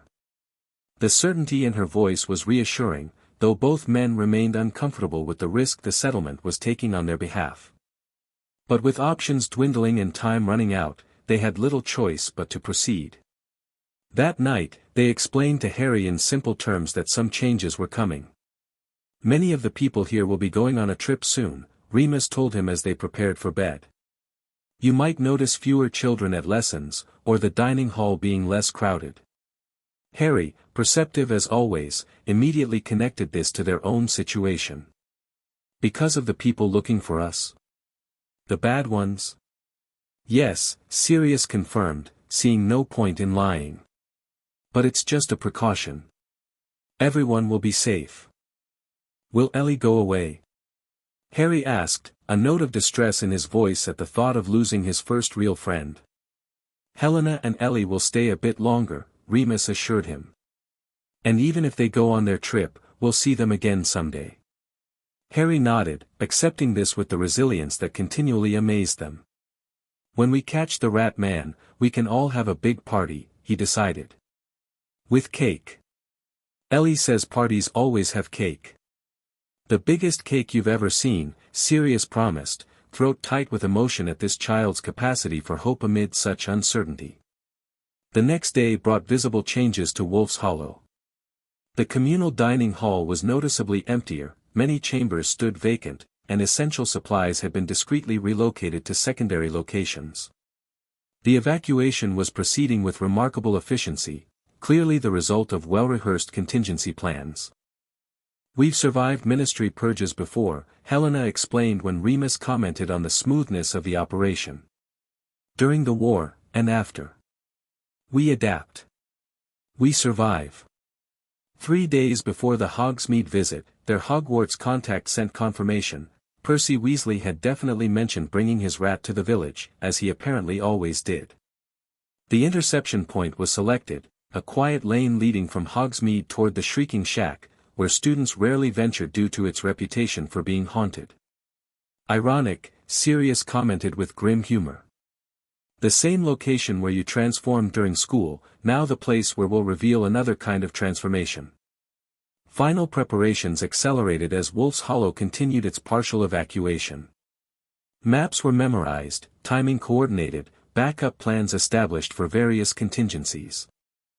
The most challenging aspect remained how to secure Peter once captured, preventing him from either transforming to escape or transforming and then claiming he had been kidnapped and forced into rat form. We need witnesses, Remus realized during one planning session. Neutral parties who can testify to seeing Pettigrew alive, in both human and rat form, voluntarily transforming. Who? Sirius challenged. Who would believe us enough to come witness, yet be credible enough to testify later? The question hung in the air until Morna spoke. Amelia Bones herself. The head of magical law enforcement. Fergus looked skeptical. Why would she come based on the word of fugitives? Not on our word, Remus said slowly, the pieces falling into place. On evidence. Physical evidence of Peter's survival, delivered anonymously before the interception. The Weasley boy's rat has been photographed before, Helena realized. Our contact confirmed there are images of Percy with his pet in Gryffindor house photographs. If we could obtain one, demonstrate the missing toe. And send it to Bones with our theory, Sirius continued excitedly. Along with coordinates and a time to witness the truth herself. Risky, Fergus cautioned. She could arrive with a full Auror squad.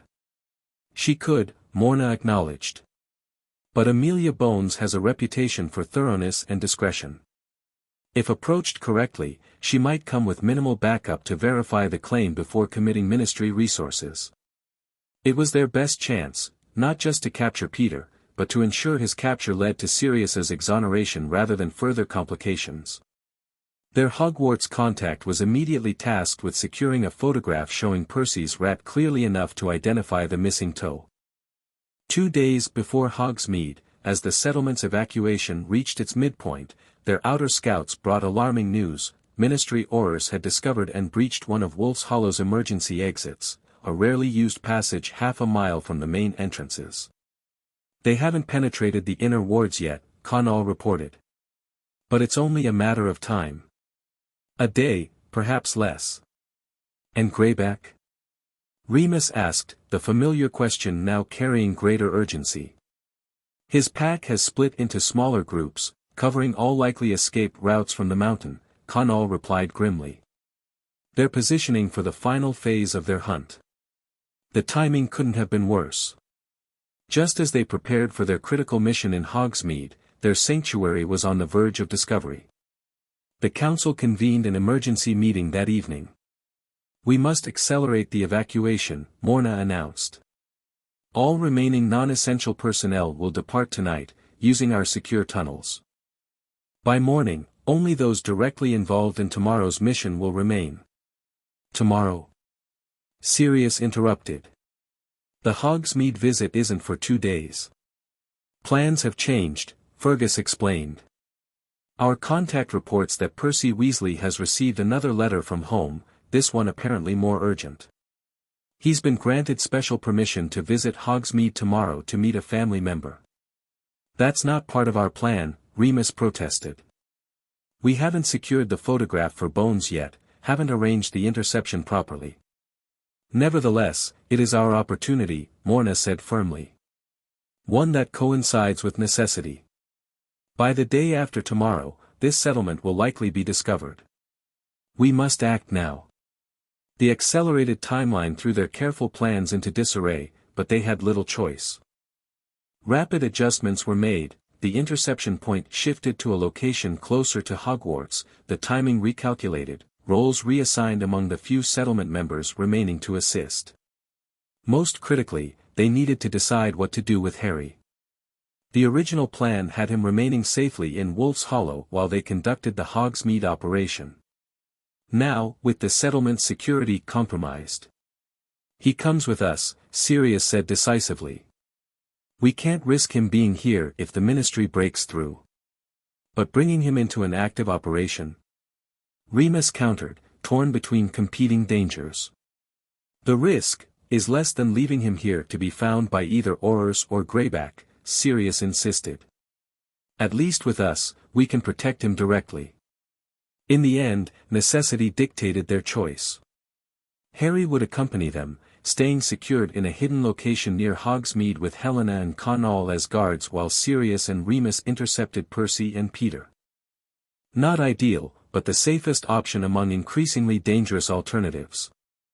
That night, they explained to Harry that their plans had changed, that tomorrow they would all be leaving Wolf's Hollow, hopefully for good. We're going to catch the Rat Man tomorrow, Sirius told him as they packed the few possessions they had accumulated during their stay. And then, if everything goes well, we can start looking for that house with a garden. Harry, sensing the gravity of the situation despite their attempt to keep their tone light, nodded solemnly. "I'll be very good," he promised. "And very quiet, like when Uncle Vernon had important people visit."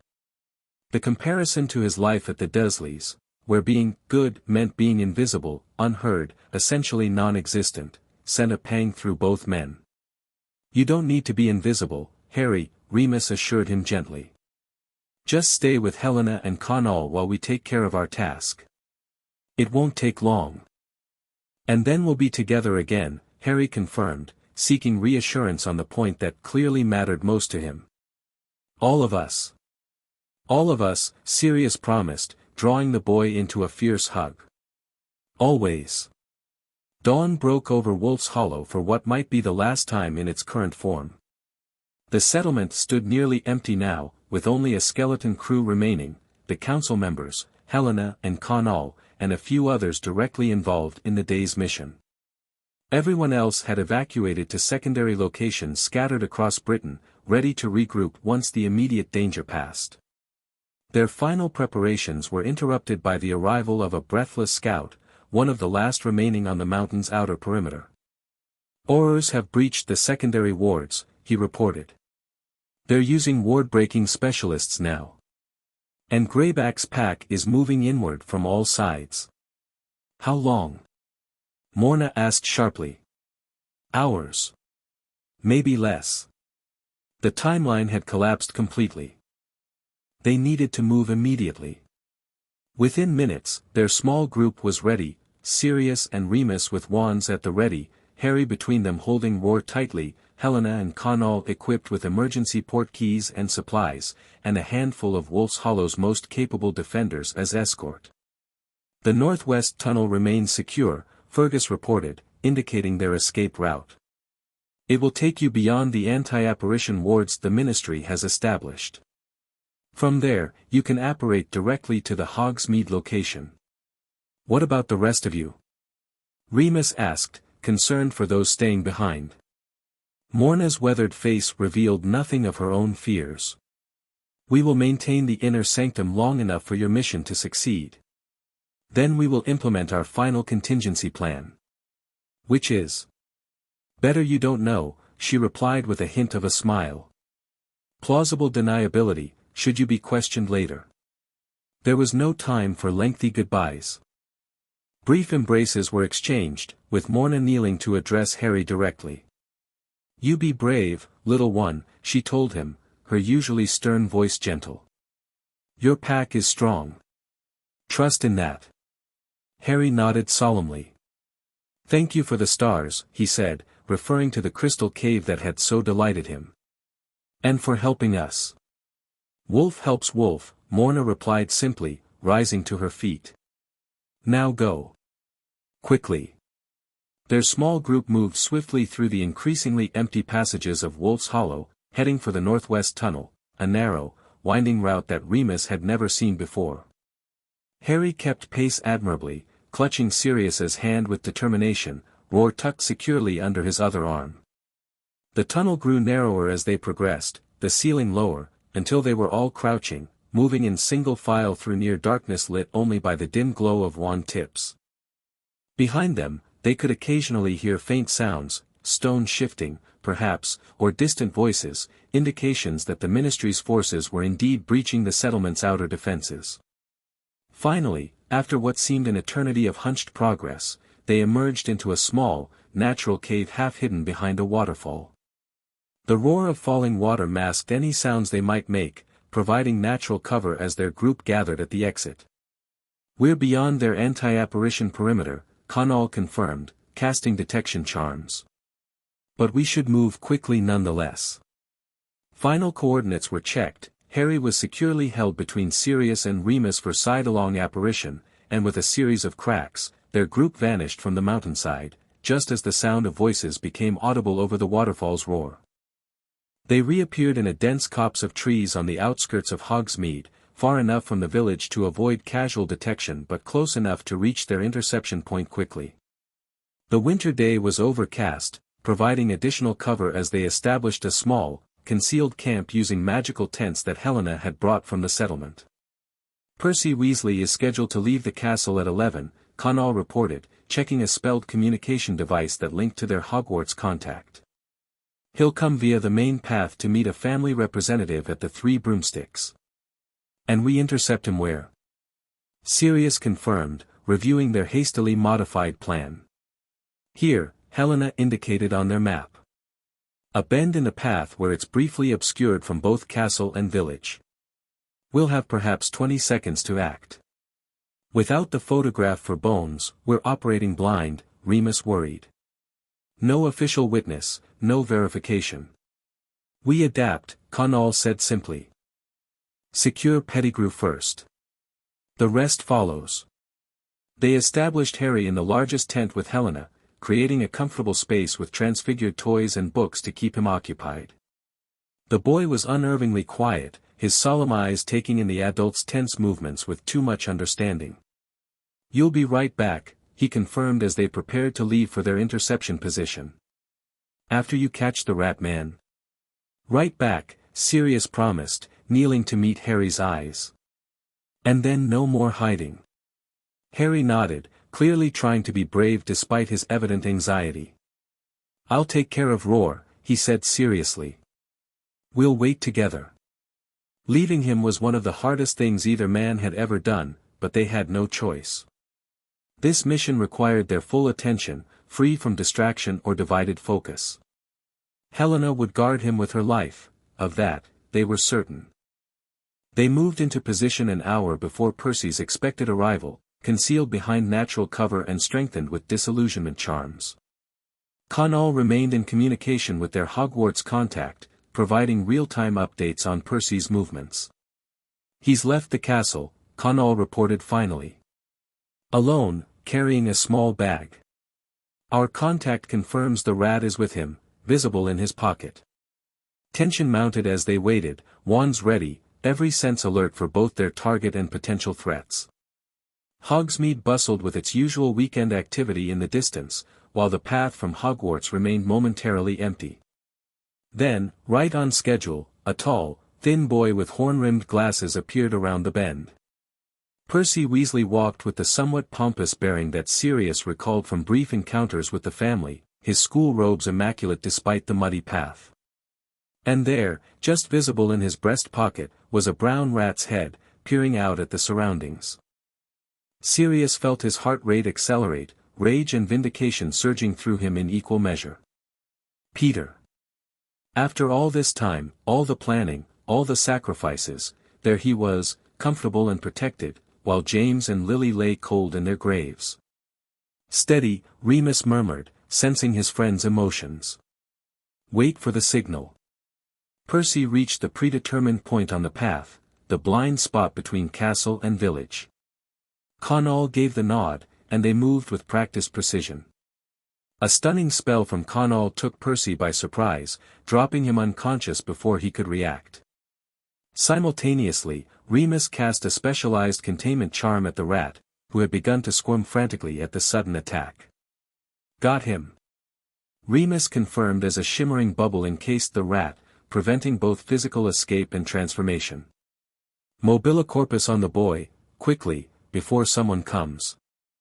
They levitated the unconscious Percy and the contained rat off the path and into the dense woods, moving swiftly toward a small clearing they had selected for this purpose.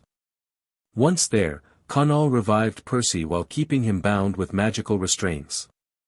The boy's eyes flew open, panic evident as he found himself restrained in an unfamiliar location surrounded by strangers. What, who are you? What do you want? He demanded, his attempt at authority undermined by the fear in his voice. We mean you no harm, Percy, Remus said calmly, keeping his tone reassuring. We're interested only in your rat.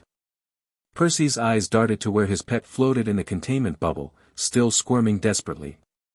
Scabbers. He's just an ordinary rat. Take my money, my wand, just let me go. If he's just an ordinary rat, Sirius said, stepping forward with barely contained fury, then why is he missing a toe on his right front paw? Why has he lived far longer than any normal rat should? And why, he added, leaning closer, is he currently trying so desperately to escape? Confusion crossed Percy's face. I don't understand. Your rat, Remus explained, maintaining his calm demeanor, is not a rat at all, but an Animagus, a wizard who can transform into an animal at will. His name is Peter Pettigrew, and he has been hiding in this form for over 2 years. That's impossible. Percy protested. Scabbers has been in our family for, he stopped, realizing this only supported their claim. You're mad. All of you. We'll prove it, Sirius said grimly. He addressed the containment bubble directly. Hello, Peter. Long time no see. Remember me? The friend you framed for murder? The rat's frantic movements intensified, squeaking desperately now. We're going to force him to reveal himself, Remus explained to Percy, whose expression wavered between disbelief and dawning horror. When we do, please remain calm. You are in no danger from us, only potentially from him if he becomes desperate. With a nod to Connell, Remus modified the containment spell, allowing transformation while still preventing escape. Then, with a flick of his wand, he cast the spell that would force an Animagus back into human form. For a moment, nothing happened. Then the rat began to change, elongating, twisting, growing, until where Scabbers had been now crouched a short, balding man with a pointed nose and watery eyes. Peter Pettigrew, alive and unmistakable, trapped within their magical barrier. Percy's face drained of color. That's not possible, he whispered, staring at the man who had, moments before, been his pet. He was sleeping in my dormitory. On my bed. Hello, Peter, Sirius said, his voice deadly quiet. Surprised to see me? Pettigrew's watery eyes darted frantically around the clearing, seeking escape. Finding none, he adopted an expression of pathetic relief. Sirius. Remus. My old friends. Thank goodness you found me. I've been hiding for so long, in fear for my life. Save it, Sirius spat, disgust evident. We know everything, Peter. How you were the secret keeper. How you betrayed James and Lily to Voldemort. How you framed me and escaped. You don't understand. Pettigrew whimpered, his hands wringing nervously within the containment field. He would have killed me. What would you have done? Died, Remus said simply. As would have Sirius. As James did, protecting his family. While this confrontation unfolded, Connell had been tending to Percy, modifying the boy's restraints to be more comfortable while ensuring he couldn't interfere or escape. I don't understand, Percy said, his voice shaking. Pettigrew is supposed to be dead. Killed by him. He jerked his head toward Sirius. A lie, Remus explained gently. One that sent an innocent man to Azkaban without trial while the guilty party hid as your family pet. Percy looked ill. He was in our house for years. With my brothers, my sister. And now he will face justice, Sirius said firmly. For all his crimes. Pettigrew seemed to realize appeal to old friendship would get him nowhere. His tactics shifted instantly. What do you want from me? Money? I can get money. Or information, I know things, important things about the Dark Lord supporters. We want justice, Remus replied calmly. For James and Lily. For Sirius. For the 12 muggles you killed during your escape. And for Harry, Sirius added, his voice hardening. Who spent 2 years being abused by Lily's sister because of your betrayal. At the mention of Harry, Pettigrew's expression changed subtly, a calculating look crossing his features. Harry? Harry Potter? You've seen him? The hungry interest in his voice sent alarm through both men. Before either could respond, a new voice cut through the clearing. That's quite enough, I think. All heads turned to see a stern-faced witch in official robes standing at the edge of the clearing, wand drawn but held at her side in a non-threatening position. Behind her stood two aurors, their wands more explicitly aimed at the group. Amelia Bones, Remus identified, recognizing the head of the Department of Magical Law Enforcement from Ministry photographs. "How did you find us?" An anonymous tip, she replied evenly, her monocle glinting as she surveyed the bizarre scene before her. Along with a rather convincing photograph of a certain rat missing a toe, and coordinates for this location. Relief flooded through Remus.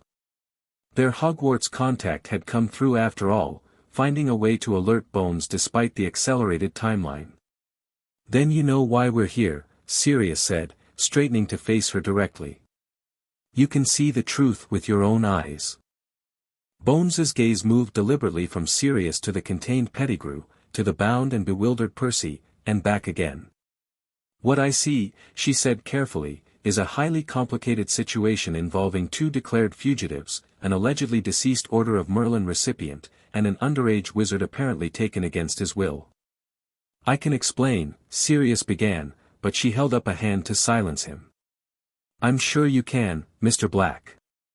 And you will, under appropriate conditions."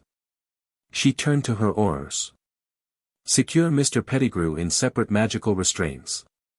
Ensure he cannot transform or escape." "Madam Bones!"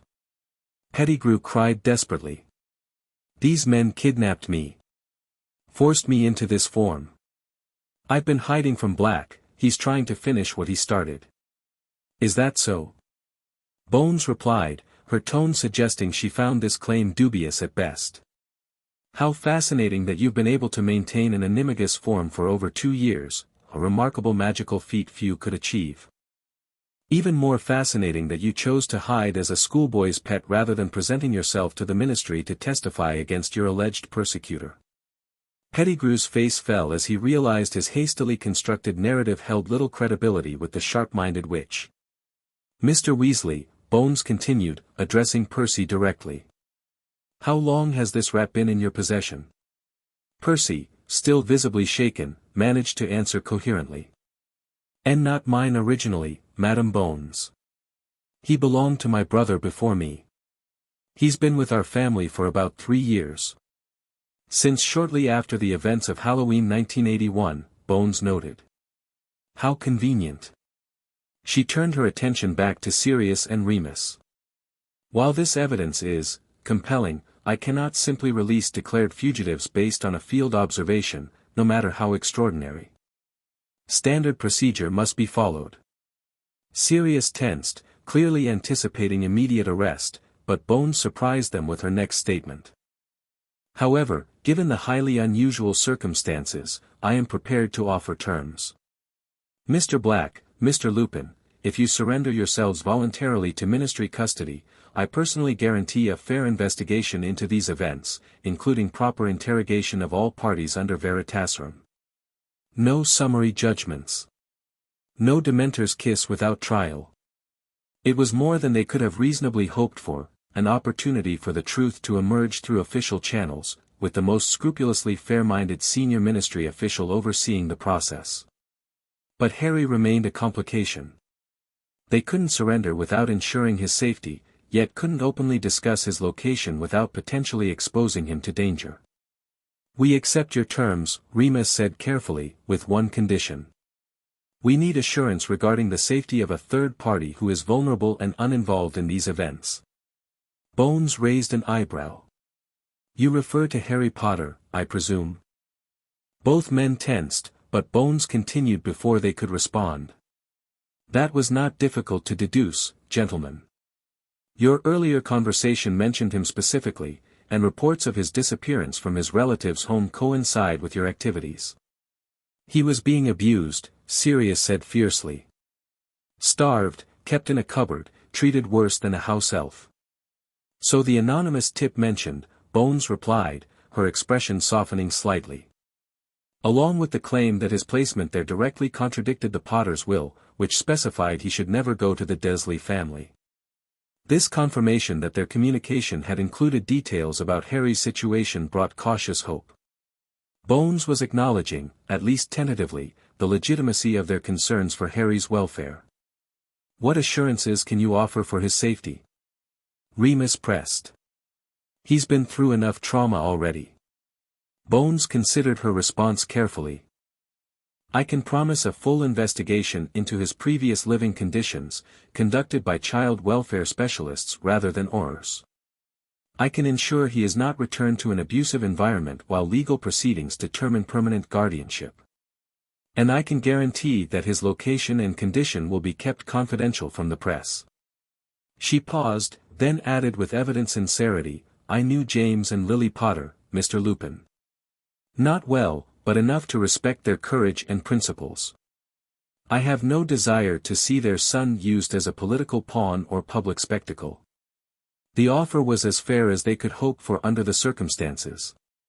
With a glance at Remus, who gave a slight nod, Sirius made their decision. We accept your terms, he said formally. On the condition that we personally ensure Harry's safe transfer to ministry custody, with your guarantee that he will not be separated from us until appropriate alternative arrangements are made. Agreed, Bones said promptly. My Aurors will secure Mr. Pettigrew and escort Mr. Weasley back to Hogwarts with appropriate memory modifications to protect ongoing investigations. You and I will retrieve Mr. Potter and proceed directly to secure ministry facilities for formal statements. The efficiency with which she organized these arrangements spoke to her competence. Within minutes, Pettigrew was bound with specialized anti-Animagus restraints, looking utterly defeated as he realized his decade-long deception had finally unraveled. Percy, after a careful obliviation that removed specific details while leaving his general understanding intact, was escorted toward Hogsmeade by one of the Aurors. I'll need your wands temporarily, Bones informed Sirius and Remus. A standard precaution. They surrendered their wands reluctantly but without protest, knowing this gesture of cooperation would help establish the legitimacy of their claims. Now, Bones said, her tone businesslike but not unkind, where is Harry Potter? Harry sat in the magical tent, Roar clutched tightly to his chest, as Helena read him a story about a friendly dragon. Despite her soothing voice and the comfort of the stuffed lion, his anxiety was palpable. His eyes kept darting to the tent entrance, waiting for the return of the two men who had become his world. When the flap finally moved, he leapt to his feet, hope written across his small face. But it was Conall who entered, his expression grave as he spoke quietly to Helena. Harry watched their hushed conference with growing concern, his perception far keener than most children his age. Something had changed. Something important. Where are Padfoot and Remus? He asked directly, interrupting their whispered conversation. Did they catch the rat man? Helena and Conall exchanged glances before she knelt before him.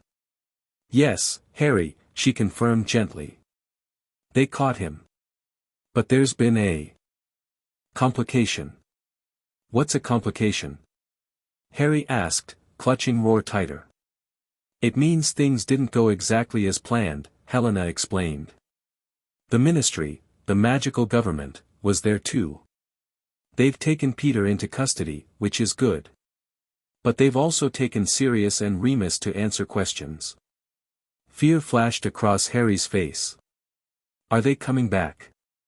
Yes, Conall assured him quickly. But not right away. They've asked us to bring you to them. Harry's brow furrowed as he processed this information. Is it a trap? He asked with unexpected shrewdness. The bad people trying to trick us? The adults exchanged surprised glances at this remarkably astute question from a 3-year-old. No, Helena said after a moment. It's not a trick. The person in charge is someone who wants to help, someone who can make sure the rat man is punished and Sirius is declared innocent. And then we can have a house with a garden. Harry confirmed, returning to the simple dream that had sustained him through their ordeal. That's the hope, Conall nodded. But first, we need to pack up and take you to meet someone important. Can you help with that? Harry nodded solemnly, tucking Roar securely under his arm as he began gathering his few possessions with the careful efficiency of a child accustomed to moving quickly, leaving no trace behind. Within minutes, they were ready. The magical tent collapsed into a small package, their meager belongings stowed in enchanted bags. Helena knelt to straighten Harry's collar and smooth his perpetually messy hair. "Remember," she said gently, "Sirius and Remus love you very much. Everything they've done has been to keep you safe and give you a proper home. Whatever happens next, never doubt that." Harry nodded, his green eyes solemn. "I know," he said simply. They promised. The three made their way carefully through the woods toward the designated meeting point, a small clearing half a mile from their camp. As they approached, Harry spotted the familiar figures of Sirius and Remus standing with a stern-looking woman he didn't recognize. "Padfoot." "Remus," he called, breaking into a run despite Helena's attempt to keep him close. Sirius knelt to catch him in a fierce embrace, lifting him high before passing him to Remus for an equally emotional hug. "You did it," Harry said with absolute confidence. "You caught the rat man." "We did," Sirius confirmed, his voice rough with emotion. "He can't hurt anyone else now." Harry looked curiously at the unfamiliar witch, who was watching their reunion with an unreadable expression. "Who's that?" he whispered, though not quietly enough to avoid being overheard. "My name is Amelia Bones," the witch introduced herself, her stern features softening slightly as she addressed him directly. "I work for the Ministry of Magic, Harry." Wariness immediately crossed the boy's face, and he pressed closer to Remus. "Are you going to take me away from them?"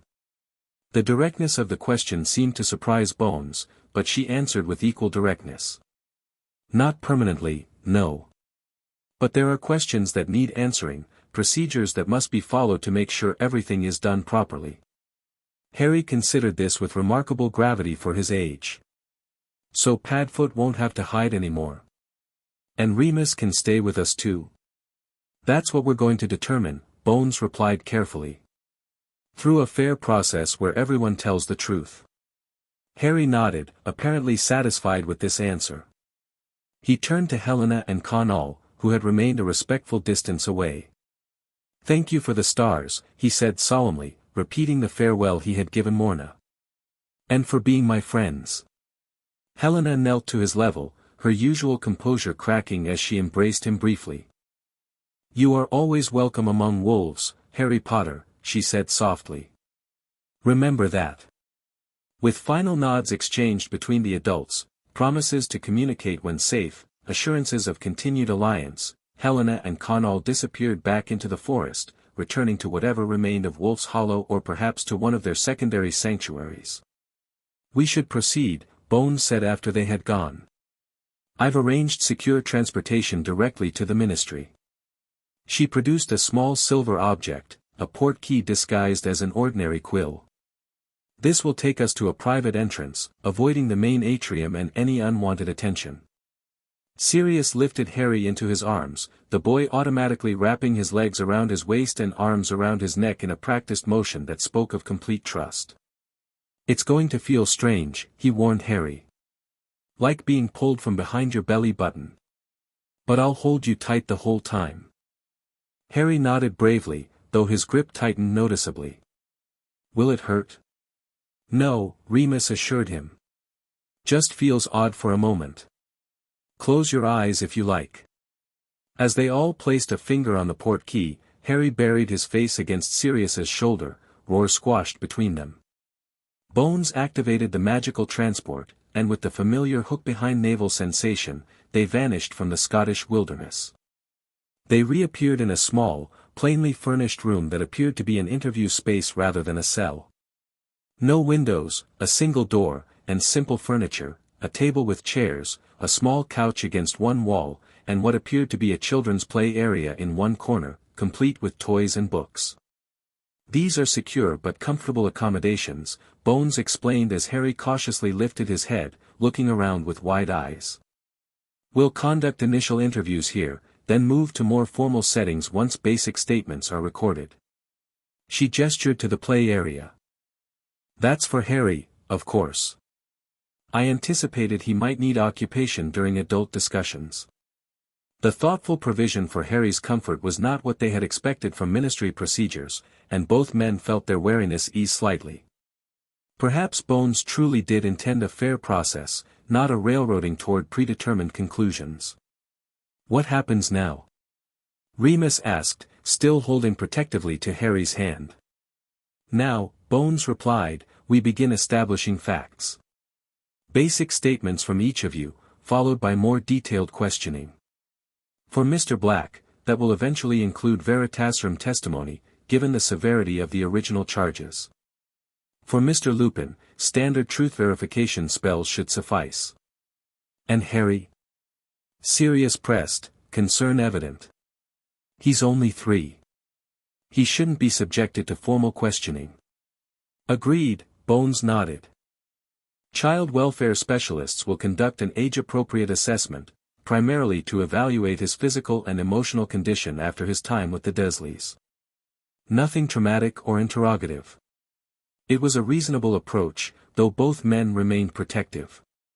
Harry, meanwhile, had spotted the play area and was eyeing it with the cautious interest of a child unaccustomed to having toys freely available.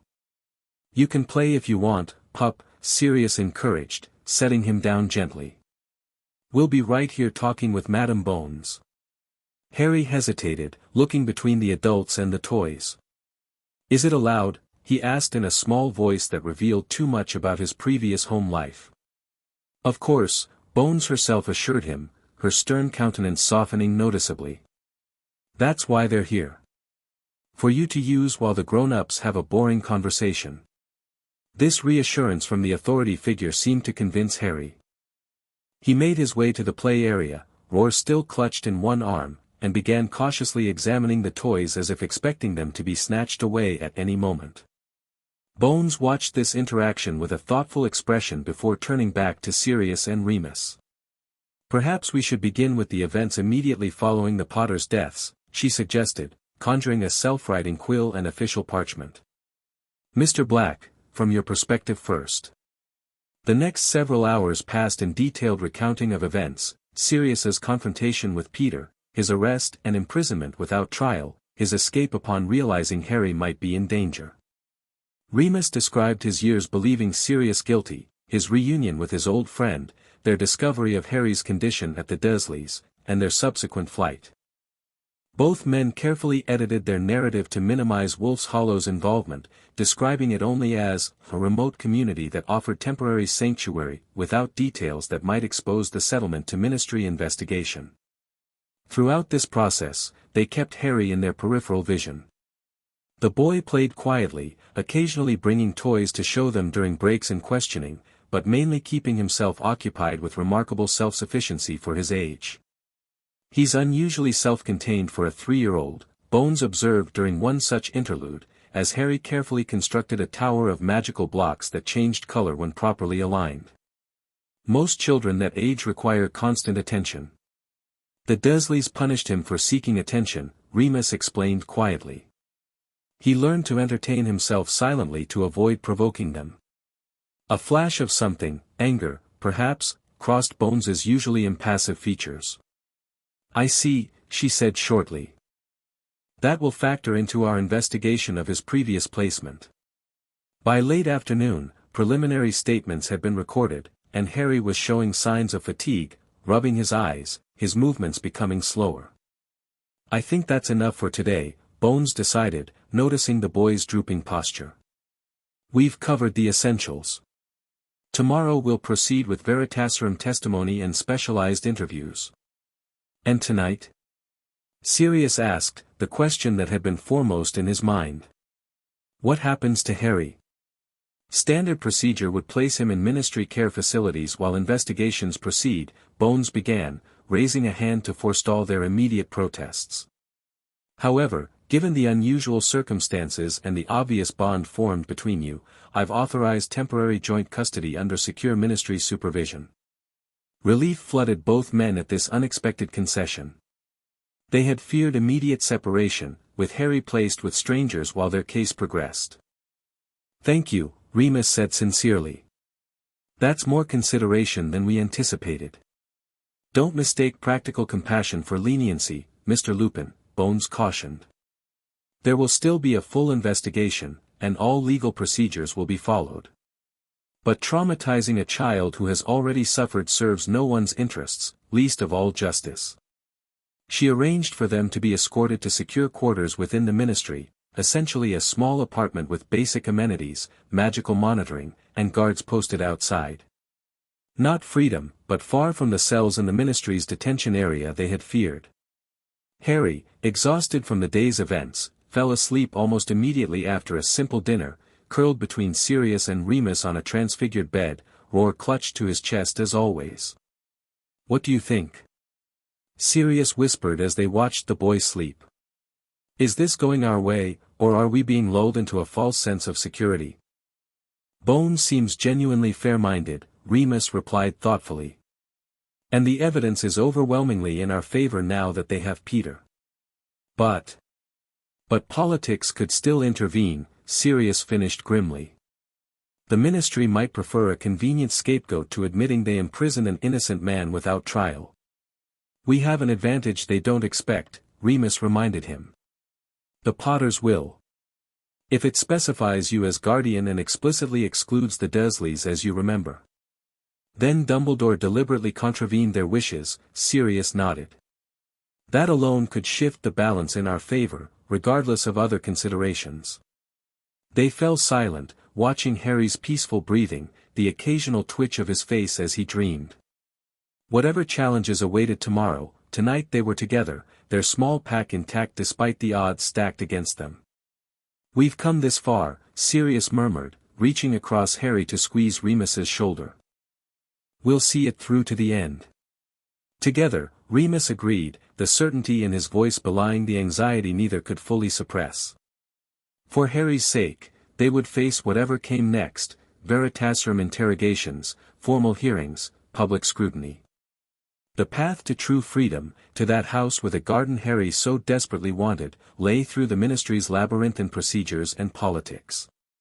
But they had already overcome seemingly impossible odds. They had escaped Azkaban, found each other, rescued Harry, captured Peter. Compared to those achievements, navigating ministry bureaucracy seemed almost manageable. Almost.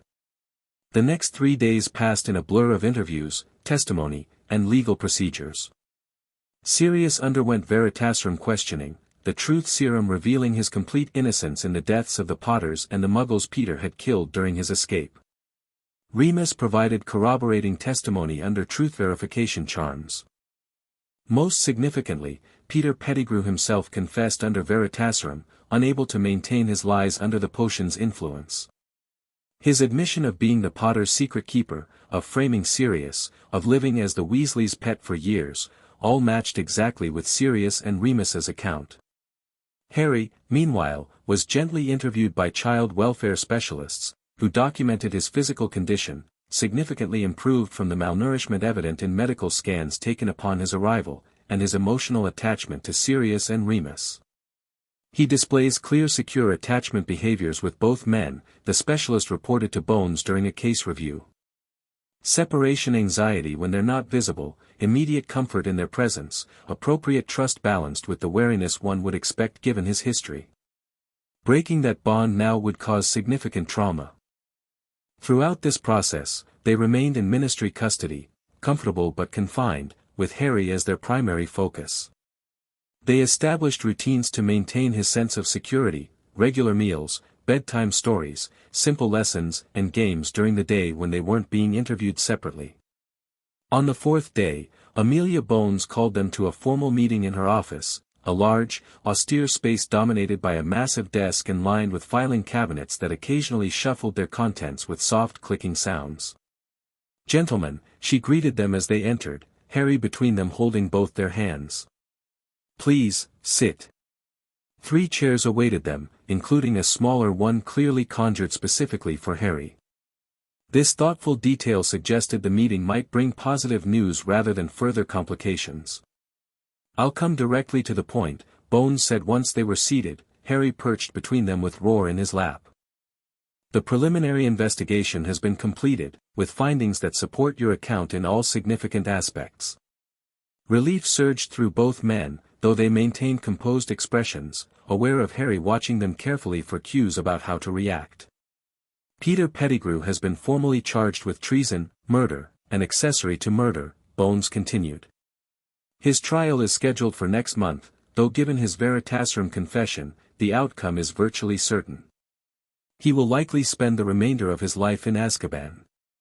She turned her attention specifically to Sirius. Mr. Black, the charges against you have been officially withdrawn. The Ministry acknowledges the grave miscarriage of justice in your case, and formal apologies will be issued. Compensation for wrongful imprisonment will be determined by a separate committee, though I've been authorized to inform you it will be substantial. Sirius nodded, momentarily too overcome to speak. After years as a hunted fugitive, after the horror of Azkaban, after being branded a traitor to his dearest friends, vindication had finally come. Furthermore, Bones continued, we have located and unsealed the Potter's will, as you suggested. Its contents confirm your account precisely. You were named Harry's guardian, with Mr. Lupin as alternate should you be unable to serve. The Dursley family was explicitly excluded from consideration.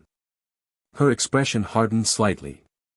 This raises serious questions about the decisions made immediately following the Potters' deaths, questions that will be addressed in a separate investigation.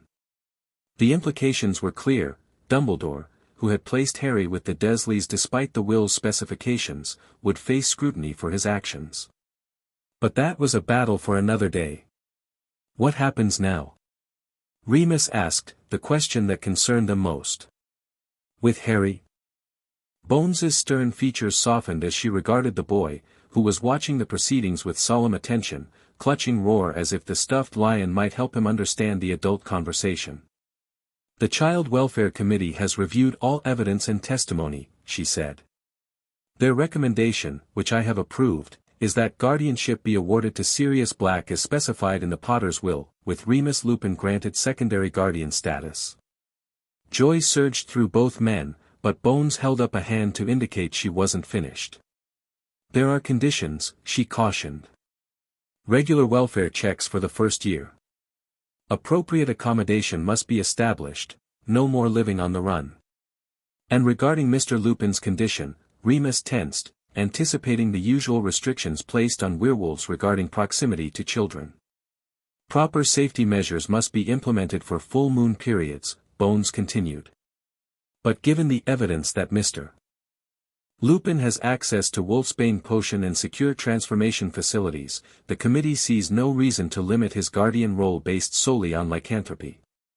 This was unprecedented, a ministry official acknowledging that with proper precautions, a werewolf could serve as a child's guardian.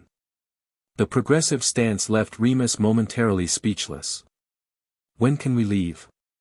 Sirius asked, the practical question foremost now that their legal status was clarified.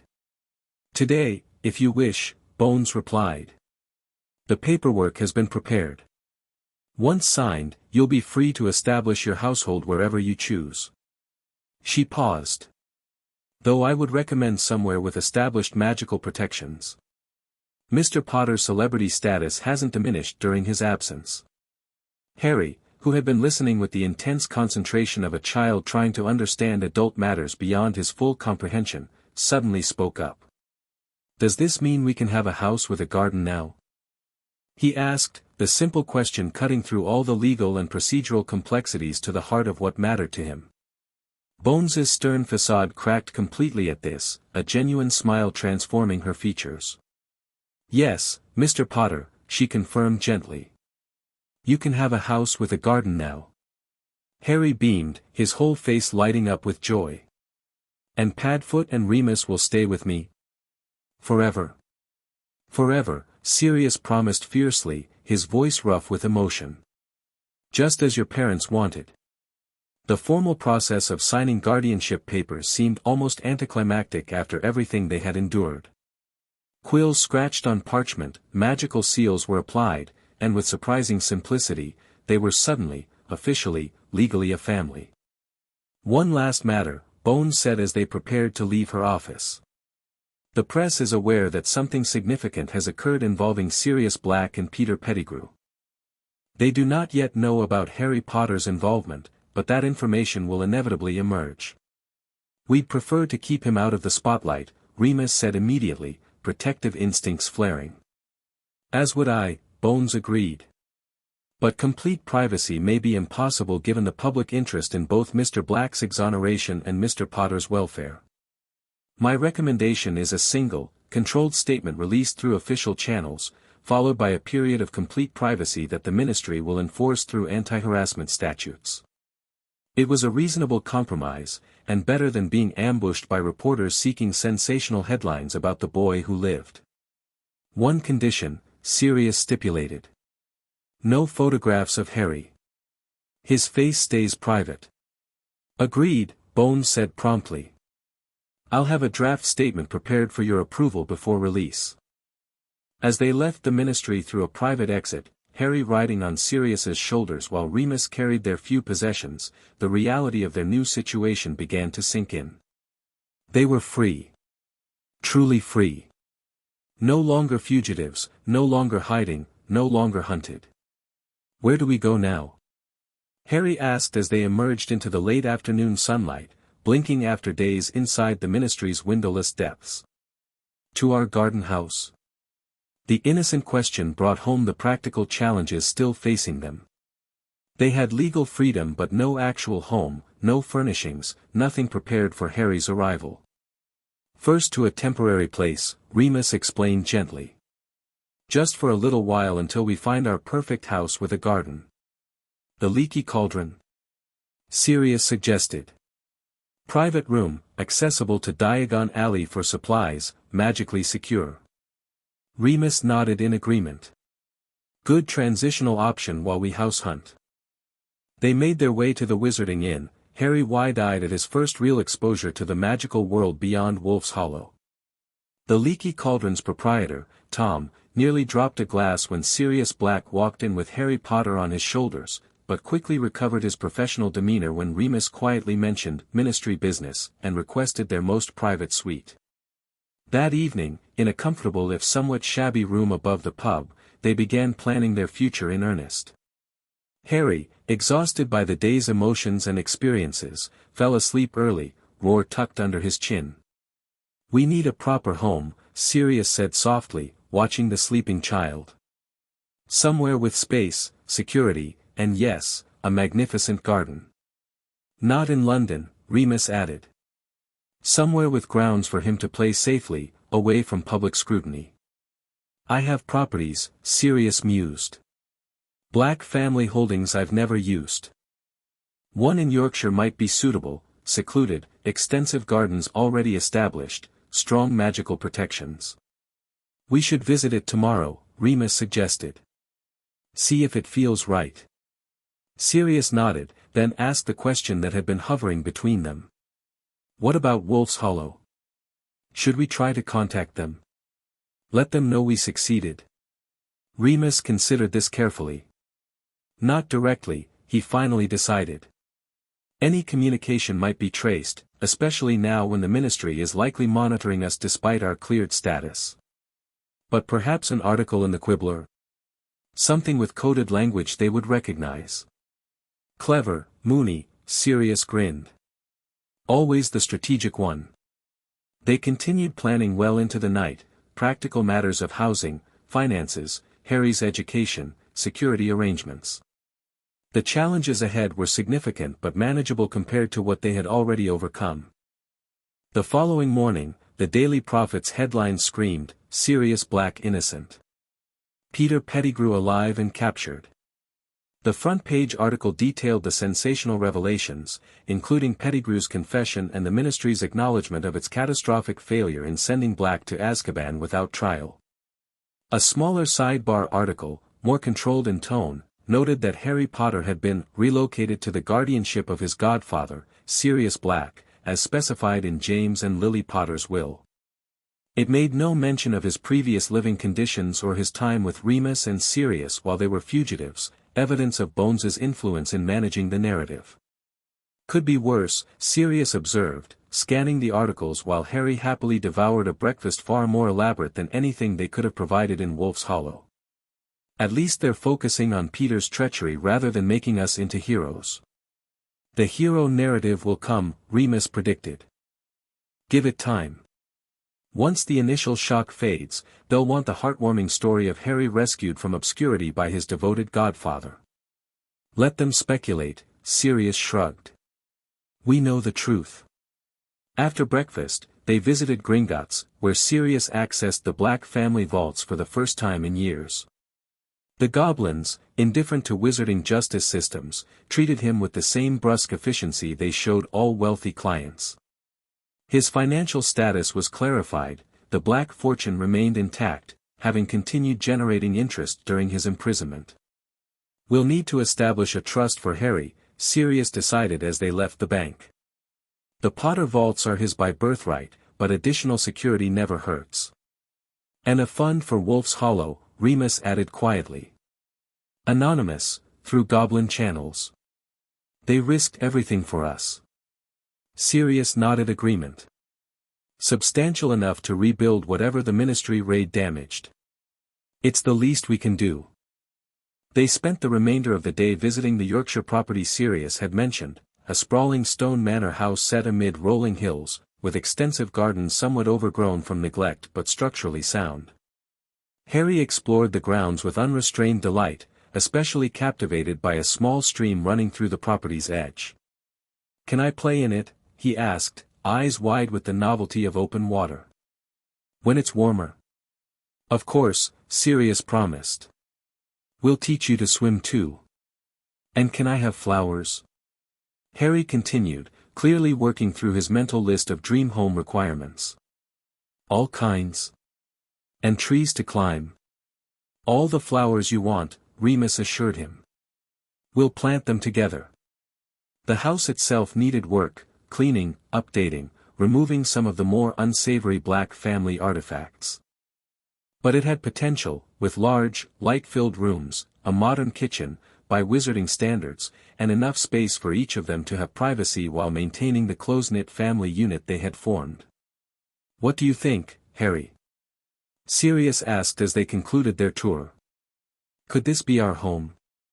Harry considered the question with his characteristic seriousness, looking around the entrance hall with its soaring ceiling and grand staircase. Then his gaze returned to the windows overlooking the gardens, and his decision was made. "Yes," he said simply. "This is where our garden should be." It was settled. By evening, they had arranged with Gringotts to have the property prepared for immediate occupancy. Cleaning crews, ward specialists, and furnishing experts would work overnight to make it habitable by the following day. Money smoothed the process considerably, a fact that neither man took for granted after months of living on the run with limited resources. Their last night at the Leaky Cauldron, Harry fell asleep between them as had become his custom, Roar clutched tightly as always. As the boy's breathing deepened into sleep, Sirius and Remus exchanged glances over his tousled head. "We did it," Sirius whispered, wonder in his voice. "Against all odds, we actually did it." "James and Lily would be proud," Remus replied softly. "Of all of us." The next morning dawned bright and clear, a perfect spring day for beginning their new life. The manor, as they had decided to call it simply, was transformed when they arrived, clean, furnished with a blend of existing Black heirlooms, the non-dangerous ones, and new purchases, the gardens partially tamed and ready for more personalized attention. Harry explored his new home with growing excitement, especially delighted with the bedroom prepared specifically for him, larger than the entire Dursleys' ground floor, with a canopied bed, bookshelves already stocked with children's titles, and magical constellations painted on the ceiling that twinkled gently at night. Like the crystal cave, he observed, connecting this new wonder to the beauty he had discovered in Wolf's Hollow. "But in my very own room." The wonder in his voice, the concept of personal space being so novel to him even after months away from the Dursleys' cupboard, reminded them how far they had come, and how far they still had to go in healing the wounds of his early childhood. Over the following weeks, they established new routines. Mornings often found them in the gardens, Harry helping plant flowers with determined concentration, learning the names and care requirements of each variety.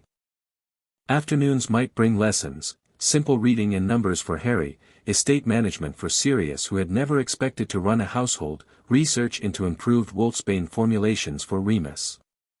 The first full moon in their new home approached with some trepidation. The manor included secure facilities in the cellar, reinforced rooms originally built for storing dangerous magical artifacts, now repurposed as a transformation space. Their contact with Wolf's Hollow's potioneer had been severed by necessity, but St. Mungo's now provided wolfsbane potion to registered werewolves who could afford it, another small reform quietly implemented in the wake of their case. "Will you still be a wolf tonight?" Harry asked the morning of the full moon, his perception as keen as ever. "In our new home?" "Yes," Remus confirmed gently. "The moon affects me the same way wherever I am. But I have my potion, and a safe place to transform, and Padfoot will keep me company." "While I sleep," Harry nodded, having internalized the routine from their time at Wolf's Hollow. "And you'll be back for breakfast." "Exactly right," Sirius assured him. "Nothing changes just because we're in a new place." That night, as moonrise approached, Sirius settled Harry into bed with extra stories and reassurances. The boy was noticeably anxious despite his brave face, the first transformation in their new home representing a test of whether promises made would truly be kept. "I'll be right here when you wake up," Sirius promised as he tucked the blankets around Harry and Roar.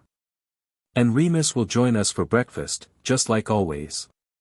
"With pancakes?" Harry negotiated, a new skill he was developing with increasing confidence. "With pancakes," Sirius agreed, dropping a kiss on the boy's forehead. "Sleep tight, pup." Downstairs, Remus waited in the reinforced cellar room, having taken his final dose of wolfsbane. Sirius joined him just before moonrise, transforming into Padfoot as Remus began the painful shift to wolf form. The transformation proceeded as expected, agonizing but controlled, Remus maintaining his human consciousness throughout. The wolf and dog spent the night in familiar companionship, a pattern established decades ago at Hogwarts and maintained now in their new home. Morning found Remus exhausted but whole, with fewer injuries than his pre-wolfsbane transformations had inflicted. True to his promise, Sirius helped him upstairs to the kitchen where pancakes were indeed prepared, with somewhat haphazard results given Sirius's limited cooking skills, but made with genuine effort. When Harry came downstairs, still in pajamas with Roar tucked under one arm, the relief on his face at seeing Remus at the table was palpable. Another promise kept, another brick in the foundation of trust they were building. "Pancakes!" he exclaimed, climbing onto his chair, a booster seat allowing him to reach the table comfortably. "You remembered." "Of course," Sirius said, feigning offense. "When have I ever forgotten an important promise involving breakfast foods?" Harry giggled, a sound that had become wonderfully common in recent weeks, and reached for the syrup with the confidence of a child who knew he was allowed to serve himself, who wasn't afraid of making messes or being punished for enjoying his food. As they ate together, sunlight streaming through the kitchen windows, birds visible in the garden beyond, Remus felt a sense of completion he had never expected to experience. Not perfect, his body ached from transformation, Sirius still had nightmares about Azkaban, Harry occasionally flinched at loud noises or asked permission for things that should have been freely his by right. But they were healing, all of them, together. 2 months after settling into the manor, as summer bloomed in full force around them, an unexpected letter arrived, delivered not by owl but by a nondescript grey bird none of them recognized. The parchment bore no external markings, but when Remus cautiously opened it, the message inside was unmistakable: "Wolf helps wolf.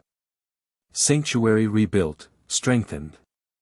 Future generations will know your names among our heroes. The young one with the lion is remembered in stories. May your garden flourish." No signature, no identifying details that could be traced, just enough for them to know that Wolf's Hollow had survived, had rebuilt and remembered them with kindness rather than resentment for the danger they had brought. "Should we reply?" Sirius asked, reading over Remus's shoulder. "No," Remus decided after careful consideration. "Better for them if the connection remains one way. But perhaps." He glanced at Harry, who was happily digging in the garden, planting marigold seeds with meticulous care. Perhaps someday, when he's older, we can tell him the full story. Help him understand the debt we owe. And ensure Wolf's Hollow has an ally in the next generation. Sirius nodded, understanding. James would approve. Lily too, Remus agreed softly. She always fought for the vulnerable, the outcasts. They watched Harry work in the garden, his small face intent with concentration, occasionally talking to the flowers as if encouraging them to grow. So different from the frightened, malnourished child they had rescued from the cupboard, now healthy, increasingly confident, learning to trust that good things wouldn't be snatched away without warning. Healing, like the garden he tended so carefully, took time. Some wounds left scars. Sirius still woke sometimes shouting from Azkaban nightmares, Remus still transformed painfully each month despite the wolfsbane, Harry still occasionally hoarded food in his room as if preparing for deprivation. But healing was happening nonetheless. Each full moon survived, each nightmare soothed, each small triumph celebrated brought them closer to wholeness. Not perfect, never perfect, but whole in the way that matters. A family forged in tragedy but sustained by love. A pack that had found its way home. Padfoot. Remus. Look. Harry called from the garden, holding up a small green shoot. My first sunflower. It's coming up already. They joined him, kneeling in the dirt to admire his achievement, this tangible symbol of growth and patience rewarded. It's going to be taller than me, Harry informed them seriously. The book says they grow really big. Just like you will, Sirius grinned, ruffling the boy's perpetually messy hair. Will I be tall like my dad? Harry asked, the question carrying none of the sadness it once had, just genuine curiosity about the father he was coming to know through their stories. Every bit as tall, Remus assured him. And every bit as kind. Harry beamed at this comparison, then returned to his gardening with renewed enthusiasm, chattering about all the flowers that would bloom throughout the summer and into fall. Sirius and Remus exchanged glances over his head, a look that encompassed all they had endured, all they had overcome, and all that still lay ahead. The path hadn't been easy, and challenges remained, Harry's eventual attendance at Hogwarts, potential political fallout from Dumbledore's actions being questioned, the wizarding world's ongoing fascination with the boy who lived. But they had found their sanctuary, not in a hidden cave or temporary shelter, but in each other.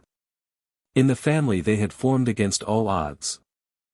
In this home with its sprawling garden where a small boy knelt in the dirt, planting seeds and dreaming of flowers. Wolf helps wolf. Family protects family. Love sustains when all else fails. These simple truths had guided them through the darkest times and would light their way forward. Together. Always together. In the garden, Harry's sunflower reached toward the sky, the first of many to bloom in the years ahead. The end. Thank you for watching this video. Please be sure to subscribe to our channel and like this video.